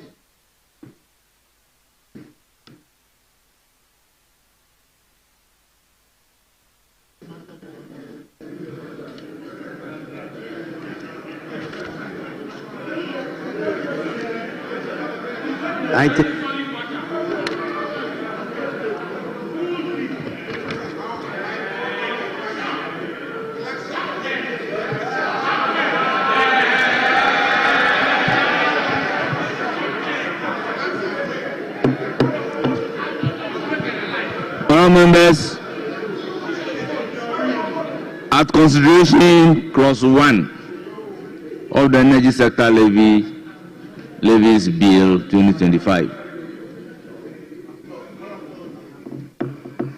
Imposition of levy.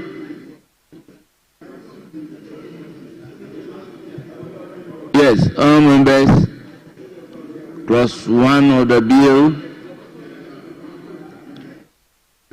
is for Mr. Speaker, we have no amendment. Do you have amendment? No, we have no amendment. Is any member having an amendment? Honourable members, there be no proposed amendment to clause 1 of the bill. The question is, as many as are in favor of the bill say aye. Those against say no. Honourable members, clause 1 is ordered to be part of the bill. Clause 2. Collection of levies. Chairman of the committee, any proposed amendment to clause 2? Mr. Speaker, no amendment, please. Is any member having a proposed amendment to clause 2? Honourable members, there be no amendment to clause 2 of the bill. The question is, those in favor of clause 2 standing part of the bill say aye. Those against say no. Honourable members, the ayes have it. Clause 2 is ordered to stand part of the bill. Honourable members, clause 3. Energy sector support account. Chairman of the committee, any proposed amendment? Mr. Speaker, proposed amendment. Clause 3, paragraph A and B, delete and insert the following. Mr. Speaker, this clause is meant to restrict the use. Wait, take your time. Delete and insert the following. Honourable member, let me hear from the minority leader. A, energy sector shortfalls. Let me hear from the minority. Energy sector shortfalls. Mr. Speaker, we have the main purpose is to restrict the use of the funds. Oh. Are you a headmaster?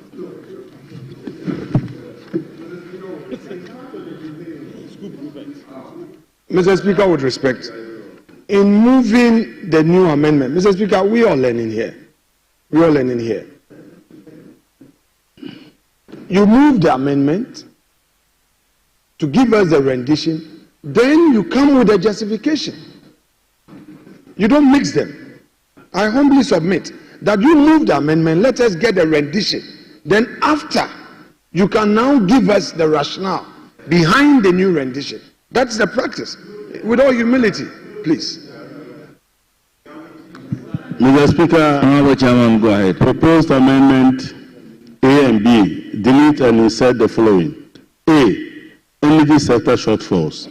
And B, energy sector levy legacy debts. Mr. Speaker, this is meant to restrict the Honourable Minority Leader, allow the chairman of the committee to move the amendment, and it is at the end of moving the amendment that the new rendition will be proffered. Headmaster. Are you a head? So at what point do you give the new rendition? Mr. Speaker, with respect. Mr. Speaker, with respect. Mr. Speaker, this at this stage is not the politics we do. It's a learning curve. We have new MPs here. They must learn from the best. Mr. Speaker, he has, wait. Honorable, wait. Mr. Speaker, he says that they are introducing a new amendment. What you do is that you tell us what you are inserting. Then you read the rendition and you give the justification. What you have just said, Mr. Speaker, with respect, what he just said is that there is a new clause this, there is an insertion. And then he doesn't explain to us, he doesn't put it in context within the new clause. Then he goes ahead to explain. That is not what we do, Mr. Speaker. Let him take it again. Am I understanding this differently?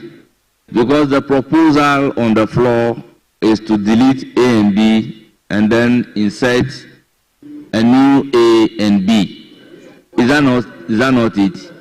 So after the proposal to delete A and B, then a new A and B will be inserted.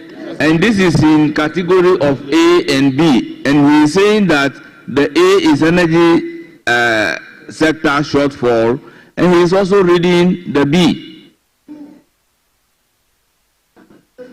What he's doing, he, after saying that, he went ahead to provide the justification. Mr. Speaker, I'm still a student too. You preside. What I know, and correct me if I'm wrong. When you propose a new amendment, you give us a rendition, then you do the justification. Honorable he was giving the justification. Honorable Togbi Osahin Alexander Kwamina Afenyo-Watkins. Please, Chairman of the committee. Mr. Speaker, what I read out is a new rendition, or he just wanted to hear the word new rendition. So if I don't say new rendition, you know that's a new rendition. Because I read it out and I said that listen, I said energy sector shortfalls. You wanted me to call this a new rendition before you understand. So call for it. And then B, energy sector legacy debt.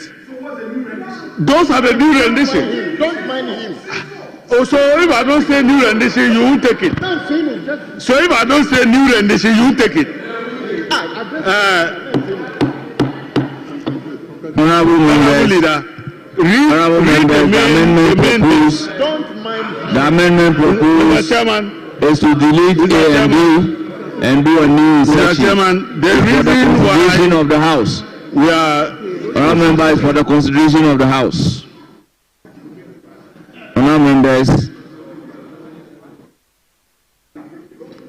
the question is, those in favor of the amendment proposed by the chairman of the committee, say aye. Those against, say no. Honorable members, the ayes have it. The amendment as proposed by the chairman of the committee is ordered to stand part of the bill. Honorable members, clause 4. Management of account. Honorable chairman of the committee, any proposed amendment to clause 4? Mr. Speaker, the proposed amendment. The schedule row 2, column 3, delete and insert for the payment of energy sector shortfalls and energy sector legacy debt. So if you go to the bill, Honorable member, clause 4 is under reference, and clause 4 of the bill is management of account. Is there any proposed amendment to clause 4? Mr. Speaker, there is no proposed amendment. Honorable members, there is no advertised amendment. However, it is for the consideration of the House. Mr. Speaker, with respect, we have the order paper addendum here. The practice has always been that the committee's amendment will be advertised. I want to ask the chairman of the committee, are these amendments suddenly arising from any deliberate? Because he has moved the first amendment. Have they arisen suddenly? Why are they not advertised? If you advertise, that is when members get the opportunity to also make their input. Mr. Speaker, let's not rush things. There are first-timers here. Listen, if we don't help them to learn, if we don't teach them, and tomorrow we are not in this chamber, how do we expect them to do the right thing? Mr. Speaker, we don't know the amendments. We don't know the amendments. Honorable Minority Leader, the practice is that mostly if financial bills are being considered under certificate of urgency, the amendments are always not advertised.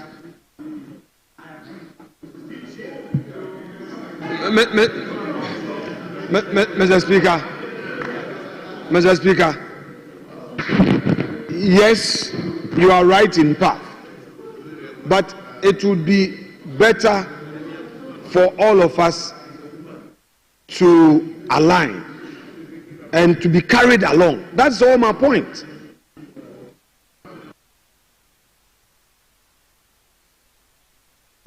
Honourable members, there's no advertised amendment on clause 4 of the bill by the committee. Honourable members, is anybody having a proposed amendment? Honourable members, the question therefore is that clause 4 stand part of the bill. Those in favour say aye. Those against say no. The ayes have it. Clause 4 is accordingly ordered to stand part of the bill. Clause 5. Regulations. Chairman of the committee, is there a proposed amendment on clause 5 of the bill? Mr. Speaker, we have no amendment. Is there any amendment from the members of this August House? Honourable members, there being no proposed amendment to clause 5 of the bill, the question therefore is that those in favour of clause 4 standing part of the bill say aye. Those against say no. Honourable members, the ayes have it. Clause 5 is accordingly ordered to stand part of the bill. Clause 6. Interpretation. Honourable members, clause 6 under consideration. Chairman of the committee. Mr. Speaker, we have no amendment. Honourable members, no advertised amendment, no amendment from the committee. Is any member proposing amendment to clause 6 of the bill? Honourable members, there be no proposed amendment to clause 6 of the bill. As many as are in favour say aye. Those against say no. Honourable members, clause 6 is ordered to stand part of the bill. Yes, Honourable Minority Leader. Mr. Speaker, I just wanted to be double sure. The chair of the committee has amended clause 1. I just want to be sure whether that amendment does not affect the interpretation. So, because he says that there is no amendment to clause 6. So I want to know from him. In view, Honourable Minority Leader, clause 1 of the bill has never been amended. Which one? Is it clause 2? Clause 1 has never clause been 3. amended. Mr. Speaker, with respect, I mean clause 3. Mr. Speaker, I mean clause 3. Yeah, Mr. Speaker, clause 3. I am sure now. I am sure now. Mr. Speaker, clause 3. The chairman amended clause 3. Mr. Chairman. Honourable member, the clause 6 that we pose the question. That's the interpretation. Has got to do with interpretation of the word minister. And the word minister has never been used in clause 3 of the bill. Mr. Speaker, I agree. All I am saying is that in view of the amendment, Mr. Speaker, please, in view of the amendment of clause 3, is it his position that will not affect any other clause? I just want to hear from him. Honourable member, if the amendment proposed to clause 3 A and B will affect any part of the bill, when we get to that part, I think chairman would indicate it to us. Clause 7. Repeals and savings. Yes, clause 7. Repeals and savings. Chairman of the committee. Mr. Speaker, we have no amendment. Honourable members, the committee has no amendment. Is any member having a proposed amendment to clause 7 of the bill?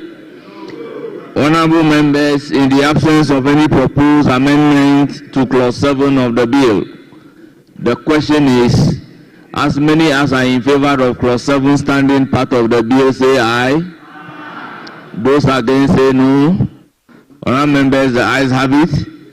Clause 7 of the bill is accordingly ordered to be part of the bill. Honorable members, transitional provision clause 8. Transitional provision. Chairman of the committee. Mr. Speaker, we have no amendment. Honorable members, it's for the consideration of the House. The committee doesn't have amendment to this bill. Honorable members, in the absence of any amendment to clause 8 of the bill, the question is, as many as are in favor of clause 8 being part of the bill say aye. Those against say no. Honorable members, the ayes have it. Clause 8 is accordingly ordered to be part of the bill. Honorable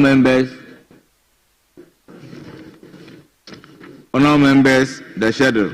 Types of levies. Honorable members, the schedule is under consideration. Chairman of the committee, any proposed amendment? Yes, Mr. Speaker. Mr. Speaker, the schedule rule 2, column 3, delete and reset for the payment of energy sector shortfalls and energy sector levy, energy sector debt. Mr. Speaker, this is a consequential amendment. Honourable members, this is a consequential amendment proposed by the chairman of the committee. Any further amendment? Honourable members, in the absence, yes, Honourable Minority Leader. Mr. Speaker, with respect, I want to go along with the chair. Which particular part of the schedule is he amending? He said rule. Show us. I have it here. And chairman must do this standing upright. My own chairman. Mr. Speaker is my friend. He's my friend. Honorable member, the chairman is not sitting down. The chairman is standing up. Upright. Mr. Speaker, he knows he stands upright. He is my friend. So, chairman, we have page 7-8 where? Which of the schedules are you amending? Let's see. Tell us. And do so standing upright. Mr. Speaker, I don't know whether in a photo, when people are speaking to a mic, they stand up and speak to the mic. Or you don't know I'm taller than the mic. So it's the reason I must bend to speak to the mic. But Mr. Speaker, maybe I should help my colleague look at the schedule. You've seen the schedule. So this is rule 1. This is rule 2. This column, purpose column. Do you understand purpose column? Good. So if you go to purpose column, that is where I'm deleting and inserting what I've quoted for you. What I'm deleting is what you see there.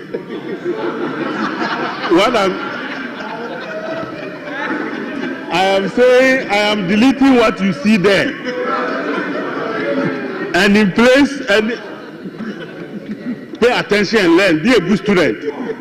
Be a good student and learn. So keep quiet and learn. Okay. So what I'm inserting is for the payment of energy sector shortfalls.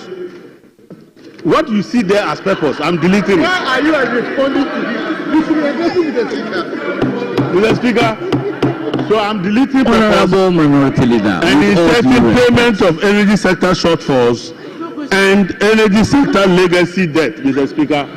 This is consequential to the initial insertions that are made in clause 3. Where I want Honorable Chairman of the committee, we all understand this is a consequential amendment. You did the same amendment at clause 3. So consequentially, this is supposed to be amended. Honorable members, consequential amendments are not supposed to take too much time.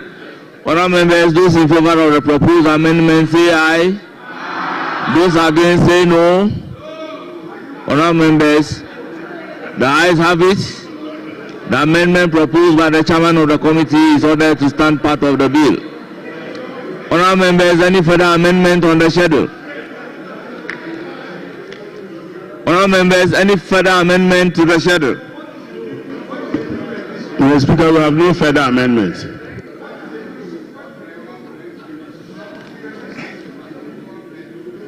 Honorable members, the question is, as many as are in favor of the schedule as amended, standing part of the bill, say aye.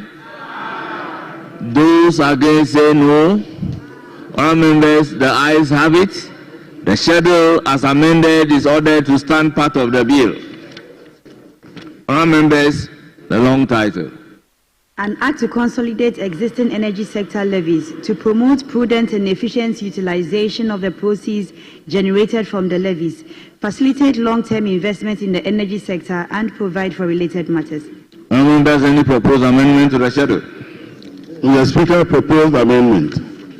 The long title, delete and insert the following.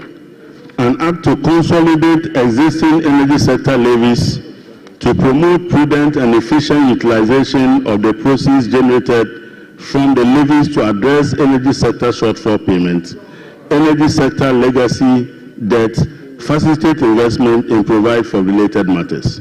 Honorable members, this is consequential amendment. Yes, ranking member. Mr. Speaker, I'm proposing to amend the amendment. Yes. Yes, honorable member, you have the right so to do. Yes, because this amendment is only taken out from the original long title. Long term is what is taken out. But I think the entire phrase, facilitate investments, should go out of the long title. Because the minister is seeking to consolidate these levies for the payment of shortfalls and energy sector levies. I draw his attention to the fact that the problems in the energy sector are both financial but also investment. But he opted to focus on the financials. And so I do not understand why investment still shows in the long title.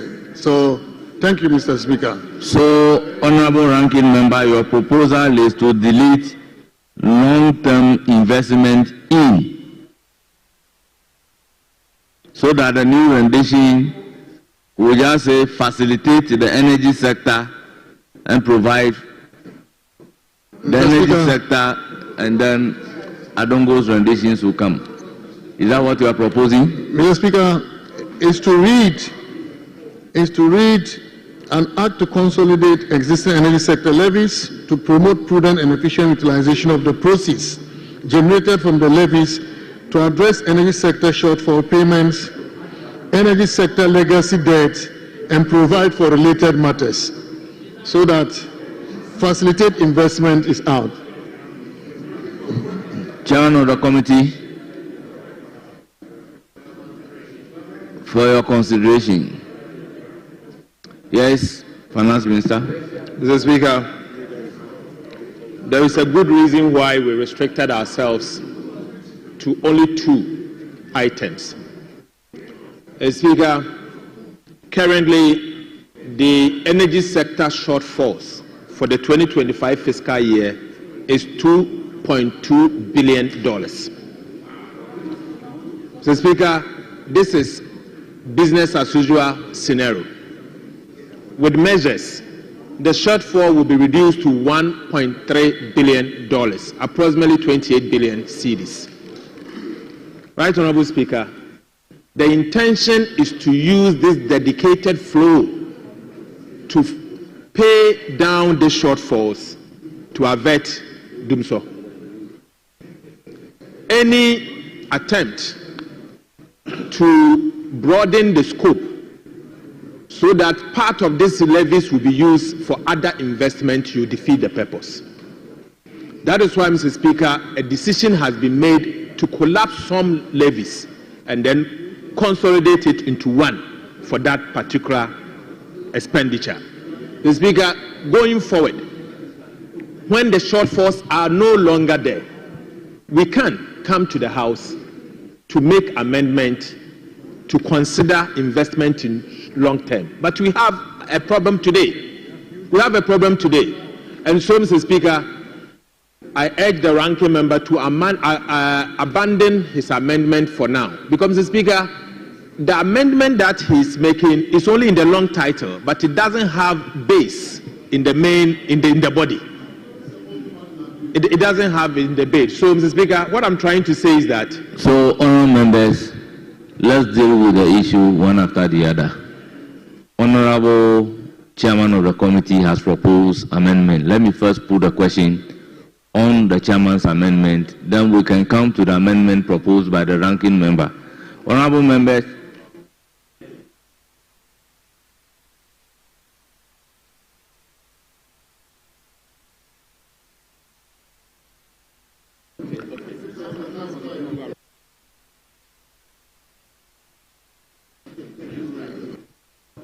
yes. Yeah. Mr.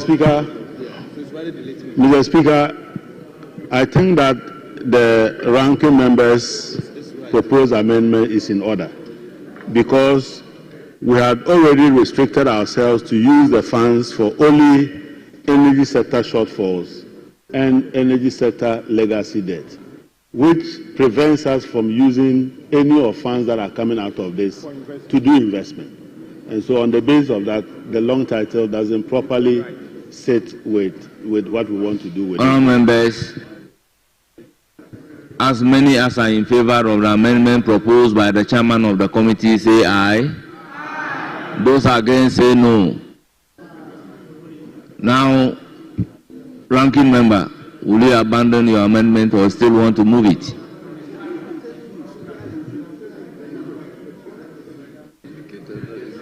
Yeah, it's valid. So you are agreeing on the further amendment proposed by... Yes, Mr. Speaker. Mr. Speaker, he's right, because the investment is not part of what is in the body. So very well, the ranking member is right. Very well. Honourable members, the question will now be on the further amendment. Yes, Honourable Imedu. Mr. Speaker, seek your direction. Because they are both, that is from the chairman and the ranking, they both seek to amend the long title. I thought that we would enrich it before the question is put. Now, the question was put earlier, and the finance on the minister... long title, we never put the question earlier. Well, I thought you put the question on what the chairman proposed. Yes, what the chairman proposed. And there is a further amendment that is being sought by the ranking member. Yes. Which is proposing that the long-term investment, so we have to delete the words facilitate long-term investments. Yes. Now that is what we are discussing, and from what the finance minister gave, he is looking at us doing this in the future. Now we have this bill before us, and these are the contents that we have taken. The bill is to consolidate all these levies. And therefore, I agree with what the ranking member has said, that let us delete the facilitate long-term investment. Yes, this has been agreed upon. That is what exactly I will be putting the question on. Very well, Mr. Speaker. Honourable members, all those in favour of the amendment proposed by the chairman of the committee and further amended by the ranking member, say aye. Those against, say no. Honourable members, the amendment proposed to the long title is hereby ordered to stand part of the bill. Honourable members, the question now is, all those in favour of the long title standing part of the bill, say aye. Those against, say no. Honourable members, The long title of the bill as variously amended is hereby ordered to stand part of the bill. Honorable members, this is the end of the consideration of the bill, Energy Sector Levy 2025.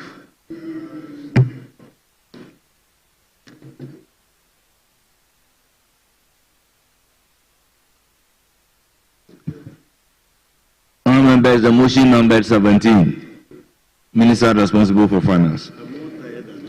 Right, Honorable Speaker, I beg to move that the Energy Sector Levies Bill 2025 be now read the third time. I so move, Mr. Speaker.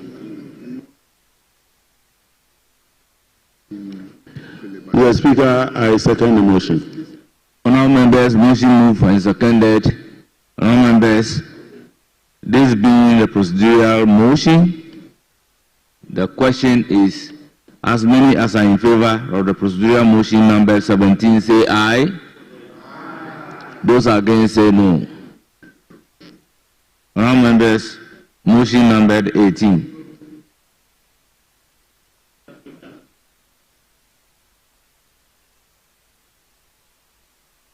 Yes. Mr. Speaker, I think there's been a mix-up. The minister rose and moved item number 18 instead of 17 because he said that he was moving that the bill be read a third time. Well, so I think he moved 18 instead of 17. Very if well. we can make the correction. Then let's go back to item number 17. The procedural motion must be moved first. Mr. Speaker, I beg to move that the procedural motion advertised as item 17 on today's order paper addendum page 4 be taken now. I so move. Honorable members, motion moved. Any seconder? Mr. Speaker, I second the motion. Honorable member, motion moved and seconded, and it is for the consideration of the House. As many as are in favor of this procedural motion say aye. Those against say no. Honorable members, the ayes have it. The motion is adopted. Honorable members, item number 18 at page 4 of the order. Right, Honorable Speaker, I beg to move that the Energy Sector Levies Bill 2025 be now read the third time. I so move, Mr. Speaker. Honorable members, motion moved. Any seconder? Mr. Speaker, I second the motion. Honorable members, motion numbered 18 on the order paper today is moved and seconded. The question, therefore, is that those in favor say aye. Those against say no. The ayes have it. An act to consolidate existing energy sector levies to promote prudent and efficient utilization of the proceeds generated from the levies to address energy sector shortfalls payments, energy sector legacy debts, and provide for related matters. Honorable members, the Energy Sector Levy Bill 2025 is now read the third time and pass. Yes, Honorable Deputy Whip. Honorable Deputy Whip. Speaker, I'm on my feet to challenge the vote under Order 1513.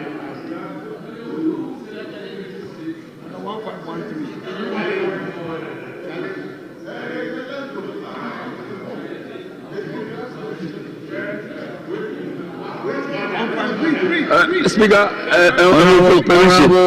Honorable Deputy Whip. Yes, Speaker. In view of the fact that the minority leader even said that the report is by consensus and we can do this by consensus, you are challenging the vote. There's a vote, yes. Very well. Honorable members, we call for headcount. Very well.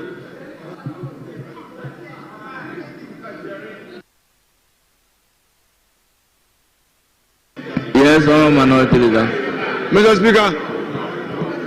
Speaker, application withdrawn. Application withdrawn. Let the maker of the application withdraw. Mr. Speaker, application withdrawn. Application withdrawn. Yes, Honorable Majority Leader. What's that?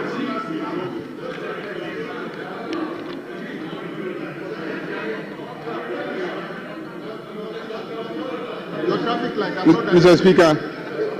Speaker, item number 19.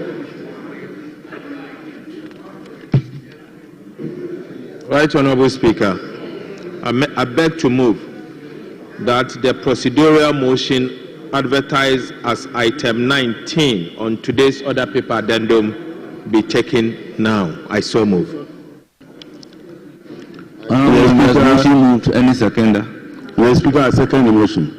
Honorable members, motion moved and seconded, and it is for the consideration of the House. Honorable members, this is a procedural motion. The question is, as many as are in favor say aye. Those against say no. Honorable members, the ayes have it. The motion is adopted. Item number 20.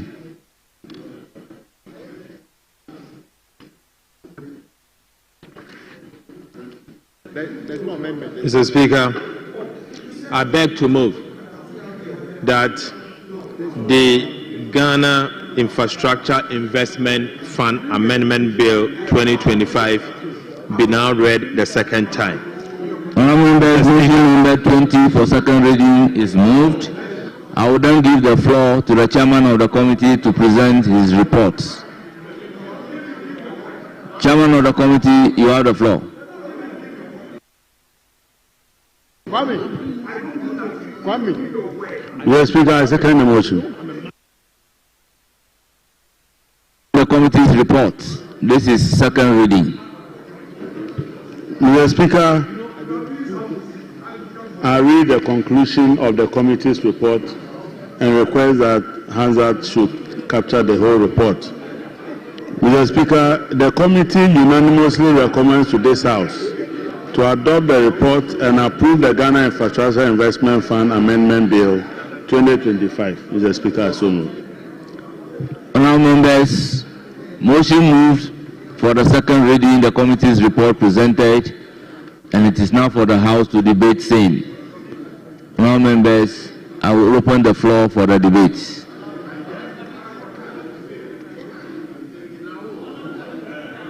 Yes, Honorable Kwame Anyimadu, you have the floor. Mr. Speaker, in as much as I would love that we discuss and debate this bill, I'm not privileged to have a copy of the bill to debate. And for the finance minister to say that I should have a copy here and debate it here and there, I don't think this is right. It is not proper. Mr. Speaker, I will receive it, and I'm happy that he's giving me a copy, but I'll pray that I'll be given time to study the bill in order that I can debate. So, thank you, Mr. Honorable members, order. Honorable members, order.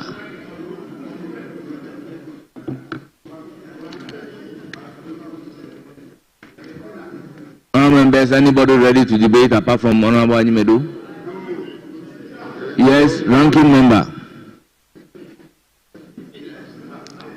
Honorable ranking, you are yielding to Honorable Kabiru? No, both. Ranking member, have your turn first. So thank you, Mr. Speaker. Mr. Speaker, in this report, the report suggests that the report suggests that GIF is being GIF. The ABFA that goes to GIF is being taken away from GIF for use in the budget. And because of this, certain projects are to be affected. Number one is Agenda 111, and then number two is the Accra motorway. Meanwhile, these people have said that we did not have dedicated funding. My friends on the other side have said repeatedly that we did not have any dedicated funding for Agenda 111 projects. Now in this report, and this is consistent with what the minister told the committee, the Agenda 111 has now been moved to the Ministry of Health. And that is the main reason GIF does no longer need the ABFA. What it means is that we were using the ABFA given to GIF for funding of Agenda 111 projects. And so to suggest that we did not have dedicated funding cannot be true. This report has vindicated our position as the mighty minority that we always had dedicated funding for the Agenda 111 project. Mr. Speaker, what the government has done merely is to take its attention away from Agenda 111. They do not intend to continue with it. The minister is reporting that they are now repurposing it to be funded under Big Push. But we all know that Big Push itself is not properly funded. They should have been spending $2.5 billion this year. The minister allocated only $800 million. And if you look at the expenditure allocation of the Big Push in the budget, Agenda 111 does not appear there. Agenda 111 does not appear there, Mr. Speaker. And so they do not intend to continue with Agenda 111. Rather, they have introduced the Mahama Care program, Mahama Care initiative, which they think should be a priority over Agenda 111 projects. Meanwhile, Agenda 111 projects are all over the country at various stages of completion. I do not understand why they will not use that money to complete these projects. And they are jettisoning Agenda 111 projects in favor of Mahama Cares. We don't even know the details of the Mahama Cares program. And these, our friends on the other side, think that that should be a priority of Agenda 111 projects. The Agenda 111 projects, if not completed, Mr. Minister, will become a waste on our national conscience, but also on our national resources. And this is why you need to look at your priorities again to ensure that we provide funding to complete Agenda 111 projects so that the people of Ghana all over the country can benefit from these projects to improve on the health of our country. I thank you, Mr. Speaker. Yes, I'm Kabiru.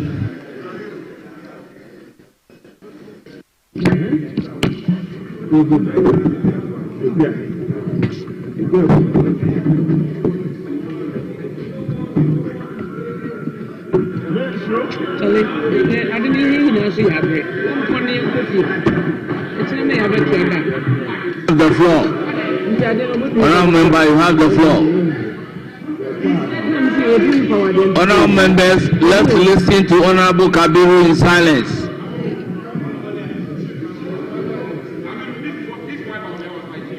Honourable Minister for Communication, let's listen to Kabiru in silence. Honourable Kabiru, you have the floor.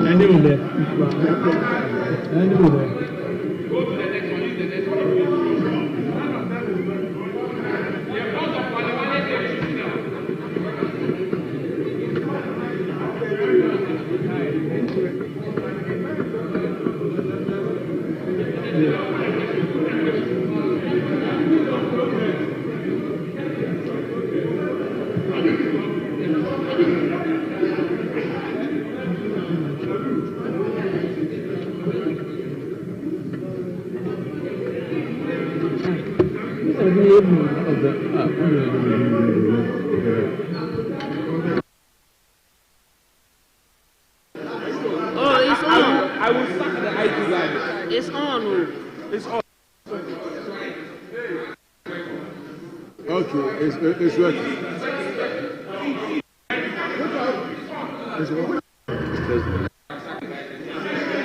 Mr. Speaker. Kabiru, use the one behind you.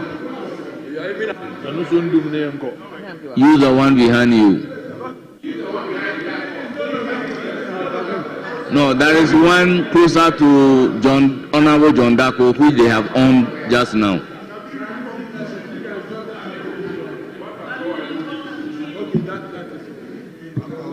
Mr. Speaker, thank you very much. It's obvious the mics cannot do 24 hours. And Mr. Speaker, the proposed amendments has unanimous recommendation of the committee, and the only principal changes or amendment is the removal of ABFA as a funding source to the GIF. Mr. Speaker, we don't have any reservation whatsoever with this proposed amendment because that is a policy decision.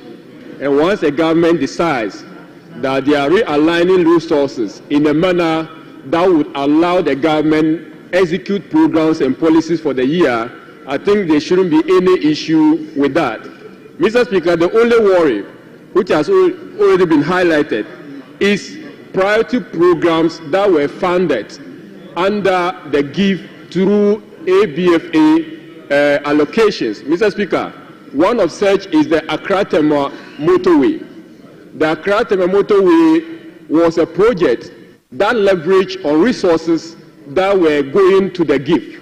But with this particular amendment, these funding sources is going to be collapsed. In other words, we will not have that dedicated resources going to the funding of that motorway. And Mr. Speaker, we've not completed that motorway. Admittedly, the minister mentioned that we is going to align that to the minister responsible for roads and highways, and that we will expect some resources to come from that particular ministry to ensure the completion of that. But that also means that there is going to be pressure on the resources given to that ministry, and we just hope it will be given priority because Accra Motorway is one of the priority projects that we should ensure and work to its completion by the government. Mr. Speaker, on Agenda 111. Agenda 111, if there is any single health intervention that every succeeding government must show and work to ensure its completion, is the Agenda 111 project. It has brought equity and has brought health infrastructure to the doorstep of many deprived constituencies and districts. And I think that there is no negotiation whatsoever about a policy decision by any government, be it NDC or MPP, to ensuring the completion and timely completion for that matter of those projects. Mr. Speaker, the allocation given to the Ministry for Health under the health infrastructure, Mr. Speaker, is of 200 million Ghana cedi.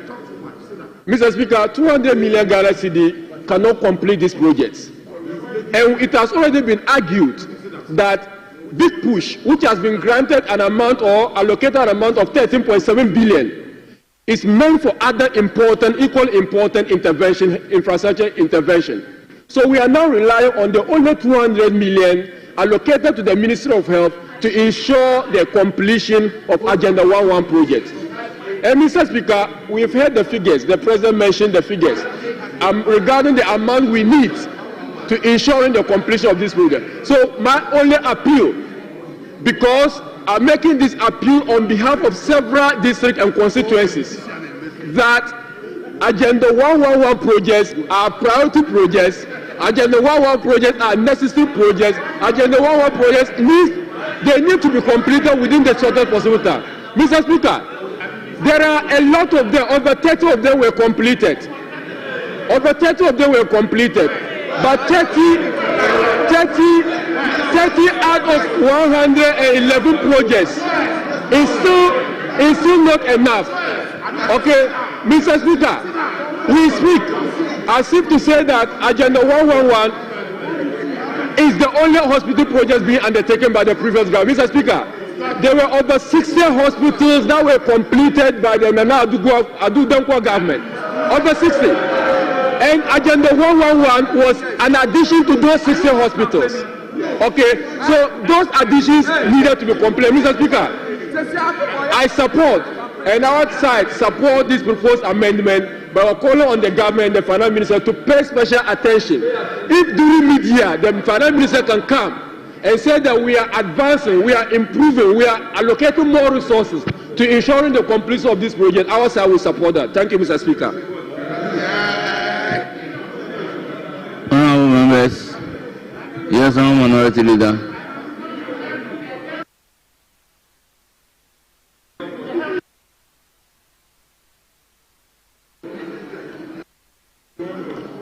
Mr. Speaker, Mr. Speaker,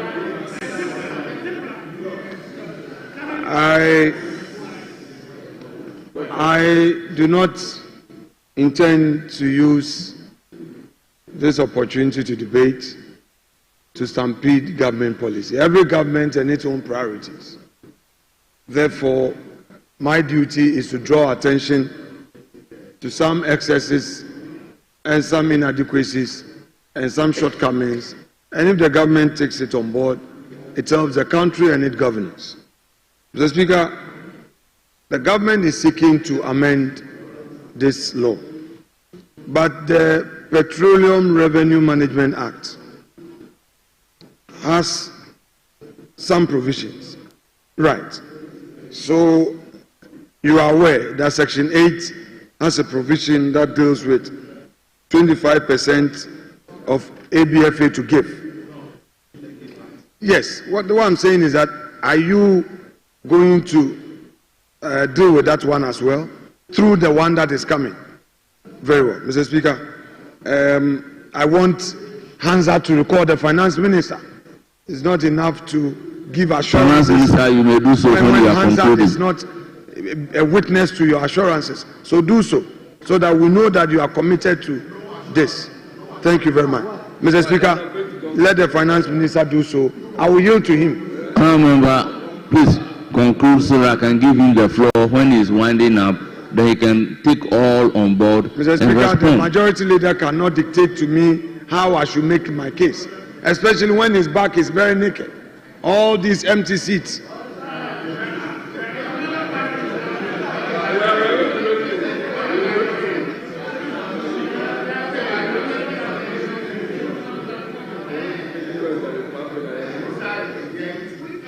So, Mr. Speaker, my point is that we cannot proceed with an amendment when the law has certain provisions to be considered. Otherwise, if we do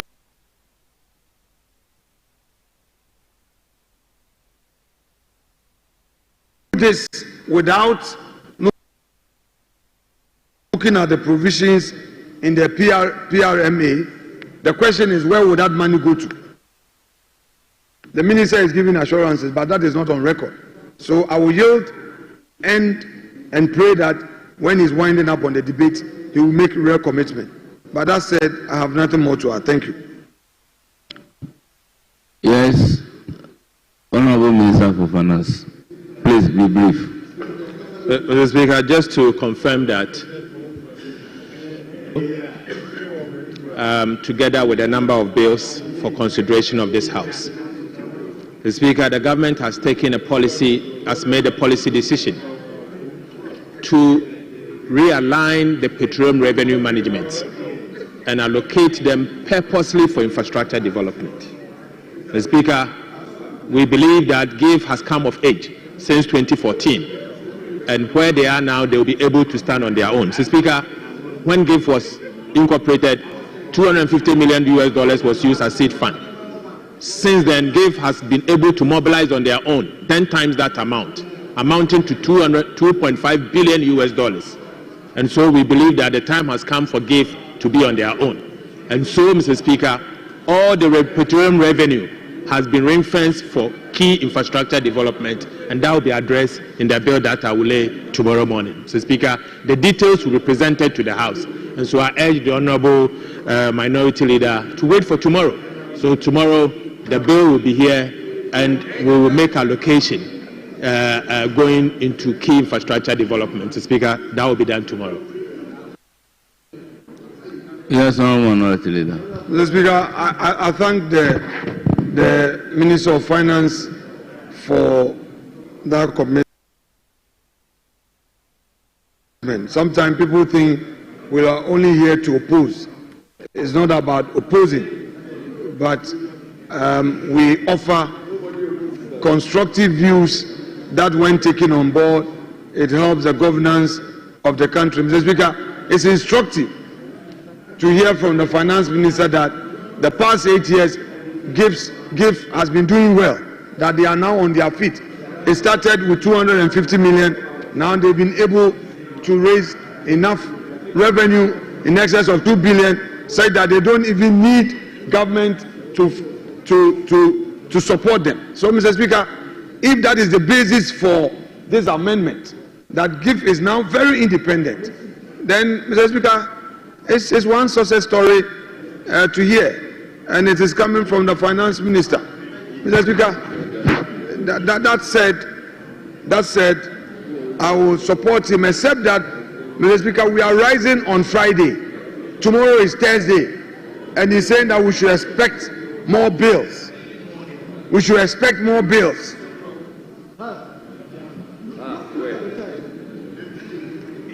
Mr. Speaker, it is 11:45. We are rising on Friday.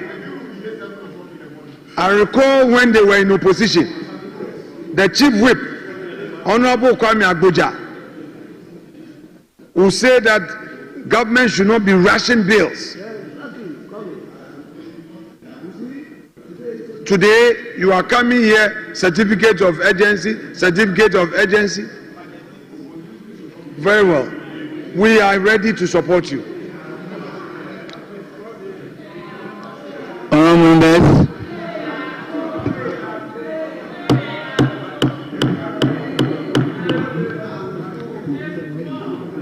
members, at the conclusion of the debate, all those in favor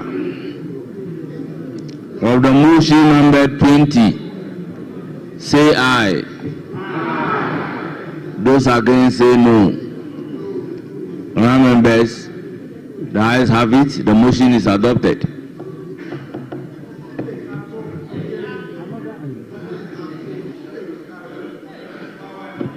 An act to amend the Ghana Infrastructure Investment Fund Act 2014, Act 877, to remove the annual budget funding amount as a source of funding for the fund.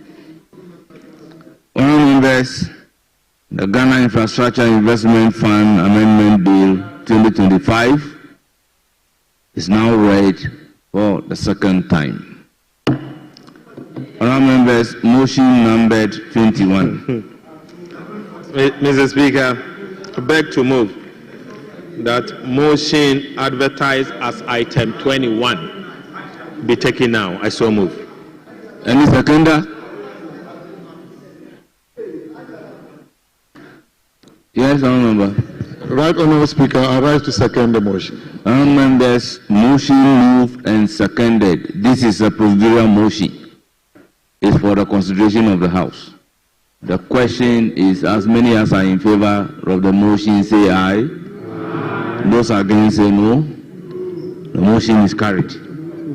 Now, the Ghana Infrastructure Investment Fund Amendment Bill 2025 is at consideration stage.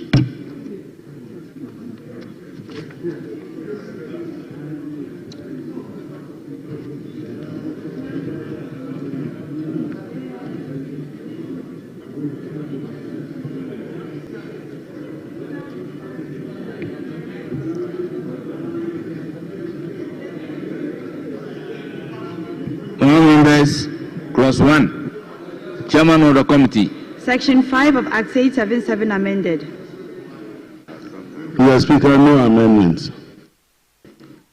Honourable members, no amendment emanating from the chairman of the committee for the consideration of the House.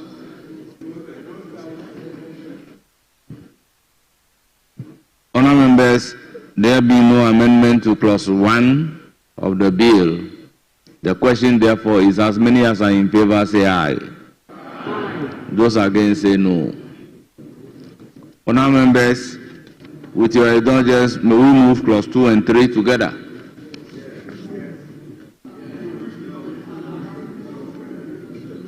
Very well. Clause 2. Mr. Speaker, we have no amendment. Section 6 of Act 877 amended. Honourable members, no amendment from the committee is for the consideration of the House.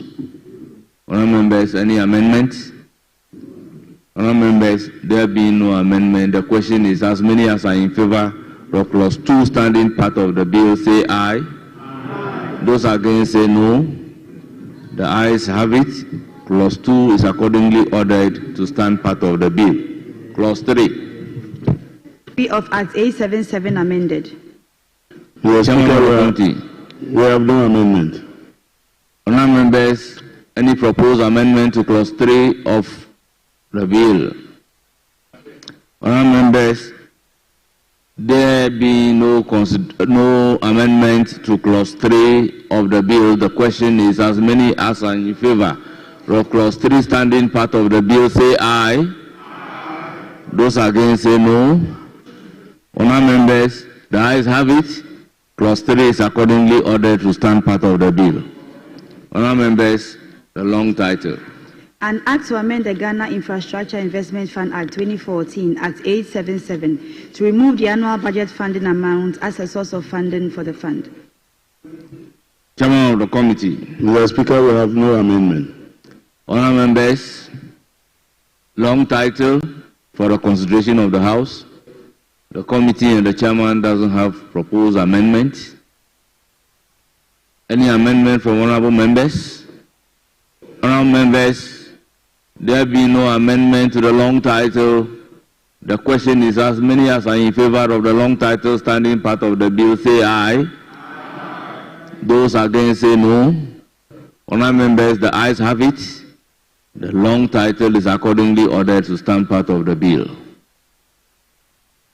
Honourable members, motion numbered 23.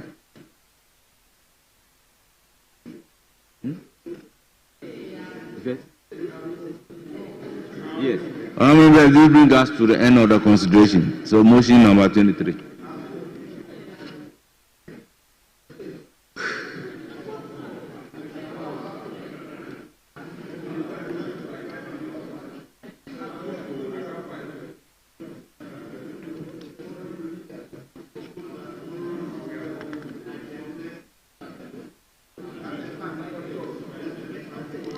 Yes, Honourable Finance Minister.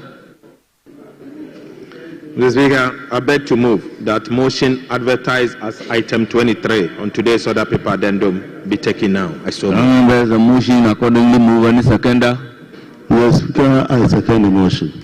Members, motion moved and seconded, and it is for the consideration of the House.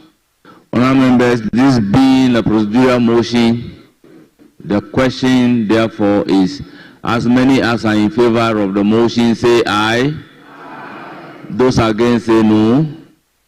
Honourable members, the ayes have it. The motion is carried.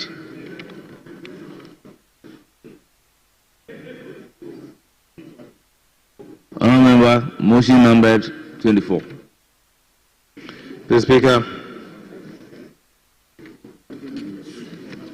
I beg to move that the Ghana Infrastructure Investment Fund Amendment Bill 2025 be now read the third time. I so move. Motion accordingly move. Any seconder? Mr. Speaker, I second the motion. Honourable members, motion moved and seconded, and it is for the consideration of the House. Honourable members, the question therefore is as many as are in favour of the motion for the third reading of Ghana Infrastructure Investment Fund Amendment Bill 2025 say aye.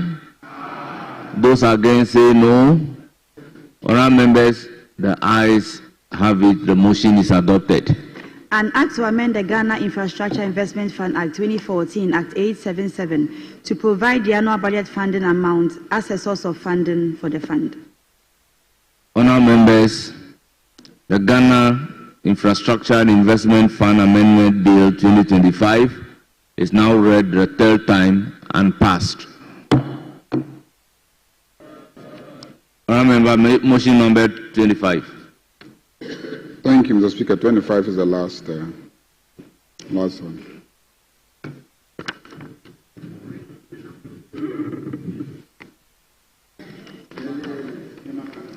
Mr. Speaker, I beg to move that motion advertised as item 25 be taken now. Honourable Members, procedural motion number 25 is moved. Any secondment? Mr. Speaker, I second the motion. Honourable Members, motion moved and seconded. This is a procedural motion. The question is, as many as are in favour of the motion number 25, say aye. Those against, say no. Honourable Members, the ayes have it. The motion is adopted. Finance Minister, item number 26.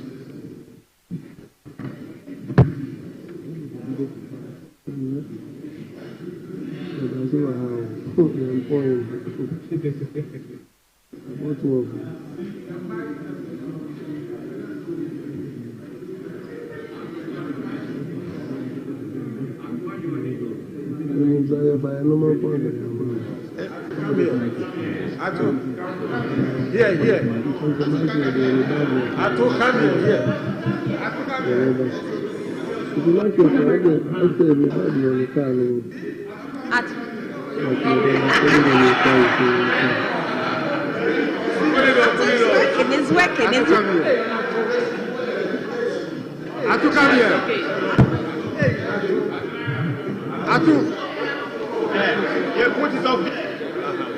Okay. Atu, this way, here. That's right, here. Mr. Speaker, I beg to move that the earmark funds capping and realignment amendment bill 2025 be now read a second time.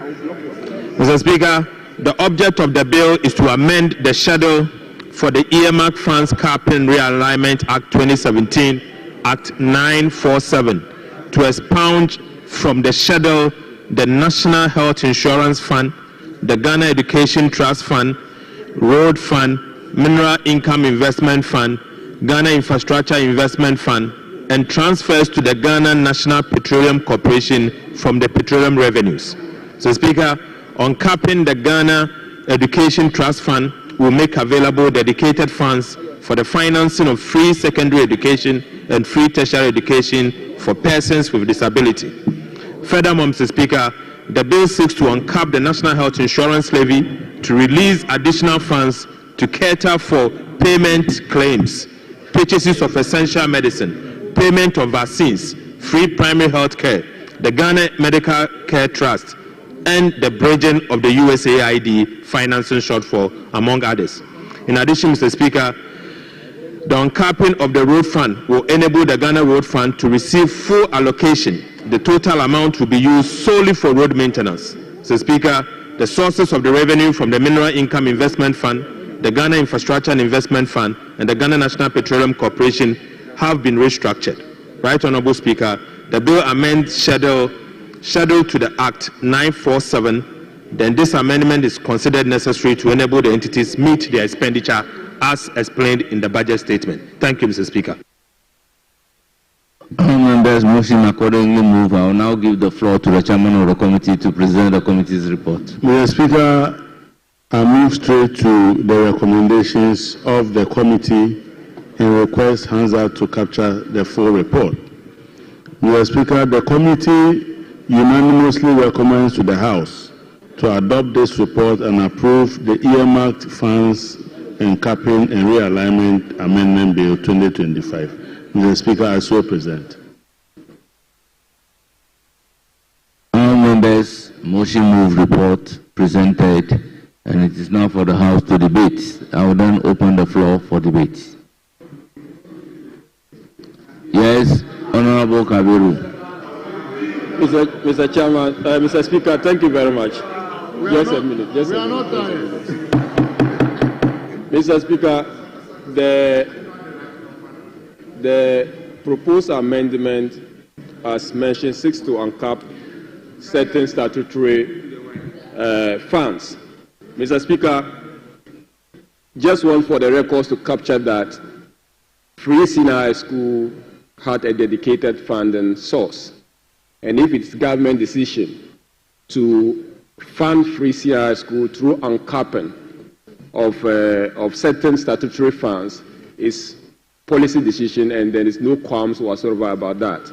And the record has to capture that. But in the previous government, there was a dedicated funding source for free senior high school, and it was funded through the goods and services component of ABFA. So that was a dedicated funding source.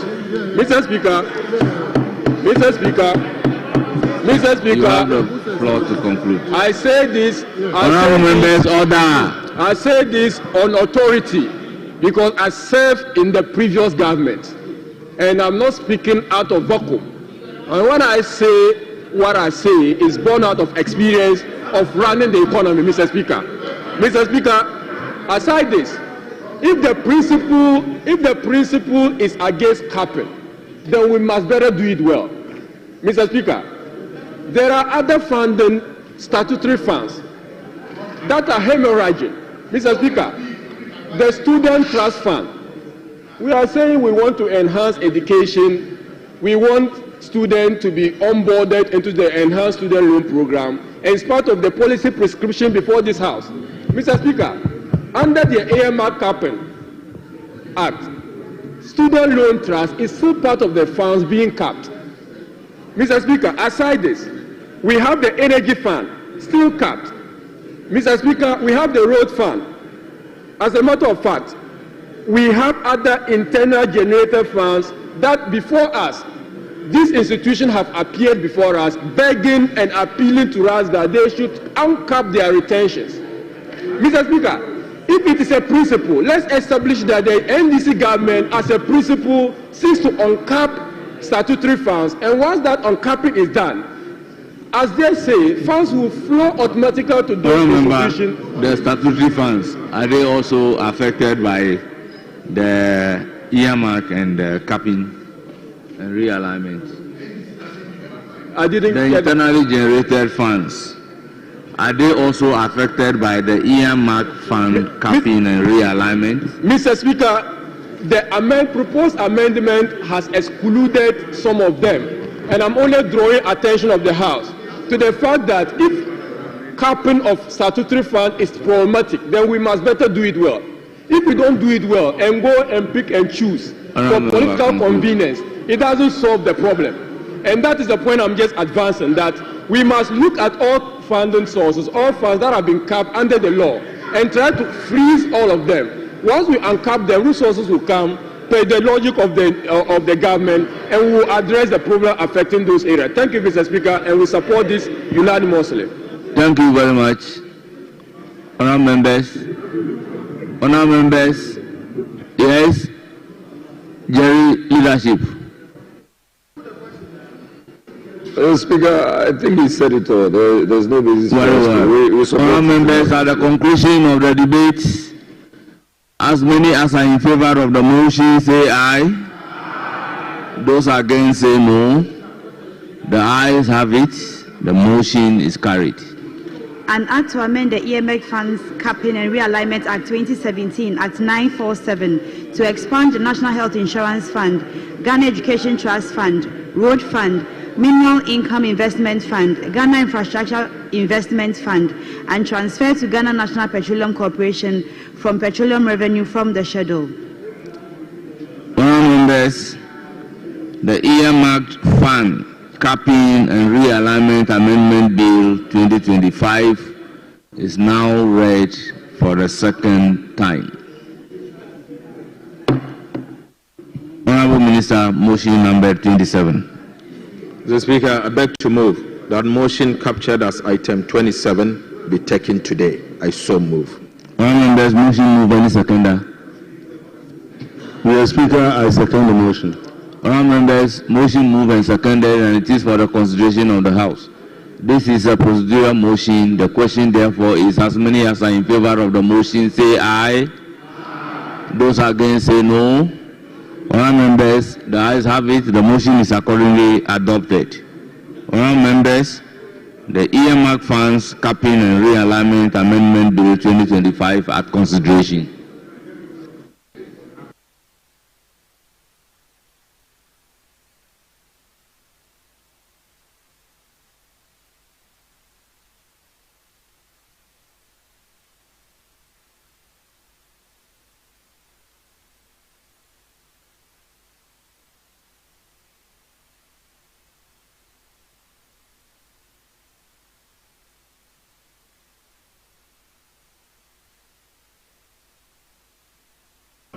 Honorable members, the earmark fund capping and realignment amendment bill at consideration. Honorable members, the schedule.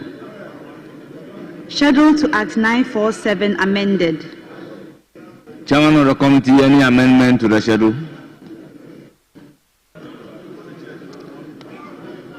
Mr. Speaker, we have no amendment to any. Honorable members, any proposed amendment to the schedule?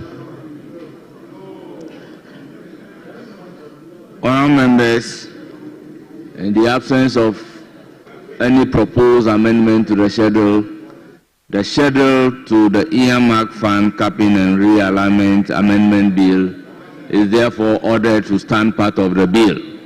Honorable members,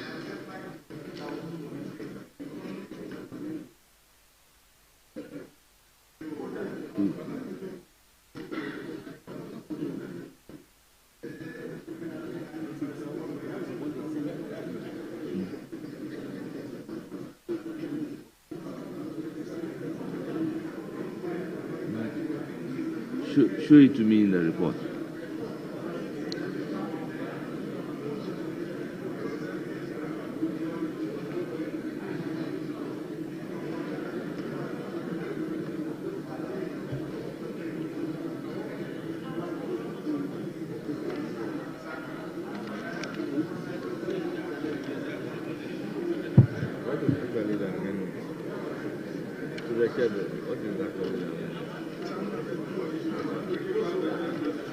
Do you have an amendment to the schedule?